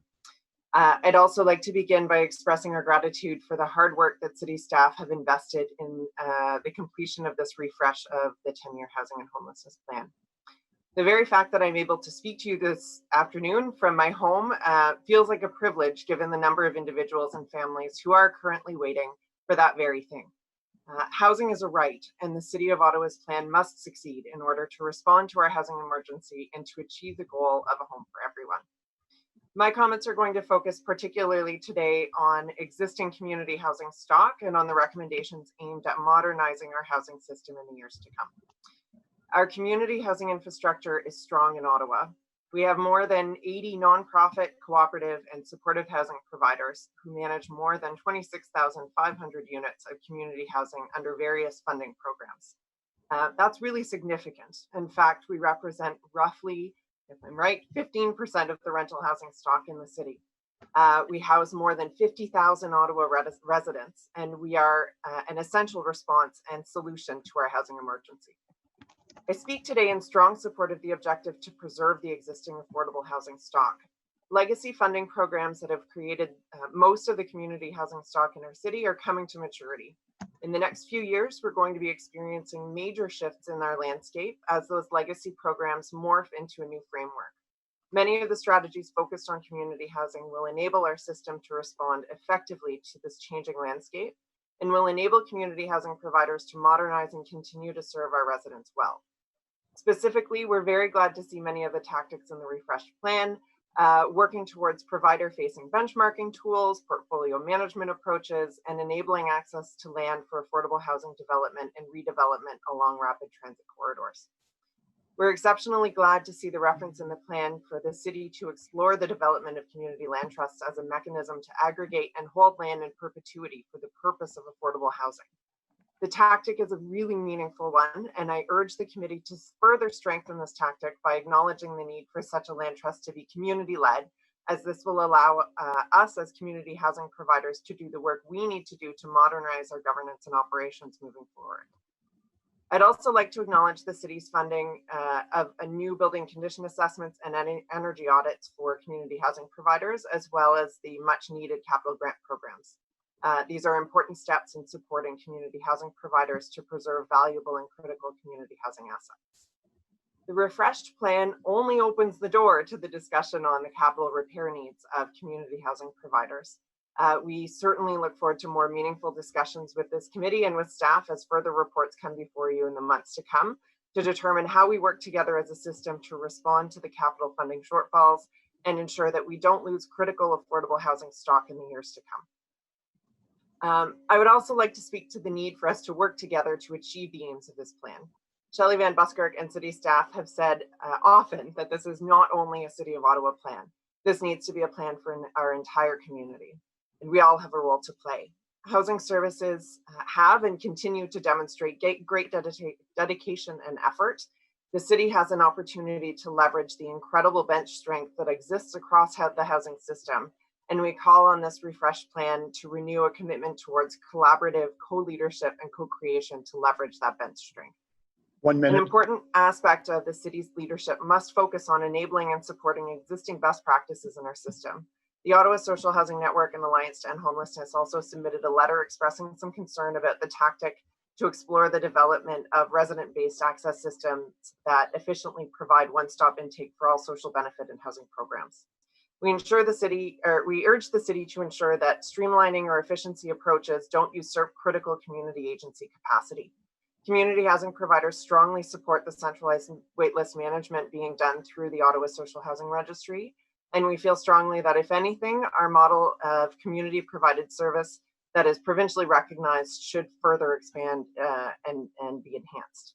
In closing, I'd like to thank the city staff once again for their hard work, not only on the plan, but in their efforts and hard work every day on affordable housing. I thank the committee for its attention and dedication to ensure that Ottawa responds to our housing emergency, which will only be amplified through the COVID-19 pandemic.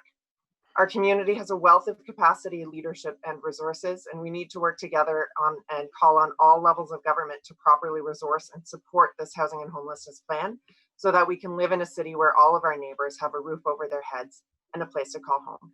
Thank you very much. Merci beaucoup. Thank you very much, Lynn. I do see Councillor Leeper has his hand up. Go ahead, Councillor Leeper. Thanks, Chair, and thank you very much for the presentation, Celine. And I'll ask you the same question. I think I've asked another one. What would a land trust look like if it was properly implemented? The report doesn't delve into very much detail about what that is. It's vague on the subject of ongoing discussions around a land trust. What would that look like if it were implemented and implemented well? Thanks very much for that question. Essentially, a community land trust it can be a mechanism to hold any number of parcels of land in perpetuity and for the aims of that land trust. So there are land trusts that exist for ecological preservation. There's a Parkdale Land Trust in Toronto that's focused on sort of community needs and responding to the needs in that community gardening, affordable housing.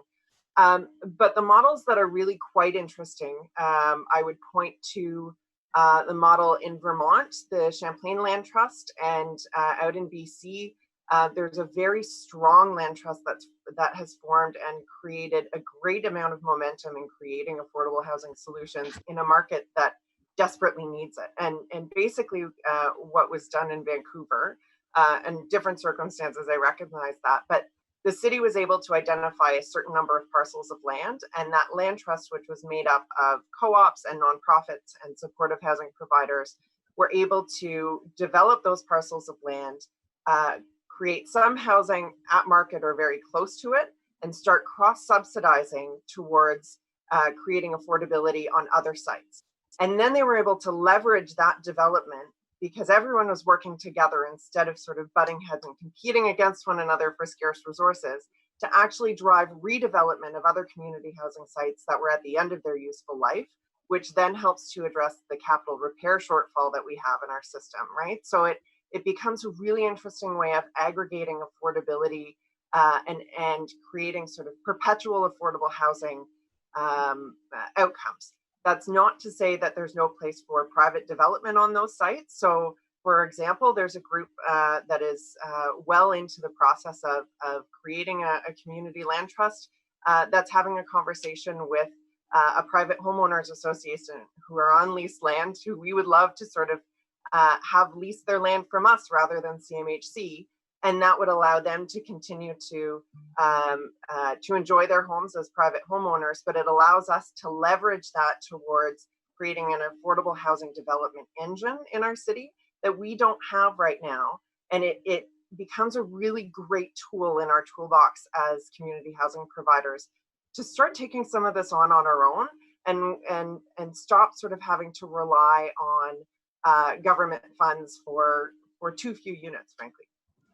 I hope that helps answer your question. It does, and I think that fundamental asset, which is the land, you know, as it appreciates in value, you're creating equity that helps to spin off even further development and even further acquisitions, so it becomes self-perpetuating rather than having to look for handouts. So that's something that I hope we'll be able to look at more specifically coming out of this plan. I'm wondering what you think the potential for some of the parcels that are government owned that have been identified for affordable housing. You know, some of those parcels must be particularly interesting from the perspective of creating a land trust. Absolutely, particularly the parcels that are along rapid transit routes. To Giselle's point, who spoke ahead of me, the outcomes created by sort of preserving that land for a specific intention over a period of time, whether it's through a 100-year land lease with the city or through giving us a great deal at $1 or $10, it becomes a great vehicle. So it's and frankly, it's not only city-owned land. The LeBreton Flats land become a great opportunity for a land trust. Existing community housing providers who are looking to regenerate potentially could fold those lands into a land trust. Existing housing providers that are leasing their land from CMHC could do the same. And so all of those things sort of start creating a momentum for the community housing system to really revitalize, modernize, and become that much more resilient. So absolutely any land from the city and those sites that have been identified along rapid transit sites, but also from CMHC and the NCC would be a great fit, frankly. What role does the city have to play if we wanted to really get this kickstarted, other than, you know, the provision of land, which is obviously a contribution of a large chunk of land would quickly create momentum and coalesce some things. But are there other roles that the city could play in trying to move this forward as well? So beyond the you know, the land, I think, and I would defer to some who probably know more than I do, but I would say the other opportunity would be for the city to review any land leases that they have for existing affordable housing and see whether at the renewal of those land leases, whether they could fold those lands into the land trust and have the land trust become the person that, or the entity that the provider starts renegotiating their lease from, because it starts aggregating that equity and that asset. I mean, I mentioned there are over 80 housing providers across the city, and we know Ottawa Community Housing obviously is a significant size. The others are quite small, right? On average, less than 100 units. And so how do we start creating that aggregation of capacity? And that's by sort of pooling those lands. So looking at those leased land parcels becomes really interesting. There's, I think one of the things that I would ask the sector and the city to look at if this is moving ahead is the potential to work with the social enterprise sector as well. You know, there is a dearth of space that is available for social enterprises. When they're looking for spaces, they're paying market prices. And a number of the potentially interested parcels for our community housing and a land trust could also be particularly interesting for working with our social enterprise space and some of the innovative work that they're doing there. So, Celine, I appreciate it. Good to see you as always, and thank you very much, Chair. Likewise, thank you. Thank you. And next is Councillor McKenney. Thank you, Chair. Thank you, Celine. Nice to see you as well. I obviously am a very strong proponent of land trusts and then what they can do and how they can, enhance that that stock of housing and keep it from, falling out of affordability as time goes on. And I think that again, it's one of those community-led initiatives that, as a city, we have to start taking advantage of. We keep saying we can't do it all on our own, and we can. We need an immense amount of funding from other levels of government. But there are things that we can do or that we can allow to happen. And I believe that establishing a community land trust and turning over that land that we already have it, just build on it. Just allow the community to build on it and to build those mixed income, mixed use neighborhoods that we talk about all the time when we talk about 5-minute neighborhoods or 15-minute neighborhoods rather, and what that really means, so that everyone can live in them. So thank you to Councillor Leeper for that question. I had just one quick question for you. We received a lot of, and I know that you're not here on behalf of Passio, but I know that your heart is in the cooperative movement. We received a lot of input from co-ops from across the city, and we know that co-ops have helped over decades in the city to build important community stock for us. And we're not probably looking at expanding the number of cooperatives maybe, but can you tell us, because I think everybody could agree that cooperative housing is successful. And where would we be without it today? Could you just tell us, what you think we could do to provide the cooperative housing with the tools they need to to continue to expand, to grow up, grow out, but certainly grow in numbers and stay healthy? That's a great question. And so for those of you who don't know me, I, in a former life, worked with the Co-op Housing Association, and certainly they are very dear to my heart. And I know that they do really great work. They continue to do great work.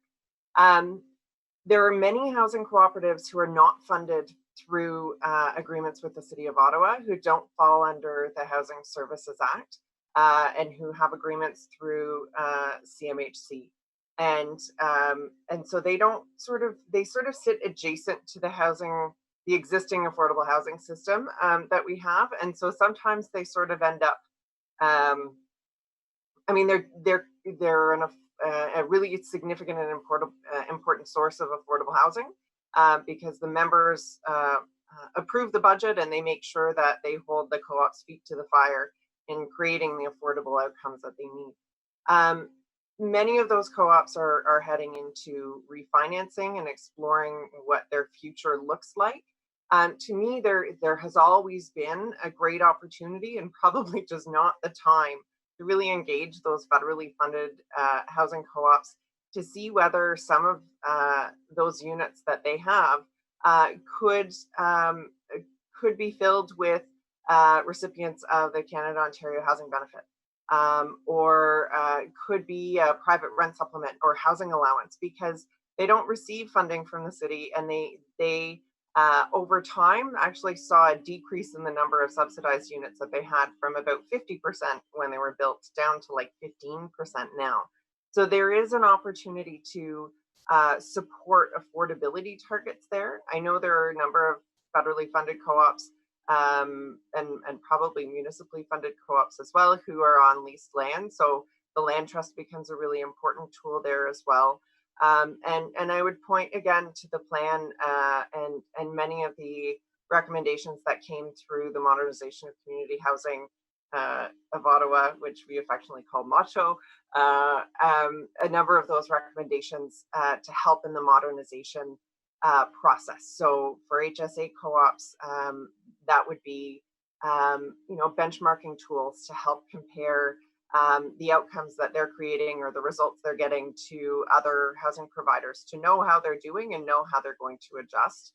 And then supporting access to resources that exist elsewhere in the sector. So the Community Housing Transformation Center has money to support them. So for nonprofits, co-ops, supportive housing providers, for all of us to be exploring shared services and exploring sort of how we identify our viability long term is an important job for all of us. And I think that this plan actually highlights a lot of the leadership that the city can show in supporting us and having those conversations, whether we're nonprofit providers or co-op providers. Thank you for that. I appreciate it. And I do think that we need to pay particular attention today to our cooperative housing and finding those solutions. So lots of information, you know, a lot, but I do thank you for that. Thank you. Fantastic. Thank you, Councillor McKenney. I don't see any other raised hands. So thank you very much, Celine. Again, appreciate your time today and you sharing your thoughts and expertise with us. Thank you. Thank you very much. So it looks like we have, I believe, 4 more delegations. The next one will be Drew Dobson from SOS Vanier. Good afternoon, Chair, Councillors. Thanks for giving me the opportunity to speak to you today. For those of you that don't know me, my name is Drew Dobson. I'm a business owner and a landlord in Ottawa. I've advocated for changes to our housing and homeless policies over the last few years, and I lead a group called SOS Vanier that's approved to the building of a massive shelter on a traditional main street in Vanier. I'd like to acknowledge the work the staff has done in preparation of this 10-year housing and homelessness plan. The amount of work that went into this report and supporting material must have been staggering. We would have liked to have had a plan that had more specific, attainable, outcome-oriented targets with a roadmap of the steps that would have to be taken to achieve these goals, and further emphasis on prevention of homelessness. Given the housing and homeless state of emergency and the push to recognize housing as a human right, we feel the plan should be more aggressive in ending homelessness. Tackling homelessness must take place before a person becomes homeless. Preventative efforts should begin at the macro level by increasing overall housing stock, increasing the number of social housing units, building proper supportive housing facilities, and through policy initiatives such as inclusionary zoning, among other efforts. At the macro level, we need to ensure emergency intervention is available to support those on the brink of becoming homeless. Success should be measured by the outcome and not the activity we generate. We would like to have seen a set of policies that staff could have used as guidance when preparing the housing and homelessness plan. For example, many jurisdictions in North America, including Toronto, have adopted fair share policies when building facilities and have required new facilities or developments to be spread throughout the city. This ensures that no one community becomes disadvantaged and that economic diversity is maintained throughout the city. Toronto has also adopted a policy to restrict the size of shelters and supportive housing facilities in order to avoid overwhelming or changing the character of a community. We'd like to see a commitment to considering the impact of any new social housing, shelter, or other facility on the communities they would reside in. Too many of the less desirable neighborhoods in Ottawa have been created by massing disadvantaged groups in one area. Let's strive to create vibrant, economically diverse communities. This is the type of high-level policy objective we think is missing from this plan. Absolutely no fault can be found with the commitment to more social housing, income-geared programs, using taxation and development fee programs to encourage low-income rentals. We must continue to use all the tools available to us and build on these successes. One of the main objectives is to increase the affordable housing supply. We agree this is a good strategy and encourage policies to increase the housing stock, more specifically rental housing supply. Any increase in supply should be encouraged and supported. We need to encourage and fast-track development proposals and set policies to quickly add to our housing stock in order to stabilize rents. The risk of fast-raising rental rates will increase the number of people requiring assistance to remain housed, putting even more pressure on the system. When it comes to non-family homelessness, we should remember this problem cannot be addressed in a bubble.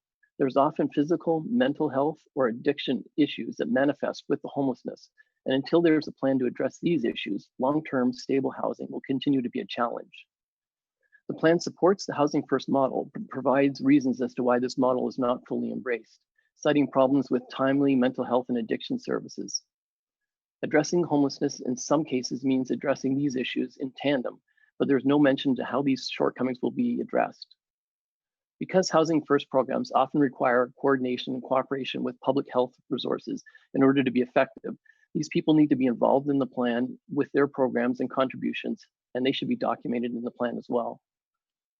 Remember, giving keys to an apartment to a person suffering from serious mental health issues will not lead to stable housing. They need the keys to the apartment, and they need immediate follow-up with social services and mental health professionals. 1 minute. There's no commitment to follow up the industry's best practices when it comes to size, composition, and location or type of housing facilities. If there is an intent to follow the best practices, it would be nice to see what staff feels the best practices are. In fairness, we can't continue to keep doing what we're doing and saying everything will improve. It hasn't worked over time, and there's a wave coming of more homeless population due to COVID and other structural reasons.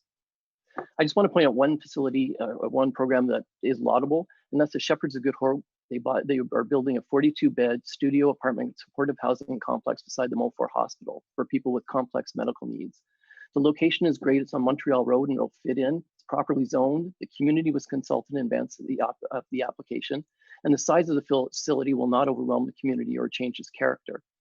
The complex gives residents the dignity of their own studio apartment, and it locates people with complex medical needs within walking distance of the hospital. Thanks very much for your time.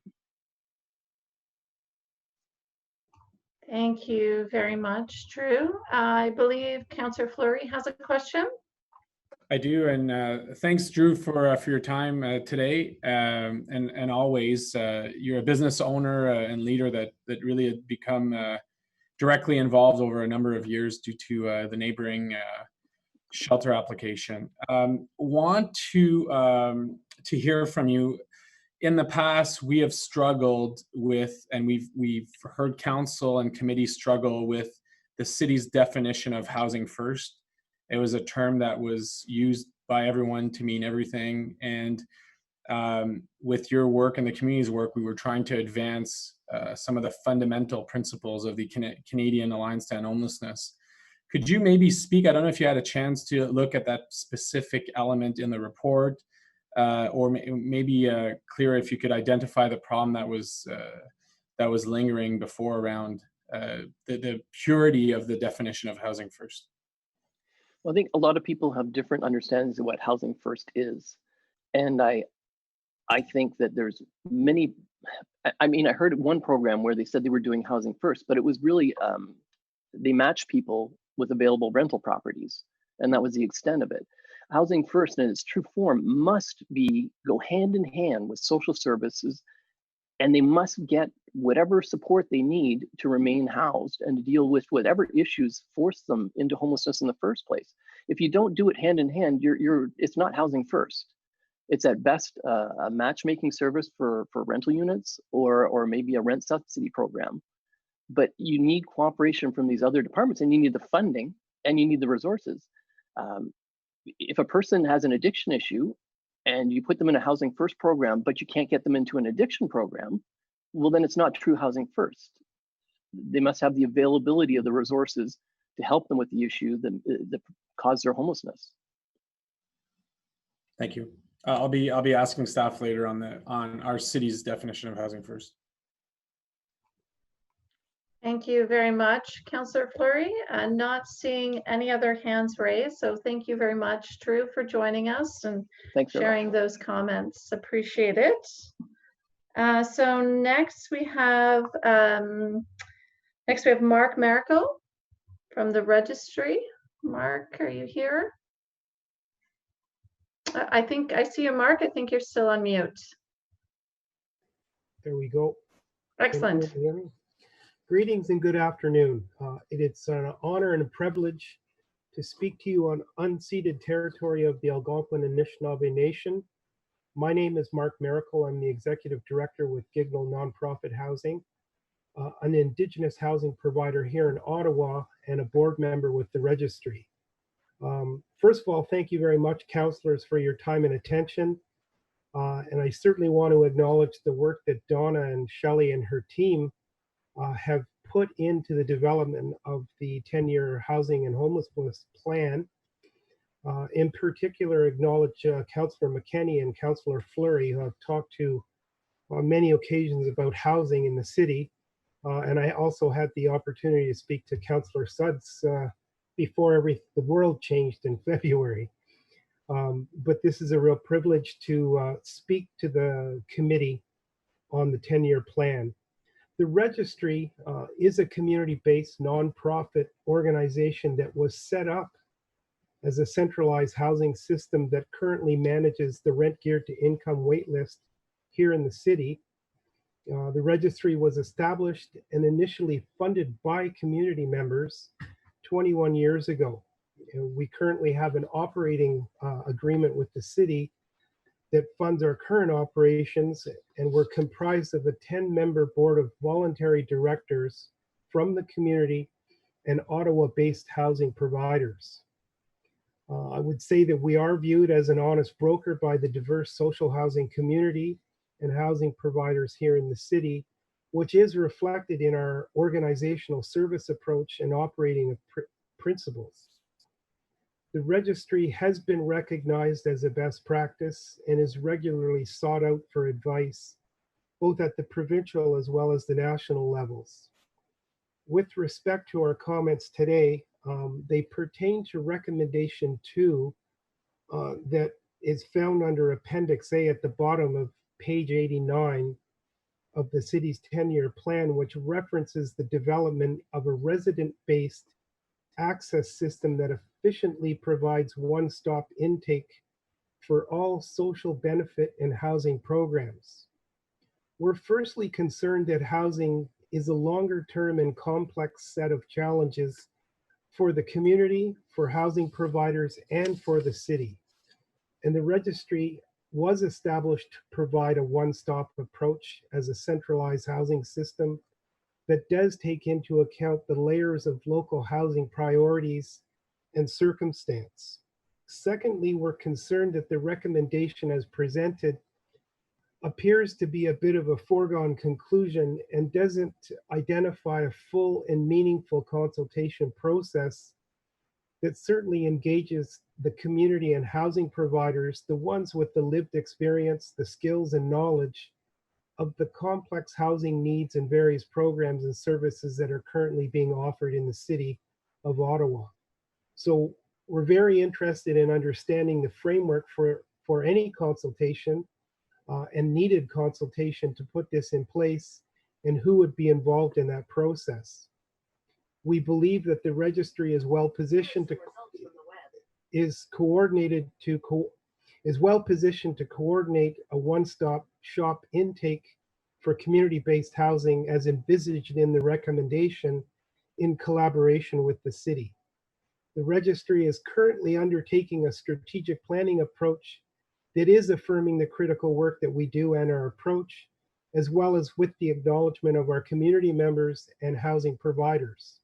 Our strategic plan also suggests that the registry take on a greater role in managing, for example, all community-based waitlist components, such as Housing First and housing benefit applications on behalf of the city. So we certainly look forward to being part of a bigger conversation around the implementation of these types of approaches that effectively and efficiently serve the collective housing interests of our residents and community members. So Nyawa, thank you very much.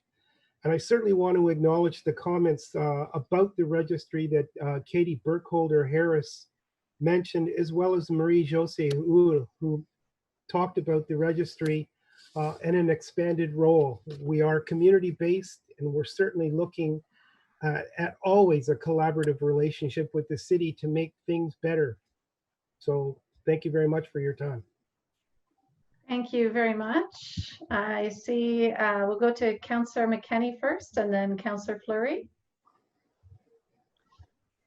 Thank you, Chair. Sometimes they just put us together and call us McFlurry. Let us talk at the same time. Thanks, Mark. Good to see you.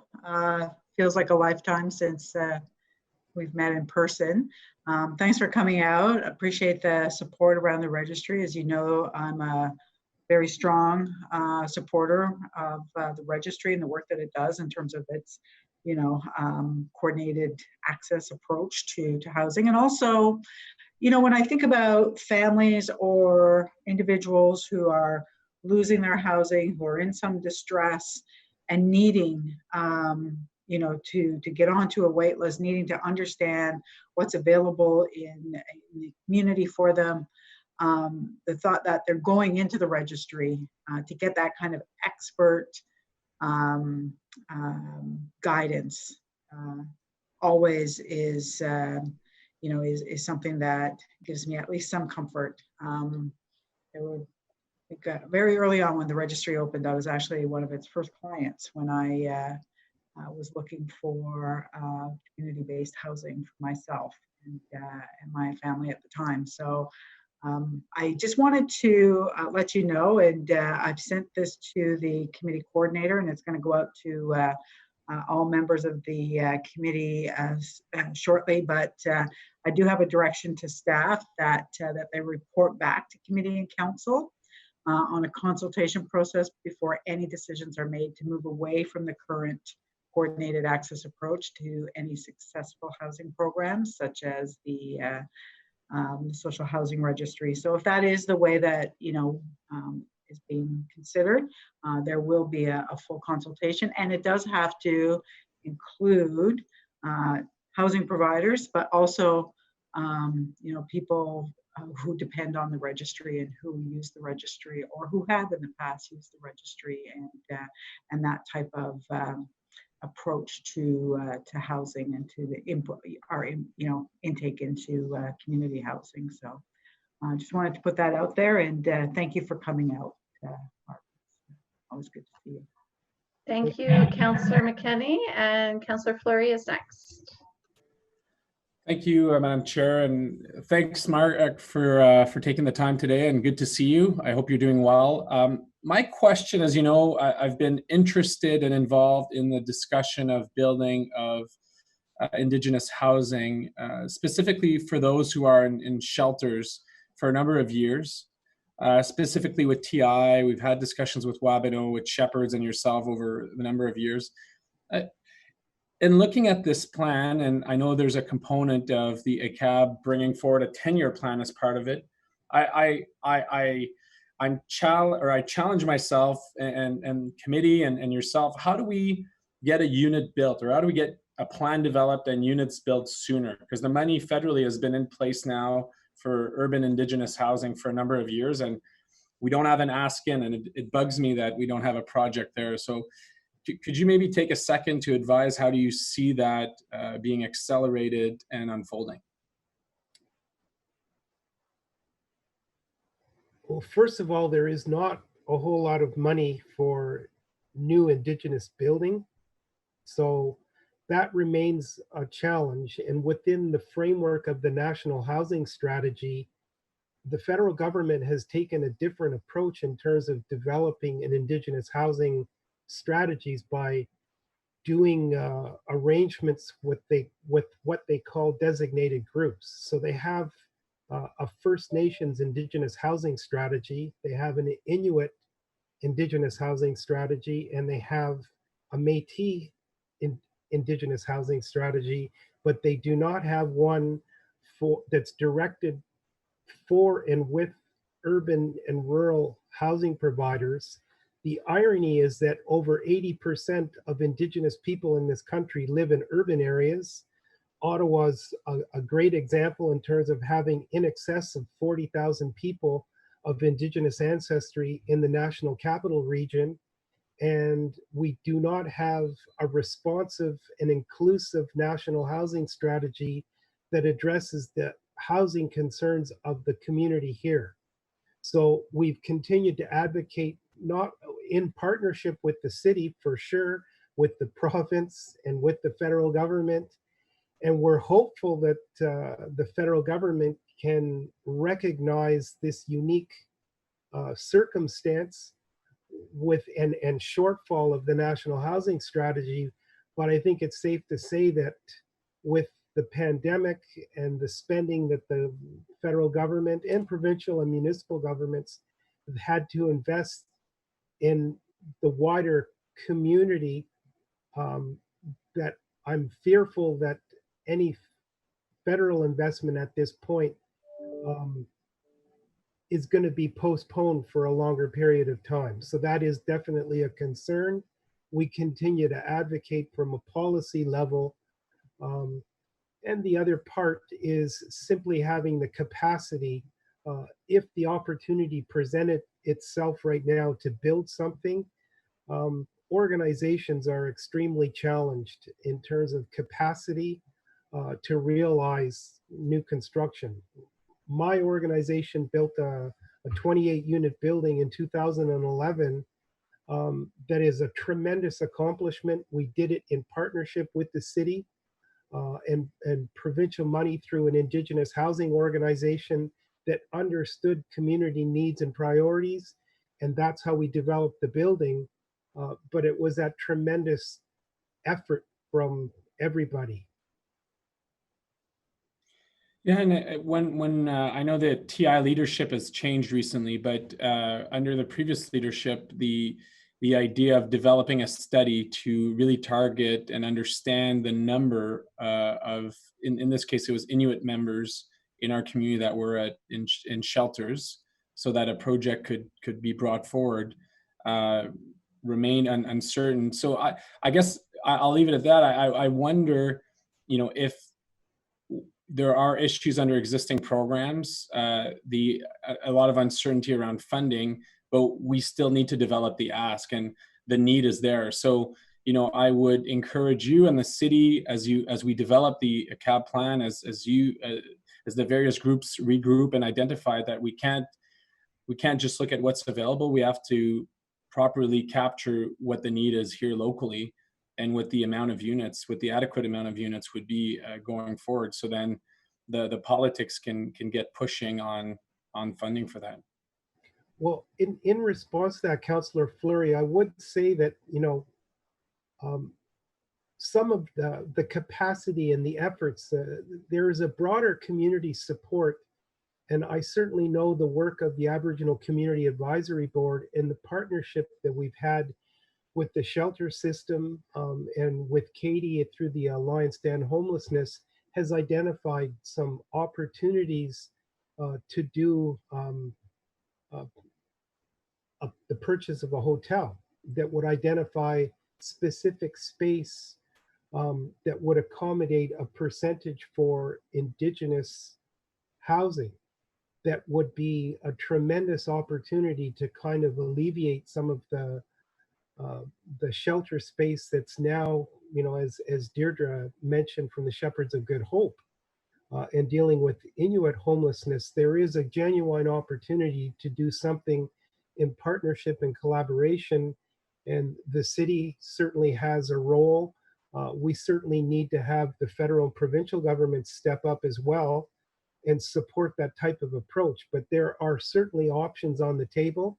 And I think the bigger issue around capacity, we need to find partners that we can work with to address solutions. And as so many people have already talked about, at least with respect to Indigenous involvement, co-development and co-ownership of solutions is definitely what will drive success. Good. Well, great to hear from you. And thanks for that. Thank you very much.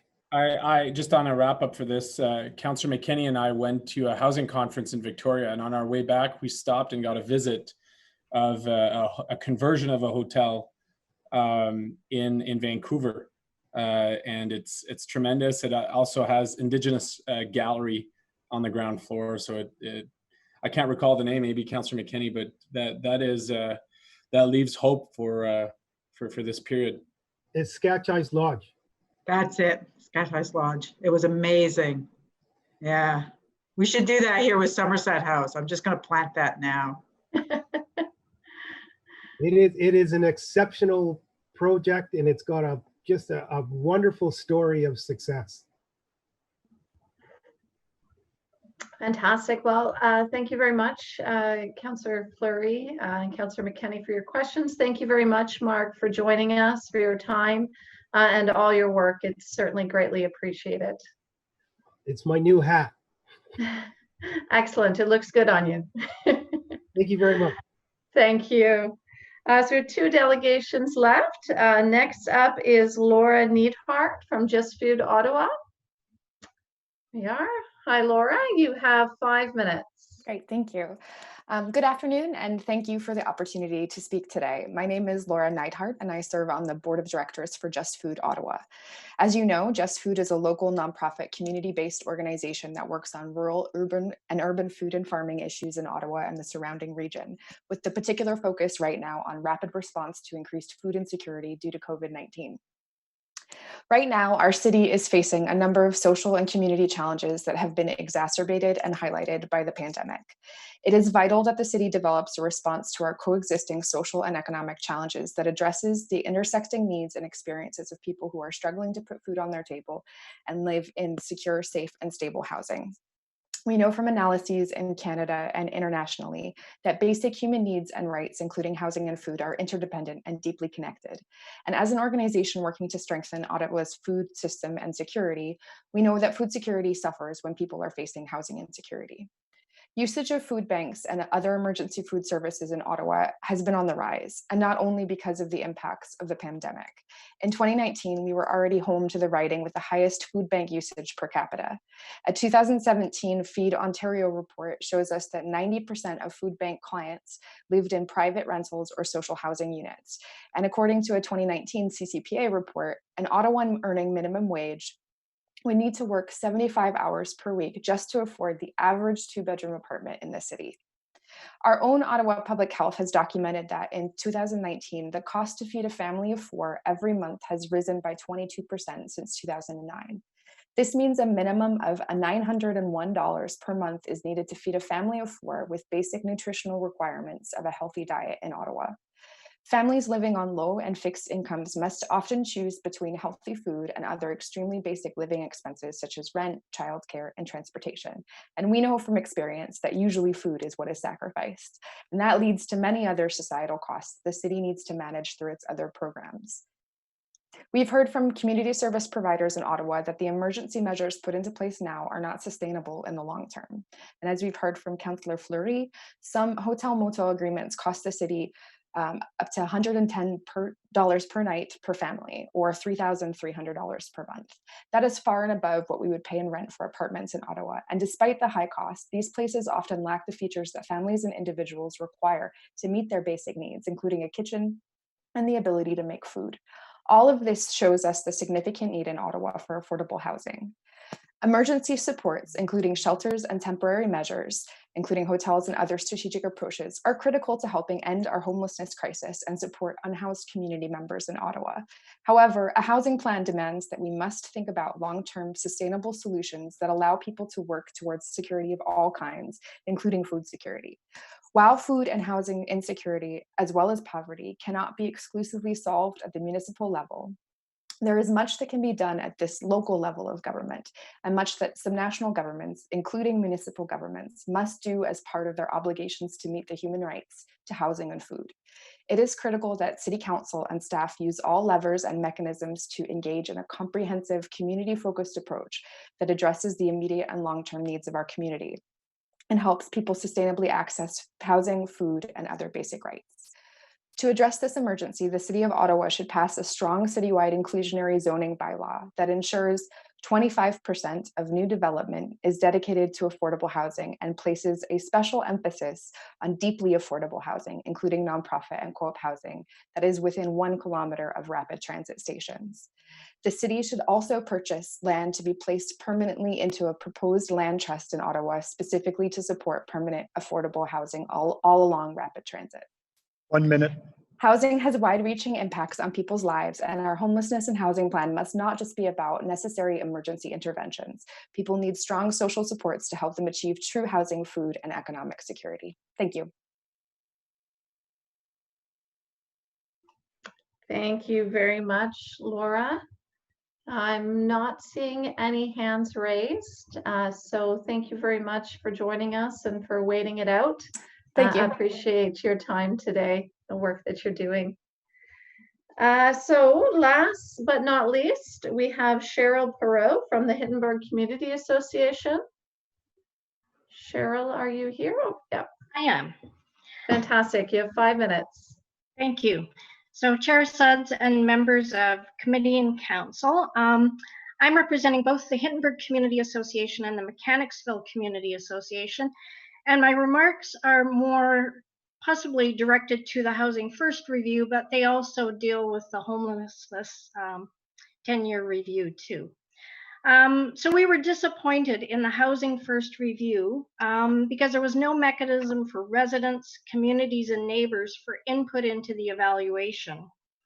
The evaluation also did not look at successes or gaps. It focused entirely on adherence to a particular set of principles of Housing First.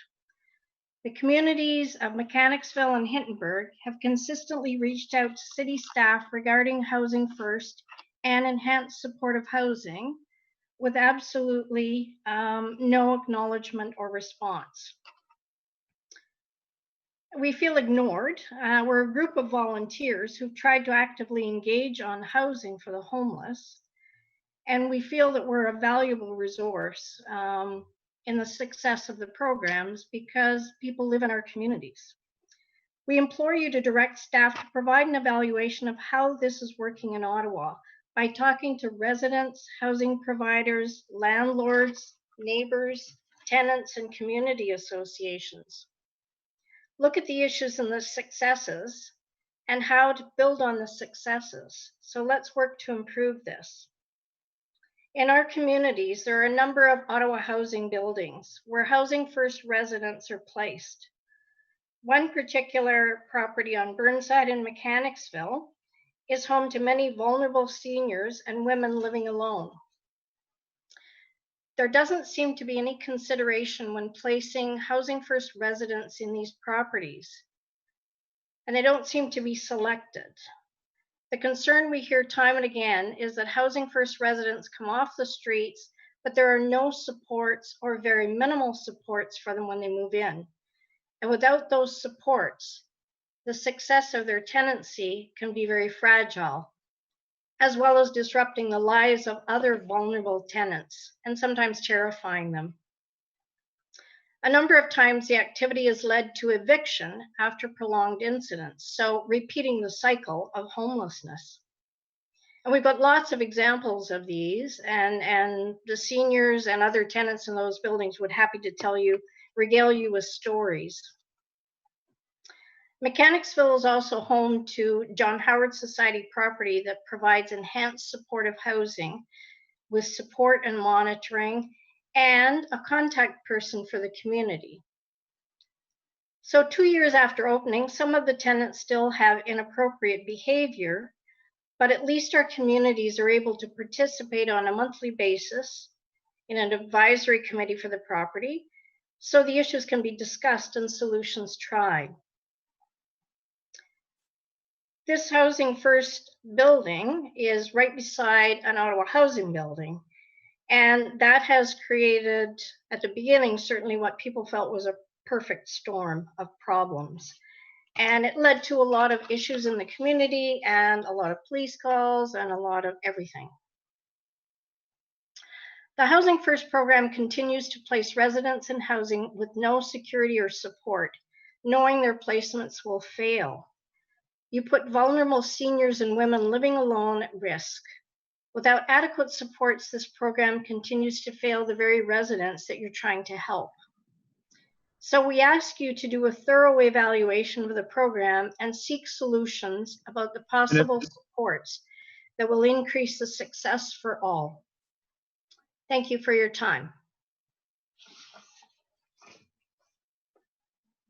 Thank you very much, Cheryl. I'm not seeing any hands raised, so thank you very much for your time today and for sharing those concerns. Greatly appreciate it. Okay, That marks, I believe, the end of our delegations. Mark, that's correct, right? I've gotten everyone. Perfect. Okay. So that will be the end of the public delegation. So we'll now move on to questions of staff. So any committee members, again, I ask if you can use the raise hand function. I'll go through committee members and then non-committee members afterwards. So I see Councillor McKenney has her hand raised. We'll go to you first. Thank you, Chair. I have about 18 questions, so I may have to come back on. Fair, okay. But I'll try to be as quick as possible. Appreciate it. Yeah. Just on the Housing First, I just didn't notice that, because Housing First is really a balance between single site supported Housing First, like the real true Housing First, where you give people a choice, or sorry, single site, and then scattered, where you give people, you know, that choice in the community where they want to live. And I just didn't see a real. I'm just not catching what the you know, because so we've got, I think, under 600 men and women who are chronically homeless in the city. And if we're going to house them, if we're going to pull them out of homelessness, we need one of the two. We need, you know, sort of that aggregate housing, and we need the scattered sites. And I'm just not seeing the plan, you know, in terms of, you know, if it were scattered sites, what would that take in terms of, and maybe that's coming with our financial plan, but what would that take in terms of, you know, how many teams would we need? What would those supports look like? What is the, you know, because I think it's much less to just house people with supports than keep them in shelter and even build aggregate housing for people who are coming out of homelessness. So I just don't know from staff if that analysis was done. Okay, Donna, would that be yourself or Shelley who can answer that? I'll pass that over to Shelley. Thank you. Hi, thank you, Madam Chair. So the analysis has not been done to the depth, I think, that you're indicating in your question. Right now, people that are in the Housing First program move on to a variety of different housing options. About 49% move into private market housing and need the support of a caseworker and a portable housing subsidy. About 21% move into social housing. And then another 29% move into supportive housing.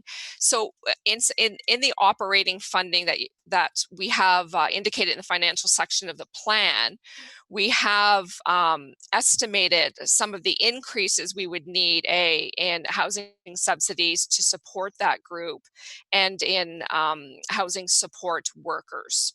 So it's definitely been included in some of the operating funding needs, but it's very difficult to say I need exactly 22 more workers because there's always churn in the caseloads. People are entering caseloads, people are becoming more stable, people are graduating from supports, and then, you know, new caseloads open up.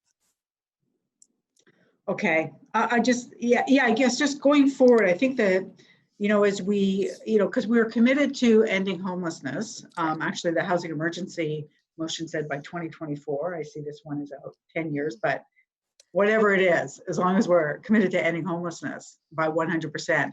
And I think this is key to, you know, the Housing First program is key to doing it. And Housing First done well, you know, self-determination, you know, being able to choose where you live, getting the supports that you need, you know, not having any preconditions to housing, that true fidelity is, you know, we know it's successful, and we know that that is how we're going to end homelessness. It's not to say that we're not going to build some aggregate sites, you know, maybe using things like, you know, modular housing and, you know, and other things, hotels, you know, but I think I'm looking for that kind of more fine-grained analysis, because really ending chronic homelessness got to be number one, right? Before we, because that's the bottleneck, right? If we can't get people out of shelter into community housing, can't get people out of community housing because there's no good rental stock, and it just is, it just needs to be, we need like a really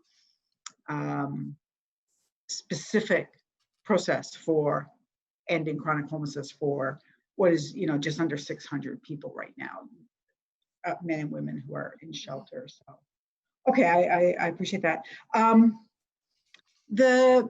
The assessment tool that the city uses, the SPDAT, when I looked at the fidelity report, it discouraged it as an assessment tool. And I hear that from people often who are actually homeless, that they don't have a lot of faith that it really assesses well their needs and their housing needs and their support needs.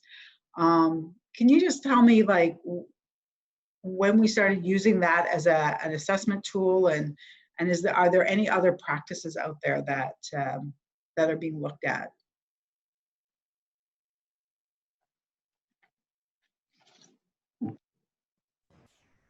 Thank you, Madam Chair. It's Paul Levine here. Hi, Councillor McKinney. So the SPDAT tool was chosen at the very beginning when we implemented the Housing First program back in 2015, when we redesigned the homelessness sector. And we worked with community experts that are known nationally and internationally, and they actually developed the tool, the SPDAT tool, which is internationally renowned. It was one of the first of its kind in terms of assessing acuity levels for homelessness, and since then there has been some other tools that have looked at different things, such as vulnerability.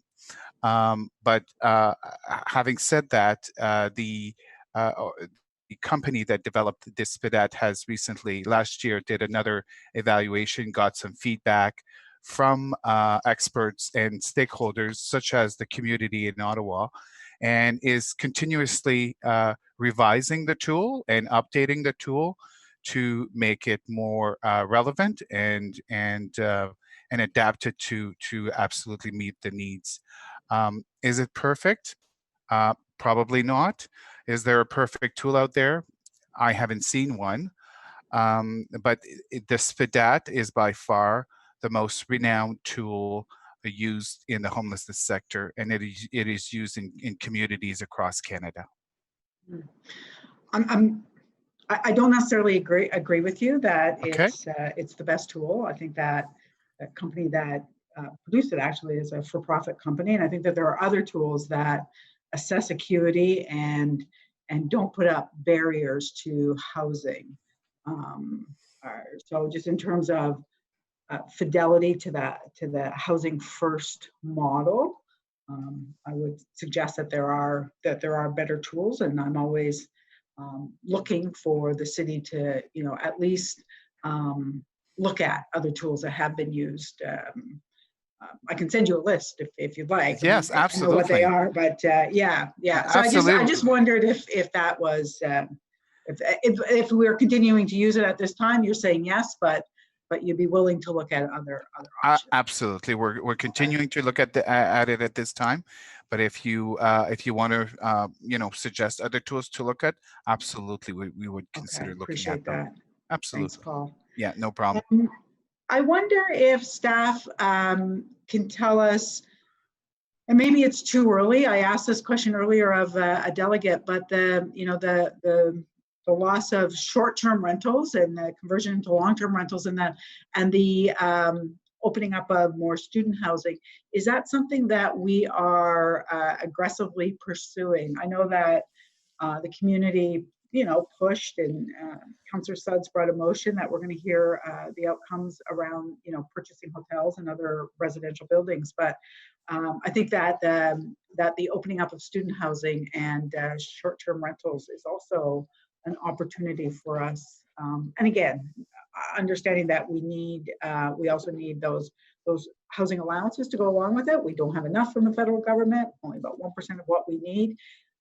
But we can go out and we can demand more if we have the stock, right? So I just wonder how, and I know that you've been doing a lot of other things right now, but just in terms of looking at that additional stock, in our city. Madam Chair, absolutely, Councillor. The City and the Alliance to End Homelessness are going to partner on a housing blitz that will likely take place in July. The Alliance approached us with the idea, so I don't want to steal their thunder, but what we are going to leverage both of our communication channels, the Alliances and the cities, and really go out with that targeted push, because we're hearing anecdotally that some of the, the Airbnb stock is coming back on for long-term rental, and certainly the opportunities that present themselves with student housing. So stay tuned. That is definitely coming. And what we're going to do is we're going to leverage the housing specialist positions that we created through the Housing First program. We actually have a meeting with them, I believe it is next week, to do that very targeted within a very defined period of time, to see what we can get. We know, I believe it was Peel had some success, that 2 landlords came forward and they ended up with 70 units that housed 258 individuals, families, and singles. And St. John's, Newfoundland had some limited success. I think they had some new rent supplements and did the same thing. So so did London, Ontario. So certainly we will capitalize on those opportunities. Excellent. Yeah, thank you. I think that's great. I guess I probably can interject, Councillor McKenny. Sure. Apologies. That's okay. your first 5 minutes. Okay. So if you I don't might be going mind. on the bottom a lot today, but I'll go back and back on. Should I raise my Thank you. hand now? I know your hands raised. How about that? Okay. Excellent. So we will move back to Councillor Fleury for your questions. Thank you. Thank you. I too will probably get on twice. My first sets of questions are really at a high, more strategic level. I'd love to understand from Shelley and the team. So we're bringing a plan with updates from what we've learned from last time. A lot of elements are aspirational, and we can debate if that's the right approach. But I want to understand, what does this plan remove? What are we going to stop doing? Because I fear that we've listened to the community, the current housing providers and shelter providers and social services providers, and I fear that we're just adding, we're not doing things differently. And a lot of what we've heard is the need for a complete shift in the approach towards housing first, towards housing investments. So I'm curious to understand from you, what are we going to stop doing? Thank you, Madam Chair. Council, I never really thought of this plan as anything that we're going to stop doing. Always looked at it in the vein of, we're just going to keep doing all the right things we have been doing, but doing them even better. The plan is aspirational and ambitious because that's the feedback that we received from the community, is that the previous plan was very practical. It didn't have all of those long, short, medium, and long-term targets. It didn't have very focused outcomes. This plan is much more tactical. It does have a series of actions. So certainly, I mean, we've had a lot of successes as a community, in terms of the number of people that we're housing, in terms of what we're building, in terms of the modernization of our community housing stock. So I don't want to sell ourselves short in all the great accomplishments that we are doing. Is there room for improvement? Continuous improvement? Absolutely. The fidelity assessment of the Housing First program, is an indicator of how you go out and you look at a program or service that you're doing and how to improve it. The data strategy, super important, getting that real-time data into the hands of the community so that they can use it to inform their own decisions that they make around programs and services. One of the things we're suggesting is an investment analysis. do we have our money in actually the right places? That system mapping piece and doing that in consultation and collaboration and co-led by the community to say, you know, here's the service system and where are the pinch points, where's the gaps and where's the duplication. So I think there's a lot of ambitious actions, but I think they're all very achievable and very doable actions. Okay. We have 12,000 people on a waiting list. You rightly so identify the proportions that every level of government puts into housing, and you know, the City of Ottawa certainly over the last 2 years, more specifically, has really increased its investment levels. But when I see the plan, we're asking for 600 million from the feds. I think that that number is very low. I've shared that with you, I believe. And when I see that, you know, we're planning 300 to 500 units a year, maybe a little more, I think, you know, this plan should, in my mind, if we were to take a more strategic level, we have 12,000 people on a waiting list. This is a 10-year plan. We should at least house at least 12,000 people. And how do we do that should be how we shake the system or how we invest our money. So I'd love to hear from you on the 2 points. One is, how do you see the tackle of the 12,000? And then secondly, our ask to provincial and federal monies, how many units are we trying to get out of them as per their investments? Thank you, Madam Chair. So right now the wait list for community housing is 12,577 households. What we do know, however, is that 3,000 households already live in community housing. So that brings your wait list down to, don't have a calculator handy, but we're in the 9,000s right now. We know that a certain percentage of those individuals, let's say 1,400, 12, are absolutely homeless. And we know the rest of the individuals on that wait list, they live somewhere in the city, but they're struggling with affordability, and they need probably, if their housing is adequate and suitable and is good quality housing, they need a subsidy where they are. So we did run numbers around how to support, because the plan, when we talk about that 5,700 to 8,500 housing options, it is that combination of subsidies and of capital development. So we did run scenarios around what are the fees that the city you know, may have to forgo in terms of development charges or other waivers we pay on behalf of somebody who's building affordable housing. What does the nonprofit sector need in terms of capital grants? And then what does OCH need as the local housing provider who has significant capacity to be able to build, to be able to achieve their very ambitious plans over the next 10 years? So, you know, the number we came up with is that contribution from all levels of government over the next 10 years. Is that subject to change? Absolutely. I think the long-range financial plan, I use the word, you know, it's a down payment. I think the long-range financial plan will provide us even more rigor around the numbers and around the forecast over the next 10 years. But there's lots of different economic conditions that can come into play that are going to affect those numbers moving forward. Fair, I guess, and it's a fair analysis. I guess I wonder if when we approve this plan, when you come back with a long-term financial plan, can we start talking units and dollars? That's where I think we really need to focus and see the value, because, you know, people approve $100 million, and then you start digging a bit. Like Toronto was great at announcing, and then you start looking, oh well, how many units are built in that? Oh, 0. So we're spending hundreds of millions of dollars, yet 0 new units are created. And I certainly don't believe that that's the approach of this plan, but I also want to make sure it isn't. So when we come forward with financial ask, and I appreciate that the capital report was released prior to this, and I'm happy to see that we see a number, a value of dollars and a value of units. I would encourage us to continue to do that. My final question, because I imagine I'm close to my 5 minutes,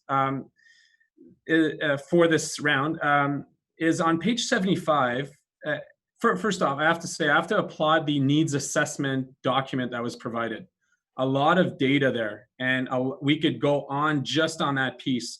And I appreciate that the OP speaks to 3% vacancies of rental and overall we want to intensify and build more rental. But then there's a subtle thing that's slid in there, and I want to know how we're planning to achieve it. On page 75, it says 15% of new units will be affordable. And I wonder, I think that's a great discussion point, but I wonder how we see that being achievable if we look at total number of new units in Ottawa. What's the mechanism, I guess, behind that?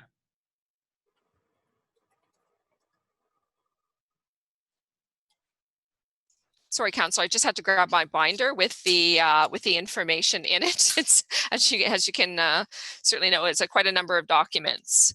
To be affordable. So sorry, I just make sure you have the right page. Page 75. Yes, and are you talking about goal 1 or 2 on that page? I can only go off my note, but the note says 15% will be 15% of new units will be affordable. Great. Saeed is going to respond to that question for you.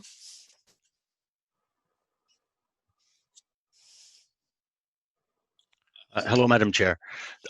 We came up with those partly by working with the consultant SHS to look at the statistics, for households, renter households at core housing needs. In core housing need. But how we're going to achieve this is really through a combination of capital subsidies and housing benefits such as rent supplements and housing allowances. And we break it down. If you look at the number 1 in the table, or goal 1, and then you see 2 and 3, is broken down further to 10% of units to households in the low income deciles. And then we have 5% to households in moderate income deciles. So the trick with providing the affordable housing is to obtain enough capital funding. It's kind of like a down payment on a house to buy down your monthly carrying costs. Okay, think about it like that. And the more rent you can collect, so a moderate household, a household with a moderate income will be able to pay a slightly higher rent. So you wouldn't need as deep a capital grant or an ongoing housing subsidy to support that household. So you could, let's say maybe $100,000 per unit on the capital side. But if you have somebody that has a lower income, you may need $150,000 to buy down the carrying costs of that particular housing unit.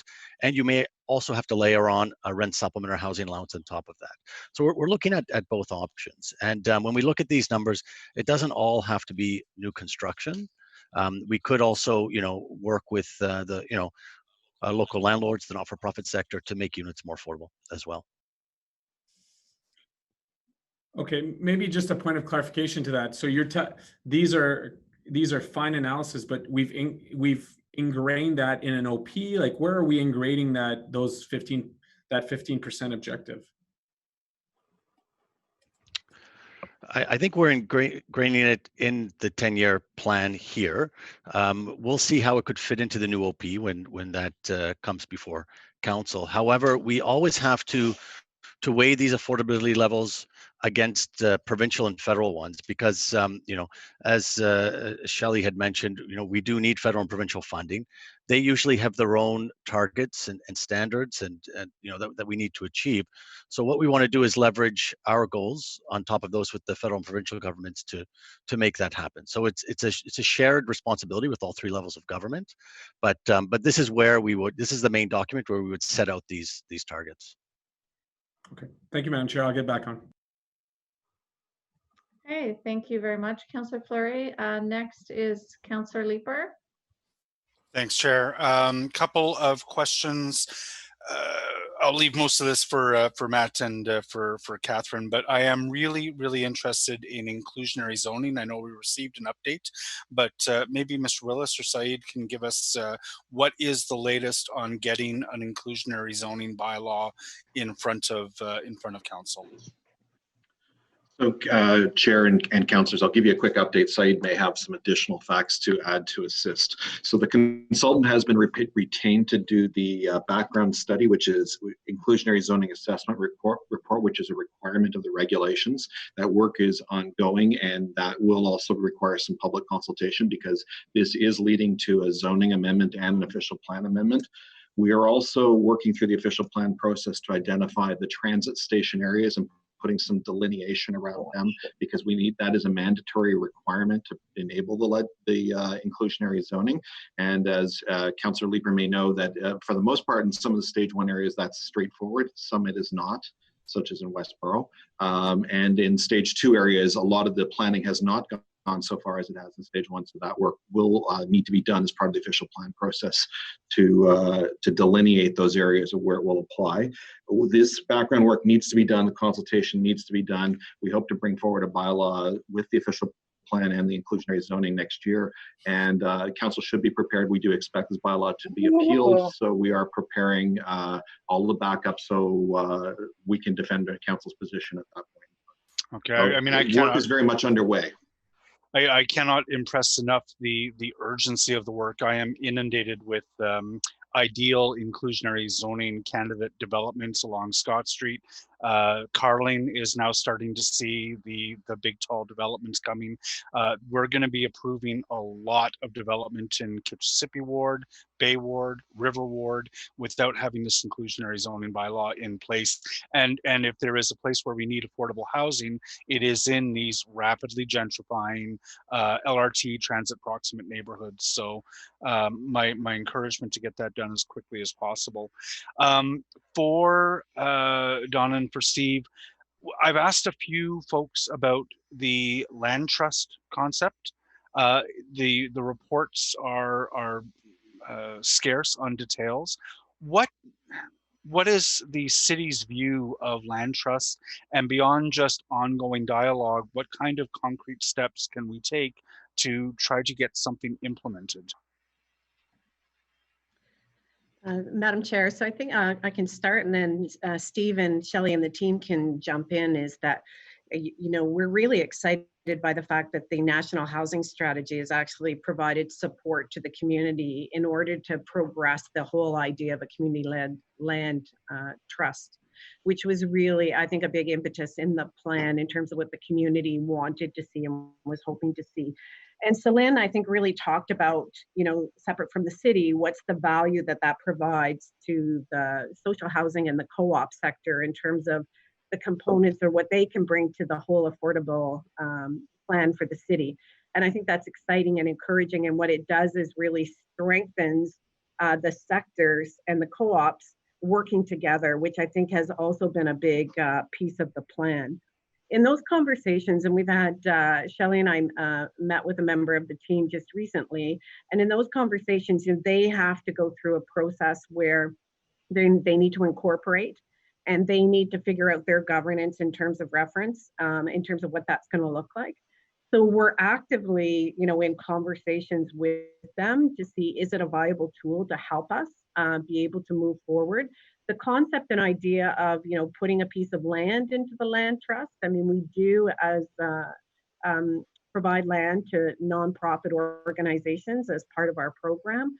So that is not something that's foreign to us at the city. I think what we're looking to see is what are the terms and conditions, and how is that going to operate, and how are they going to generate the equity that they need within that land trust, and what would be the terms and conditions of what that would look like. So I think Steve and I both talked about where are those opportunities, and it really is now to wait and see what are the terms and conditions that the community wants, and how do we move forward collectively together. Is it fair to say that the city staff at least are a proponent of land trusts? I think what we're looking to do is, you know, conceptually and the concept of what they're trying to do, you know, I think we're in agreement that there is equity in those community organizations, and, you know, how do we leverage and get them to work together? I think the devil will be in the details and the specifics and the expectations and the liability on the city. I think we'd want to do our due diligence on that, but absolutely, are we committed to having the conversation and committed to continuing to work with the sector to see if there's ways the city can support? Absolutely. What are the timelines on those discussions? Well, I know when we talked, and I think they just tentatively gave us a high-level overview that they believe that before the end of this year, they will believe that they will be incorporated, or that's their target date. So I think that we would be watching to see if they're able to meet that timeline, you know, given all the disruption right now in the housing sector. So I think, you know, at that point, we'd have a better understanding of how they're seeing it work, how they fleshed out the details. There's so many different models of land trust. I think that then we'd have more clarity in that and be able to be more definitive in the next steps to move forward. So I think that's why you see it as, you know, not concrete actions, but more exploring the conversation and seeing how we can mutually work together to make sure the interests of the city and the interests of the sector and our ultimate goal to get affordable housing units built actually gets realized. Okay. And I don't know, Steve, if you had something to add on that. Yeah, very quickly. I mean, we're definitely, from the real estate perspective, prepared to work and try to work out the details to make some concept like this work. I mean, in the meantime, for city-owned land, we have already, through the report to council last year, identified a series of sites close to transit stations that are reserved for the purpose of affordable housing projects only. They will stay in that status. And if we find the opportunity to work with a partner or through a land trust type arrangement, that and council is prepared to accept the terms and conditions as Donna suggested, then that is absolutely a possibility. Okay. And it's not necessarily just the city. I mean, if we take a look at a big parcel of land like 250 Lanark or Tunney's Pasture, if that real estate became involved, then it would obviously speak to a strong federal involvement as well. Absolutely. Yeah. And just add very quickly that Canada Mortgage and Housing has been given a new enhanced mandate to review federal vacant lands, and we're hoping to meet with them shortly to have discussions on how we can coordinate our efforts. Okay, I'll let councillors McKenney and Fleury, but I do have one comment, Chair. I think the last delegation we heard with Ms. Parrott speaking to Housing First and some of the pivot that we've done to housing people in our Ottawa community housing buildings has been positive in terms of getting people housed quickly. I think that, you know, the change in buildings that have had you know, a senior tenant base for a very long time, that have worked in a certain way for a very long time. It's been a change for them, and I would suggest that the more supports that we can give the community to understand what it is that we're doing, and to give them somebody to talk to who is very responsive in terms of changes that may be occurring in their building or in their community, would help us get over the hump. I do appreciate very much the work that John Howard Society on Carruthers has done with its weekly meetings to help people understand and work through issues that are happening. I think in our OCH buildings, more work with the tenants is going to be important in order to mitigate some of the challenges that residents are at least perceiving. So I'll leave it to that. Thank you very much, Chair. Thank you very much. So we will go back to Councillor McKenney. Thank you, Chair. Thanks for some of the other questions asked. I'm down to only 5 now, so we're knocking them off. I just, this is probably just a yes/no answer, but are we going to find out on next Thursday with our long-range financial plan if the city isn't going to be investing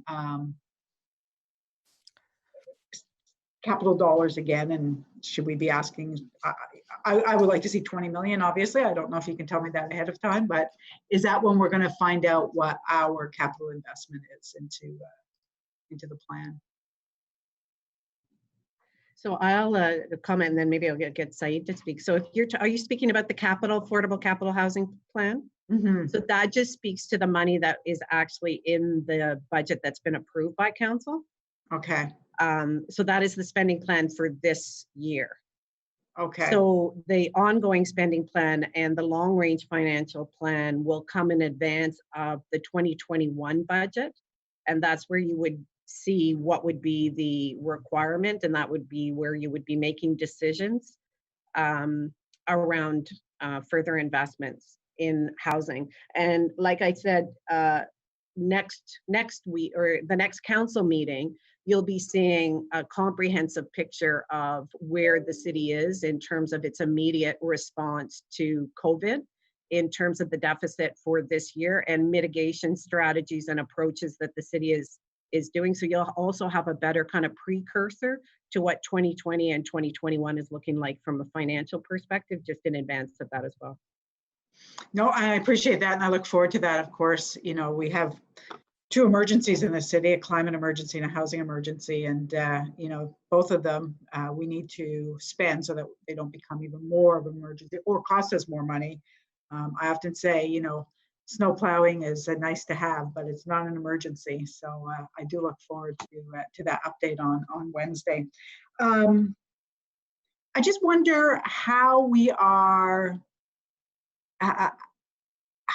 what the plan looks at in terms of meeting the National Housing Strategy targets. So the National Housing Strategies, their targets are, you know, to decrease by 50% core housing need, renter core housing need. So in this city, it's about 36,000 renter households. So by 50% over 10 years, that's 18,000. And then end homelessness. Now the National Housing Strategy is not as bold as we are. They say 50%. We're looking for 100%. But have we costed out those two strategies coming right out of the National Housing Strategy? Have we costed out those two objectives so that we can go back to the federal government to say, in order to meet your objectives, this is what we need to do? Thank you, Madam Chair. Councillor, I have not costed out those two particular objectives, but we can cost out those two particular objectives and bring them back as part of the long-term financial plan.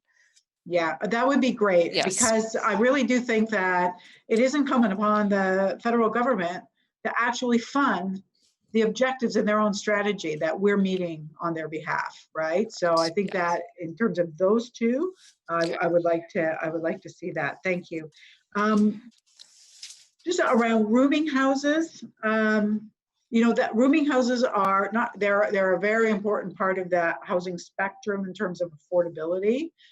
Not the most ideal, but we cannot lose them until, you know, we're doing way, way better than what we are. So, and rooming houses, I mean, some rooming houses work very well, some not so much, but the loss of rooming houses just compounds our housing affordability and our homeless, you know, emergency crisis.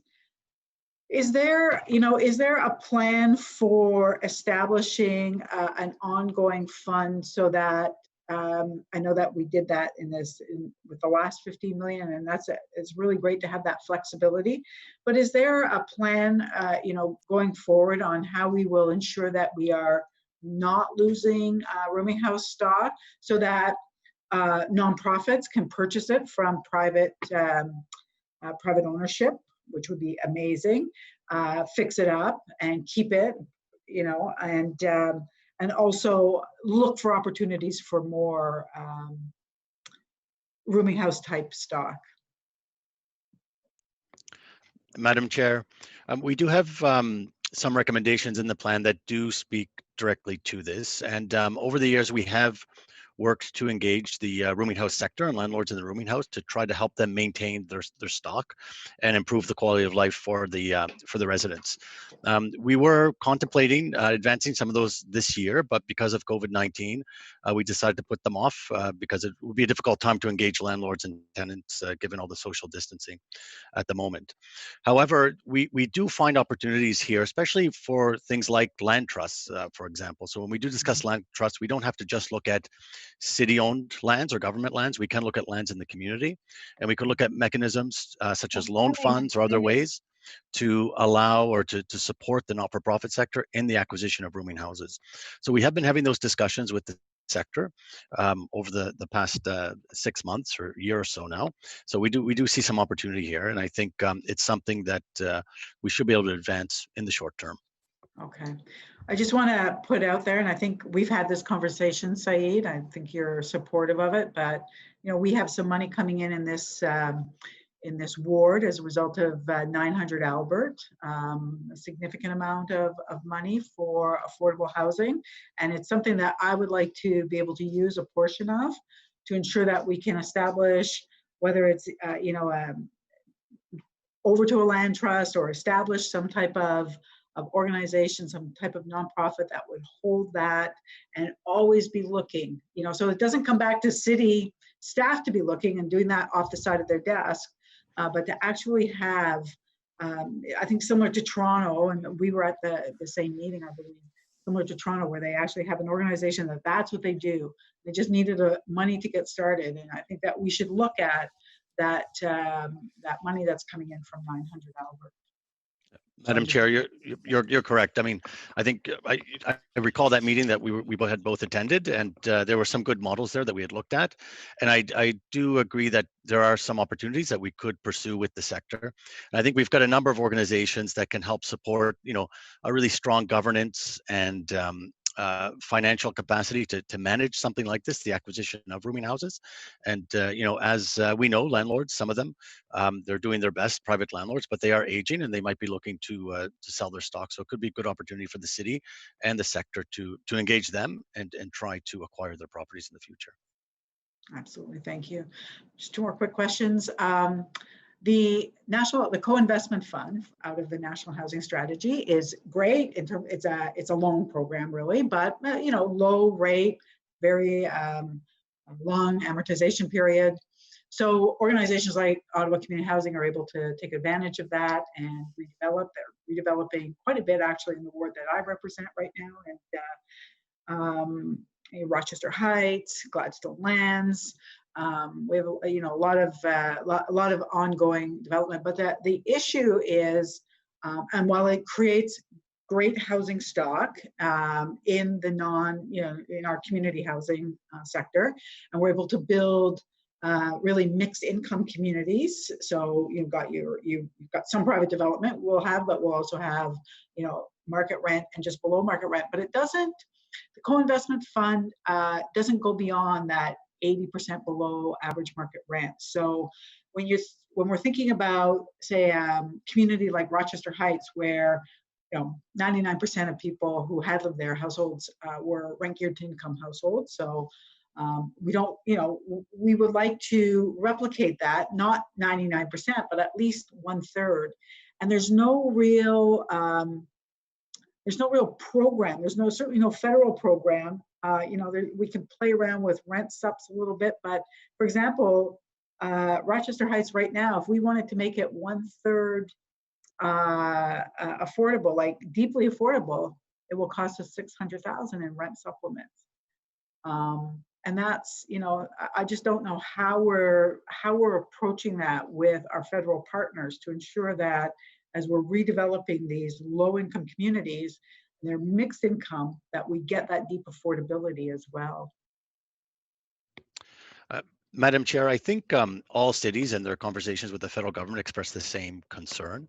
Over the decades, we've lost funding for social housing, and and really robust and long-term stable housing programs to provide, housing for low-income families and individuals.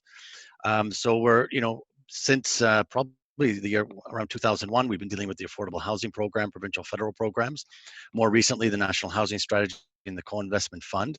And a lot of their programs tend to focus on moderate income households and renter households in particular.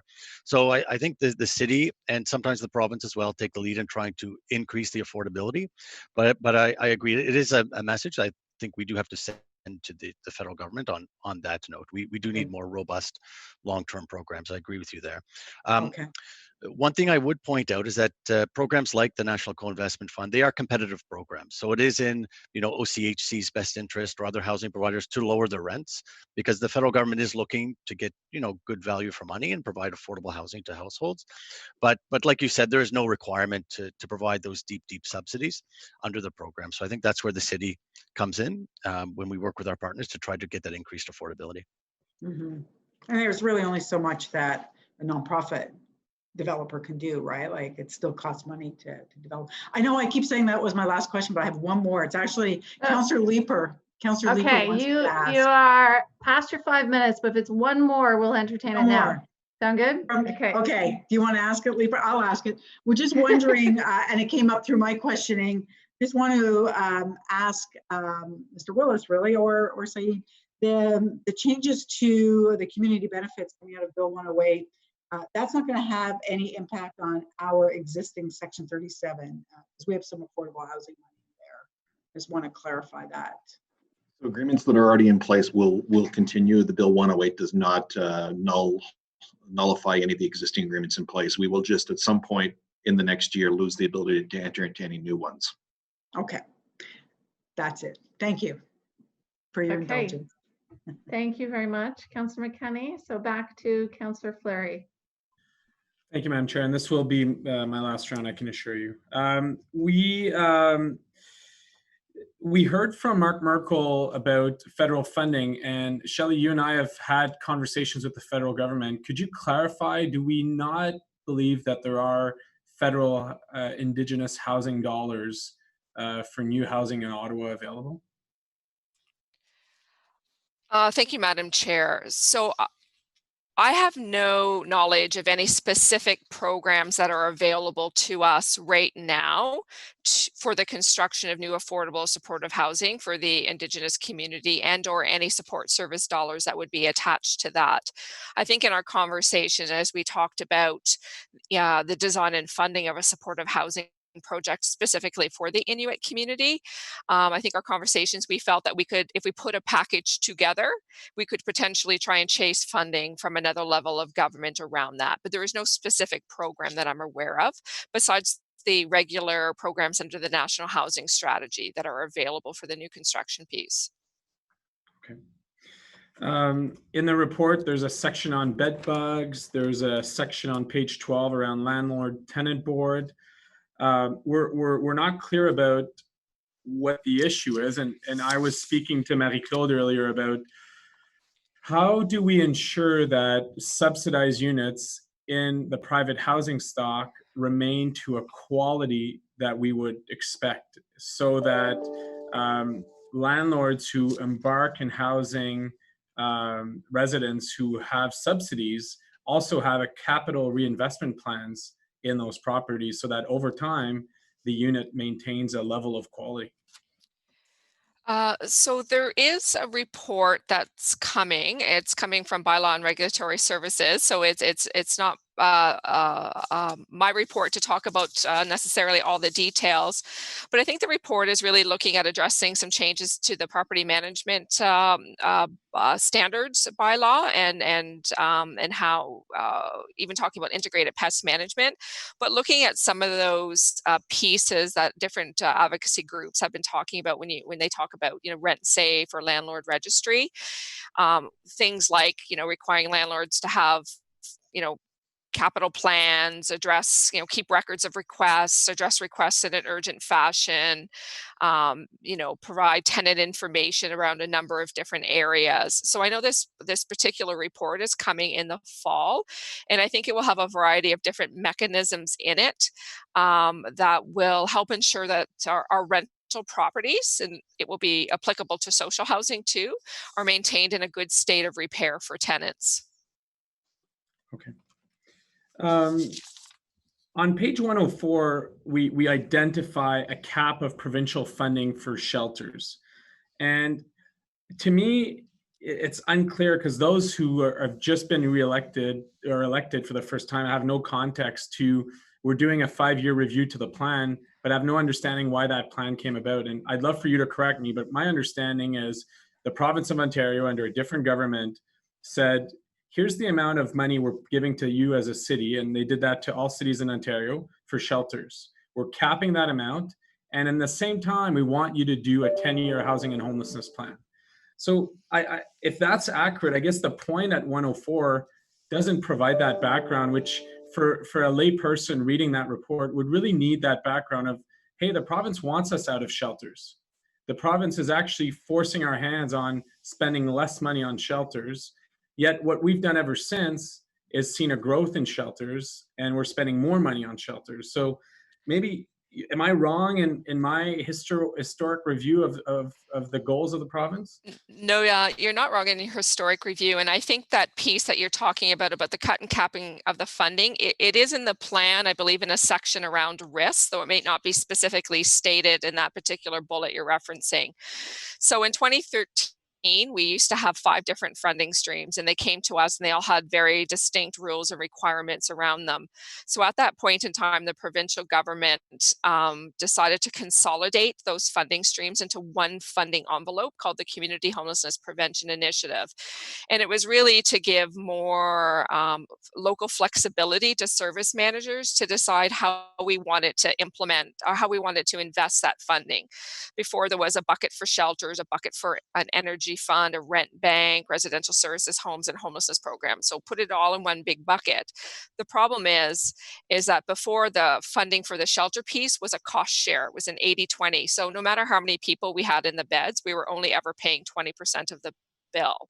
So when you get an envelope that's capped now, and you still have to do all of these other services you already had in place out of that same envelope, all of a sudden you say, okay, my shelter, I can only put $24 million of this $38 million envelope towards shelters. And around that same time, our shelter needs started to significantly increase. So therefore, it's not responsive to that emerging increasing demand. So you are correct in that. Okay. So can you clarify then further on the engagement summary document, page 8, we talk about the increased shelter capacity. What do you mean by that? Are we looking to expand shelter capacity? Because I will certainly pay additional attention to the investment dollars. Like I like that we have a capital plan. I'm looking forward to the long-term financial plan, as I said earlier, but I want to understand, what does that point mean? So the engagement summary is really the direct words without staff filtering anything that we heard from the community through our different community conversations. And what the community is saying is that our shelters, who are that important front door and access to the system, are running at capacity. There's not enough beds. People are sleeping on mats in the chapel, mats in a boardroom. So what the community is saying is that when we need, I think the goal for everybody is everybody wants people to move into permanent housing with the supports they need. Like that's ultimately the goal. But I think what the community is saying is that we don't have enough spaces for women right now in the system. We don't have potentially safe spaces or the right spaces for LGBTQ youth. We may not have enough youth spaces because we have youth, if you're thinking of a youth as anybody, 18 and 24 that are accessing services in the adult shelter system, and is that the most appropriate place for them to be receiving services. So this is really unfiltered, straight from the mouth of the community about what they see some of the needs are, recognizing that everybody's goal is to move people into permanent housing. But in the short term, we don't want people to have to, we never turn people away from the shelters, but it's about creating the right spaces and the right type of spaces. Okay, yeah, thanks for clarifying that. My final point, and then I'll summarize my thoughts on the report. My final question, sorry, is we did receive correspondence from Tim Aubry, who's a local researcher at the University of Ottawa. He made a number of points that I thought were pretty great, and I'd love for you, Shelley, to, if you're able to, I know you're busy now, but at the right time, provide responses to those. But my specific one is about transition housing. And he identifies a research that really speaks to that it's very expensive, basically, if I summarize that, it's very expensive to do transition housing for families, and that either housing first or housing subsidies with obviously support services if need be are more adequate. So could you maybe speak to that? Is that what you're intending? I can, and certainly in the housing first world, transitional housing as a term is very out of vogue. It used to be in the old system, shelter, and then you have to get ready for housing, so you have to spend some time in transitional housing, and then you get to go into permanent housing with supports. We use some of that language because calling something shelter, our shelters, many of our shelter facilities are functioning like a transitional housing environment. It's not permanent housing, but people are staying there for quite a period of time because of the way the market, the backlog in accessing market housing. So they are receiving enhanced services and supports. It's really a mechanism. If you call something a shelter, then you cannot have people contribute to their stay. If you call something transitional housing, then people can contribute to their stay through their income source, be that ODSP or OW, thus reducing the costs on the city to be able to provide that service to individuals and families. Is that clear? Yeah, it's clear. It's a financial tool. I mean, to me, it's still the concept of, you know, if we have $1 to spend, where do we spend it, right? And to me, it's in new housing initiatives. We have to get through those efforts. Yeah, it was really about realigning and rebranding beds, if I can be more clear. So, you know, the YMCA used to be family shelter, now it's family transitional housing. To me, it's still a shelter. And I recognize we have a different, but to me, it hasn't changed. Although there's been funding. But it's. Okay, not to get into a debate, just maybe to summarize my comments, Madam Chair, on the report. I think it's a very good review. It's a really good engagement tool with the sector. I don't want to be aspirational, and I respect staff for doing the work and being aspirational. I want to be hyper-focused in delivering new housing options. And we collectively have a duty to do that by ensuring there's more rental housing built in the city, by ensuring we maximize the development and use of our development lands. And I can speak as OCH chair. We have many board members, including Catherine McKinney, who see the potential. When we invest a public dollar in an organization like Ottawa Community Housing, who owns land, we've just saved everyone 30%. So sometimes people are very attractive to go and find land, but one of our cost savings in our public dollar is that if we own the land, then we're already 30% ahead of the game because we only have to find the dollar to build. So, you know, I really applaud the team for understanding that, for working with the sector. I have also, as an elected representative, I have to say, I don't want to be everything to everyone. I actually want to do focus things that deliver on outcomes. And to me, it's any new dollar needs to go to a new unit.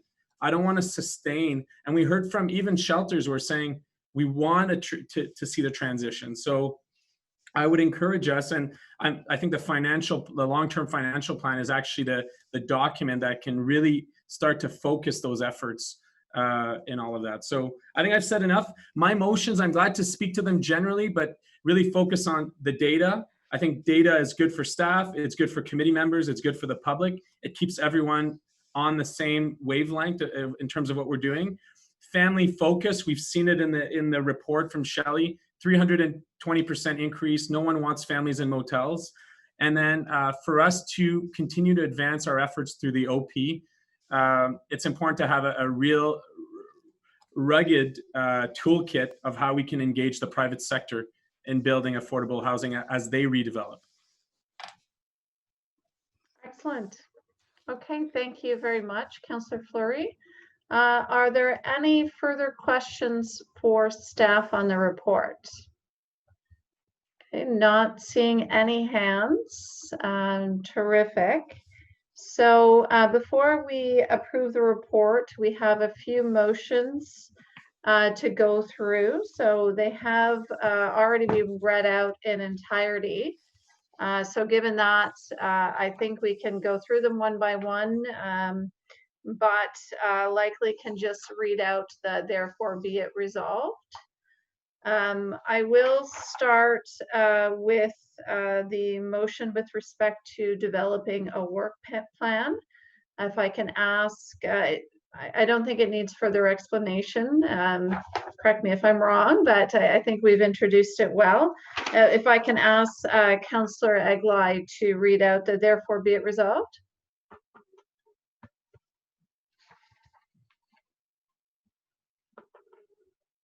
Councillor Eglai is available. Perhaps not. He's there, Chair. He's just on mute. It's the mute button again. Therefore, be resolved. Just about when we're done with it, hopefully. Therefore, be it resolved that the Community Protective Services Committee recommend council requests that the mayor and chair of Community and Protective Services Committee in consultation with the Director of Long-Term Care and the Medical Office of Health. If I can interject, actually, Councillor Egley, we did that one previously. Can I ask you to read the second one, which is around the work plan motion? Oh, I'm sorry. Nope, that's all right. That's on the go.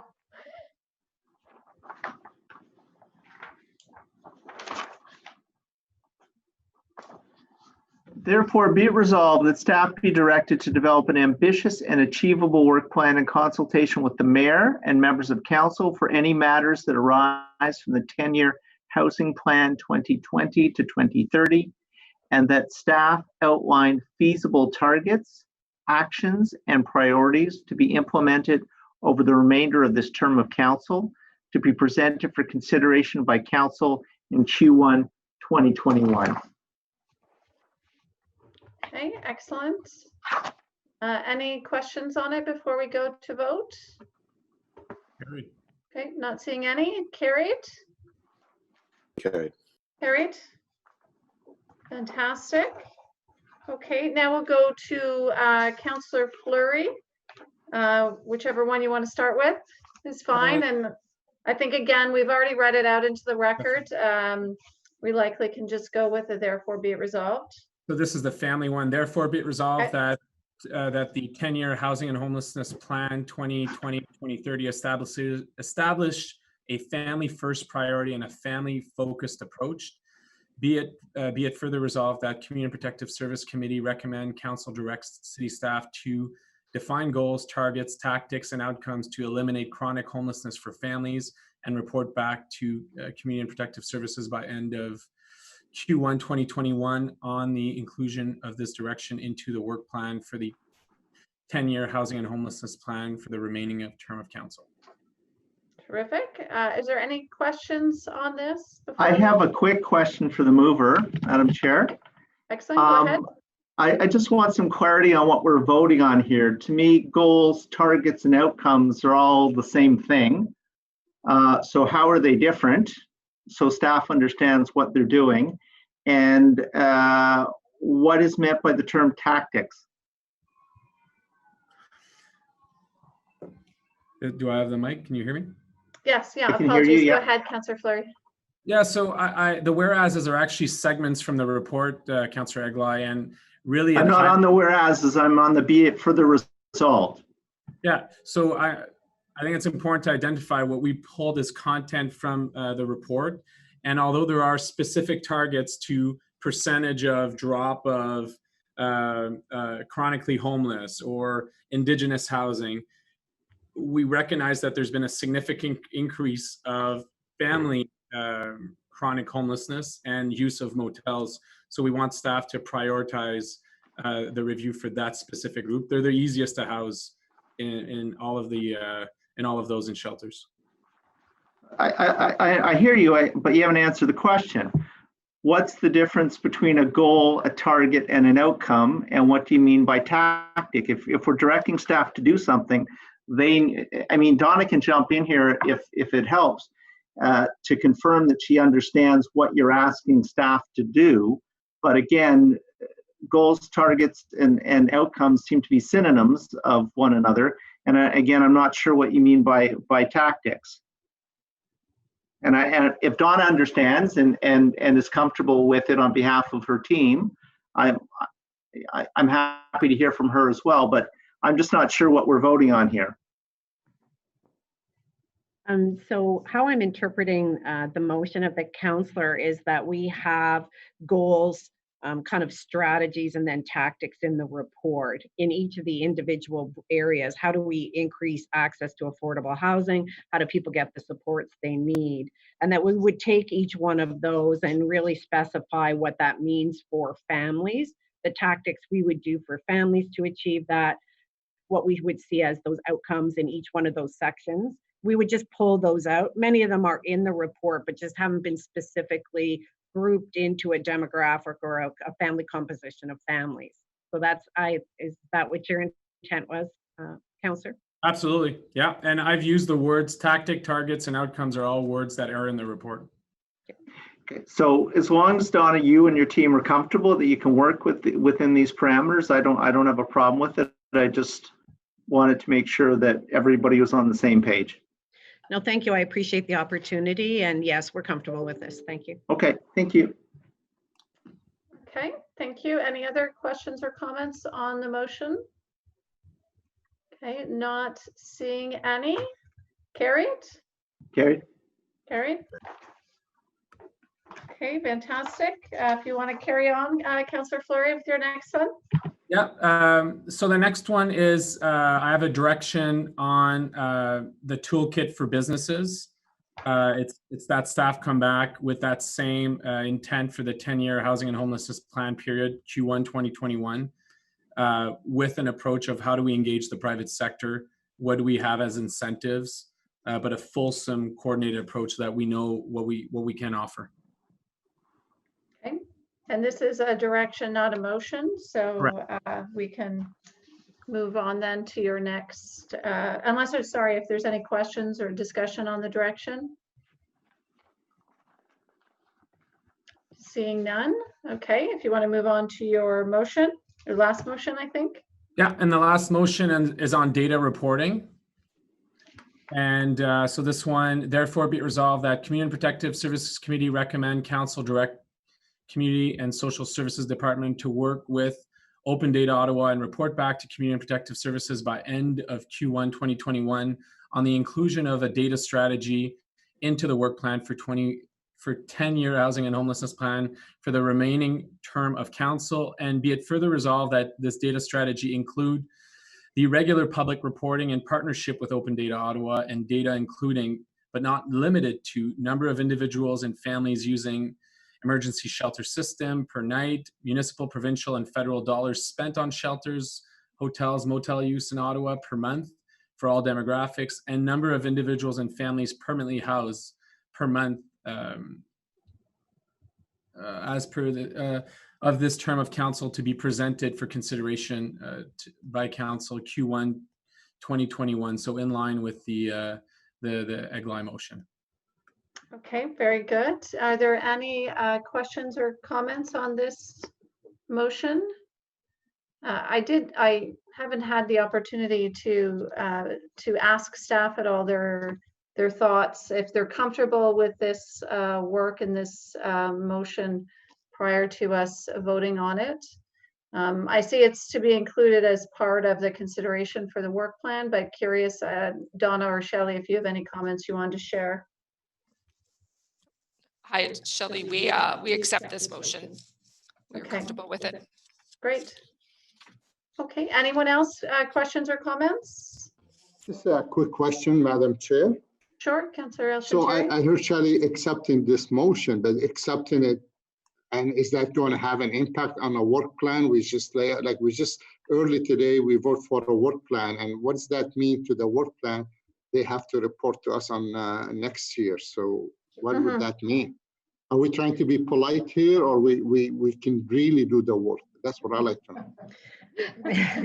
Okay, Donna, thank you, Councillor. Tell us. Yeah.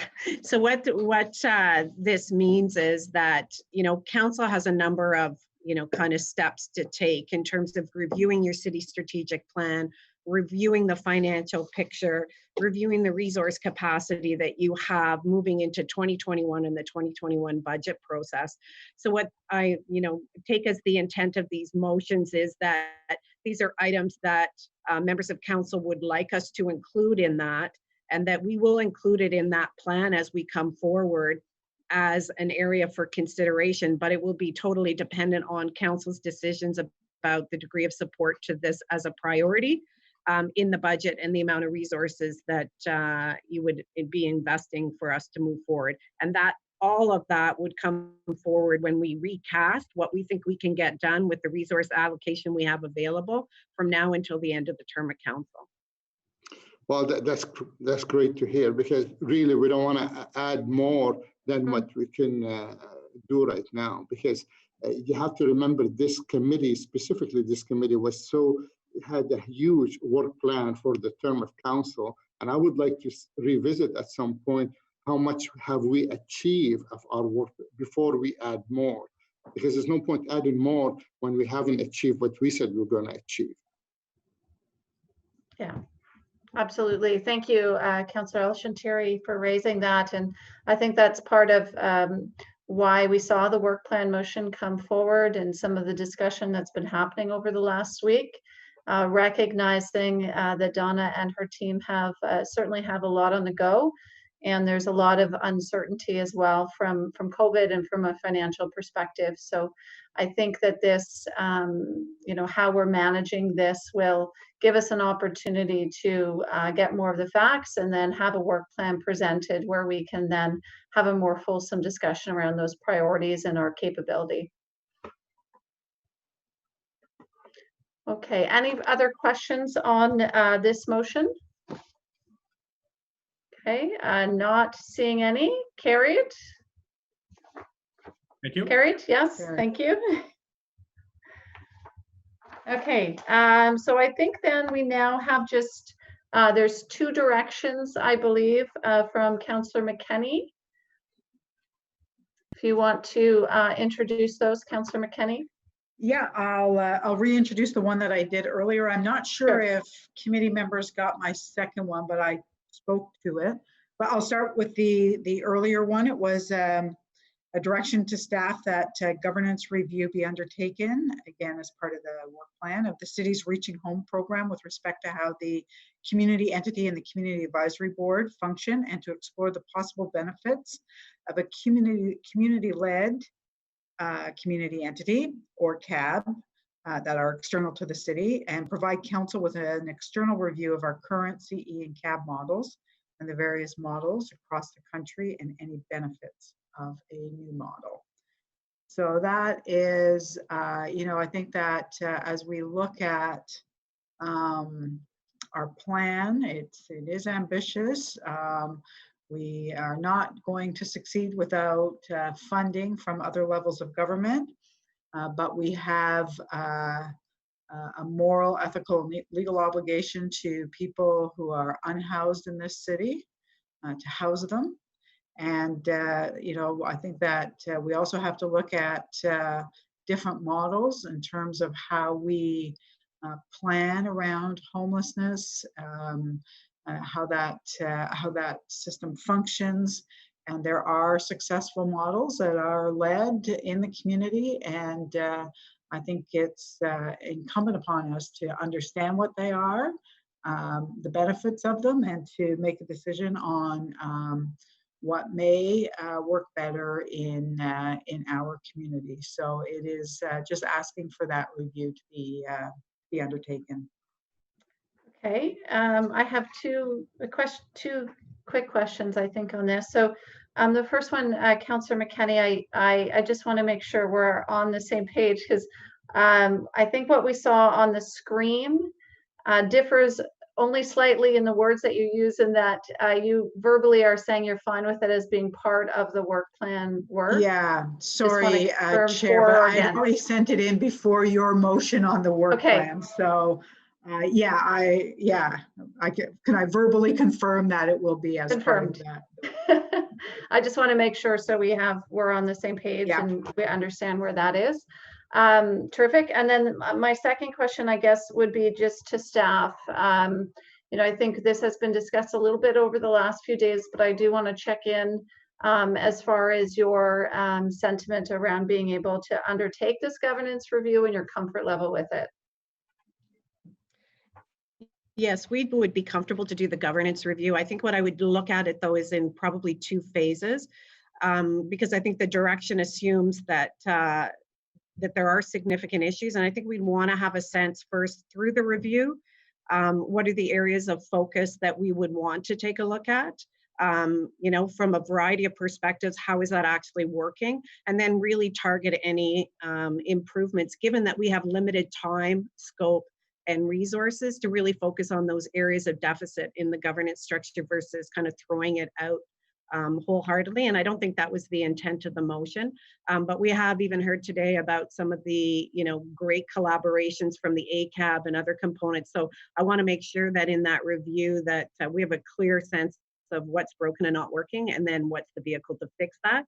Because when we do the review and we go out to the sector, we also have to be cognizant of every housing sector across the country right now is in crisis, and their capacity to be able to work with us to provide information, et cetera, we will want to be target and laser focused on that. So if as long as that meets the intent of the counselor, then I'm fine with the direction.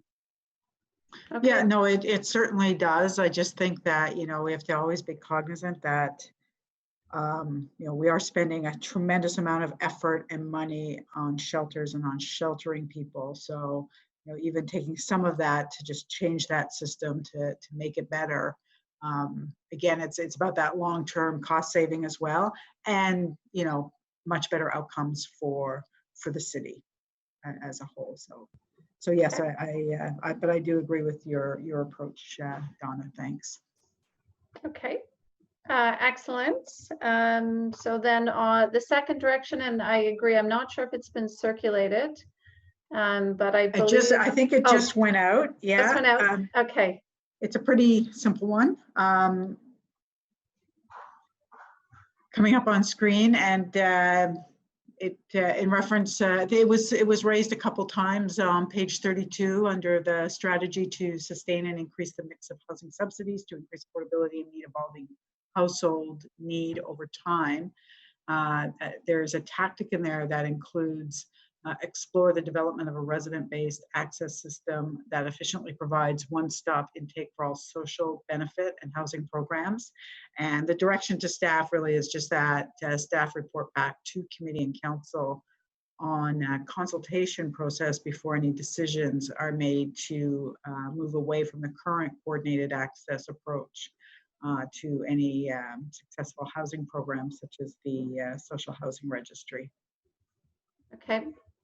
And maybe a question for staff on this is as per page 32 and the work that's laid out there, is there timelines on that already? And how would this impact that? Thank you, Madam Chair. So right now, I believe the timelines are in. It's as a medium-term action, so it was not something that was on an immediate work plan in the short term, but certainly something that we wanted to explore. You know, looking at the through the lens of the consumer of the services. So medium-term action right now. Okay, and proceeding with a consultation process. It resonates, it will help inform that process? Absolutely. We've always been very clear with our community partners that any review of any program models, and this is a contracted service that we've delegated the authority to out in the community, that any review would be done in collaboration with the service users, both residents and the housing organizations. Okay. And maybe just one last question for my own clarification here. Timelines on this work, is this work, would we see this in the work plan that would come back in Q1, or is this more imminent? I don't think it is, but I don't think it's more imminent. We would add it to the work plan that comes back in 2021, but put a timeline on it when we would think about initiating that work. Okay. Okay. So can I just clarify then where you say explore the development? So is it explore the development, or are you actually going to put in place a one-stop intake? Because it would change obviously my direction to staff. I read it as, you know, possibly explore the development, but I'm hearing that it's going to be in your work plan, and we're going to have a timeline for when we might be moving away from this approach. No, sorry, Madam Chair, that's not what I intended. And when I said, I think if you're going to explore the development of any change to a model or a program or a service, you have to put it on a work plan to say, okay, we're going to go out, we're going to consult, we're going to do a business case, we're going to do background studies, we're going to do an environmental scan. And then all of that informs, sorry, I'm losing my voice here, all of that informs whether or not you move forward with a particular course of action. Okay, thank you. Okay, any other questions on the direction? Okay,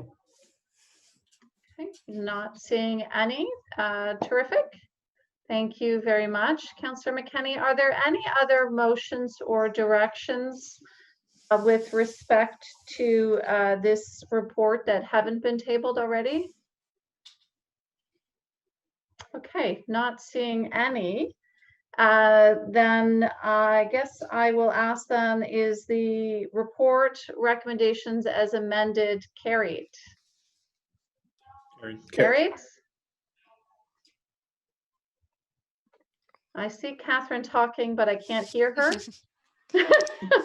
Sorry, I thought I hit mute. I just want to confirm. So it's the report as amended by the motions and directions that we just went through. Correct. Okay, Correct. okay, good. Thank you. Okay, fantastic. Well, thank you very much, everyone. And Shelley, you should be losing your voice because you've certainly done a great job with the presentation as well as answering all our questions. And I know this has been a tremendous, tremendous amount of work, and bringing this forward at this point in time with all of the additional workload of COVID, I know hasn't been easy. So a big thank you. I hope you can put your feet up for a little bit after this, because I know it's been a lot of heavy lifting. So thank you very much for that. Thank you, Madam Chair. So again, a reminder, the report then will go to Council on July 15th. So looking back at the agenda, there are no in-camera items. Madam Chair, have we have not approved the fidelity review. So that's actually the next on the agenda. So items previously distributed. So we did receive one memo that was added onto the agenda, which is the review of the Housing First program. So, you know, we can move on if, in case anyone else wants to discuss it, then we would have to lift it. My only question is on clarification of the Housing First definition. Okay.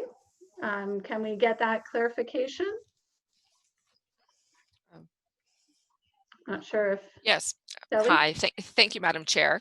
So, Ottawa subscribes to the best practice evidence-informed pathways to housing model of Housing First. So that comes with a variety of different principles, such as, you know, it's a harm reduction approach, a recovery orientation, people have choices in the services they receive, people have a choice in the services in the housing that they wish to access, and that there's absolutely no preconditions to housing. So for instance, somebody can move right directly from shelter or being unsheltered into housing. They don't have to be abstinent. They don't have to agree to participate in a recovery program or go for mental health and addiction support if they do not choose to. The other components of Housing First and our current coordinated access system is that we make sure that we divert people when it's safe and appropriate to do so.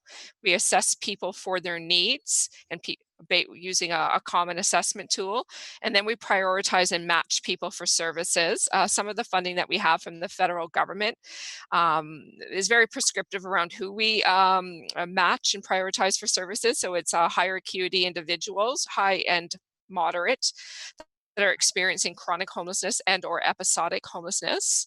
And then we invest in Housing First case managers who then are matched with these program participants who support that successful transition into housing, that supports to maintain their housing over the long term, and broker those connections to other mainstream organizations that may need to provide those other services that are required. So that is Ottawa's Housing First program, and that's what the fidelity assessment looked at when it was through the review. That's music to my ear. I wonder if we're able to just adapt our definition to reflect those principles, because I think the definition is at a very high level, but again, I don't think it needs to be lengthy, but as per the Canadian Alliance to End Homelessness or whatever the pathways component is. So I'll leave it at that. Okay. I see the head waving. Excellent. Great. Thanks. Thank you. So not seeing any other interest in that, I will move on. So notices of motion. I don't have any. If anyone is aware, no, seeing none. Inquiries, likewise, I've received none to date. Is there any other business? anyone would like to raise? Seeing none. Motion to adjourn. Is the motion carried? Carried. Carried. Thank you, everyone. We are adjourned. A big thank you to our interpreter staff who've been hard at work throughout this very long day. Thank you for your hard work. So everyone enjoy your summer, stay safe. Our next meeting is August 20th. Thank you. Thank you, Madam Chair, for hosting us on Zoom. Really appreciate it. My pleasure. Thanks for being here.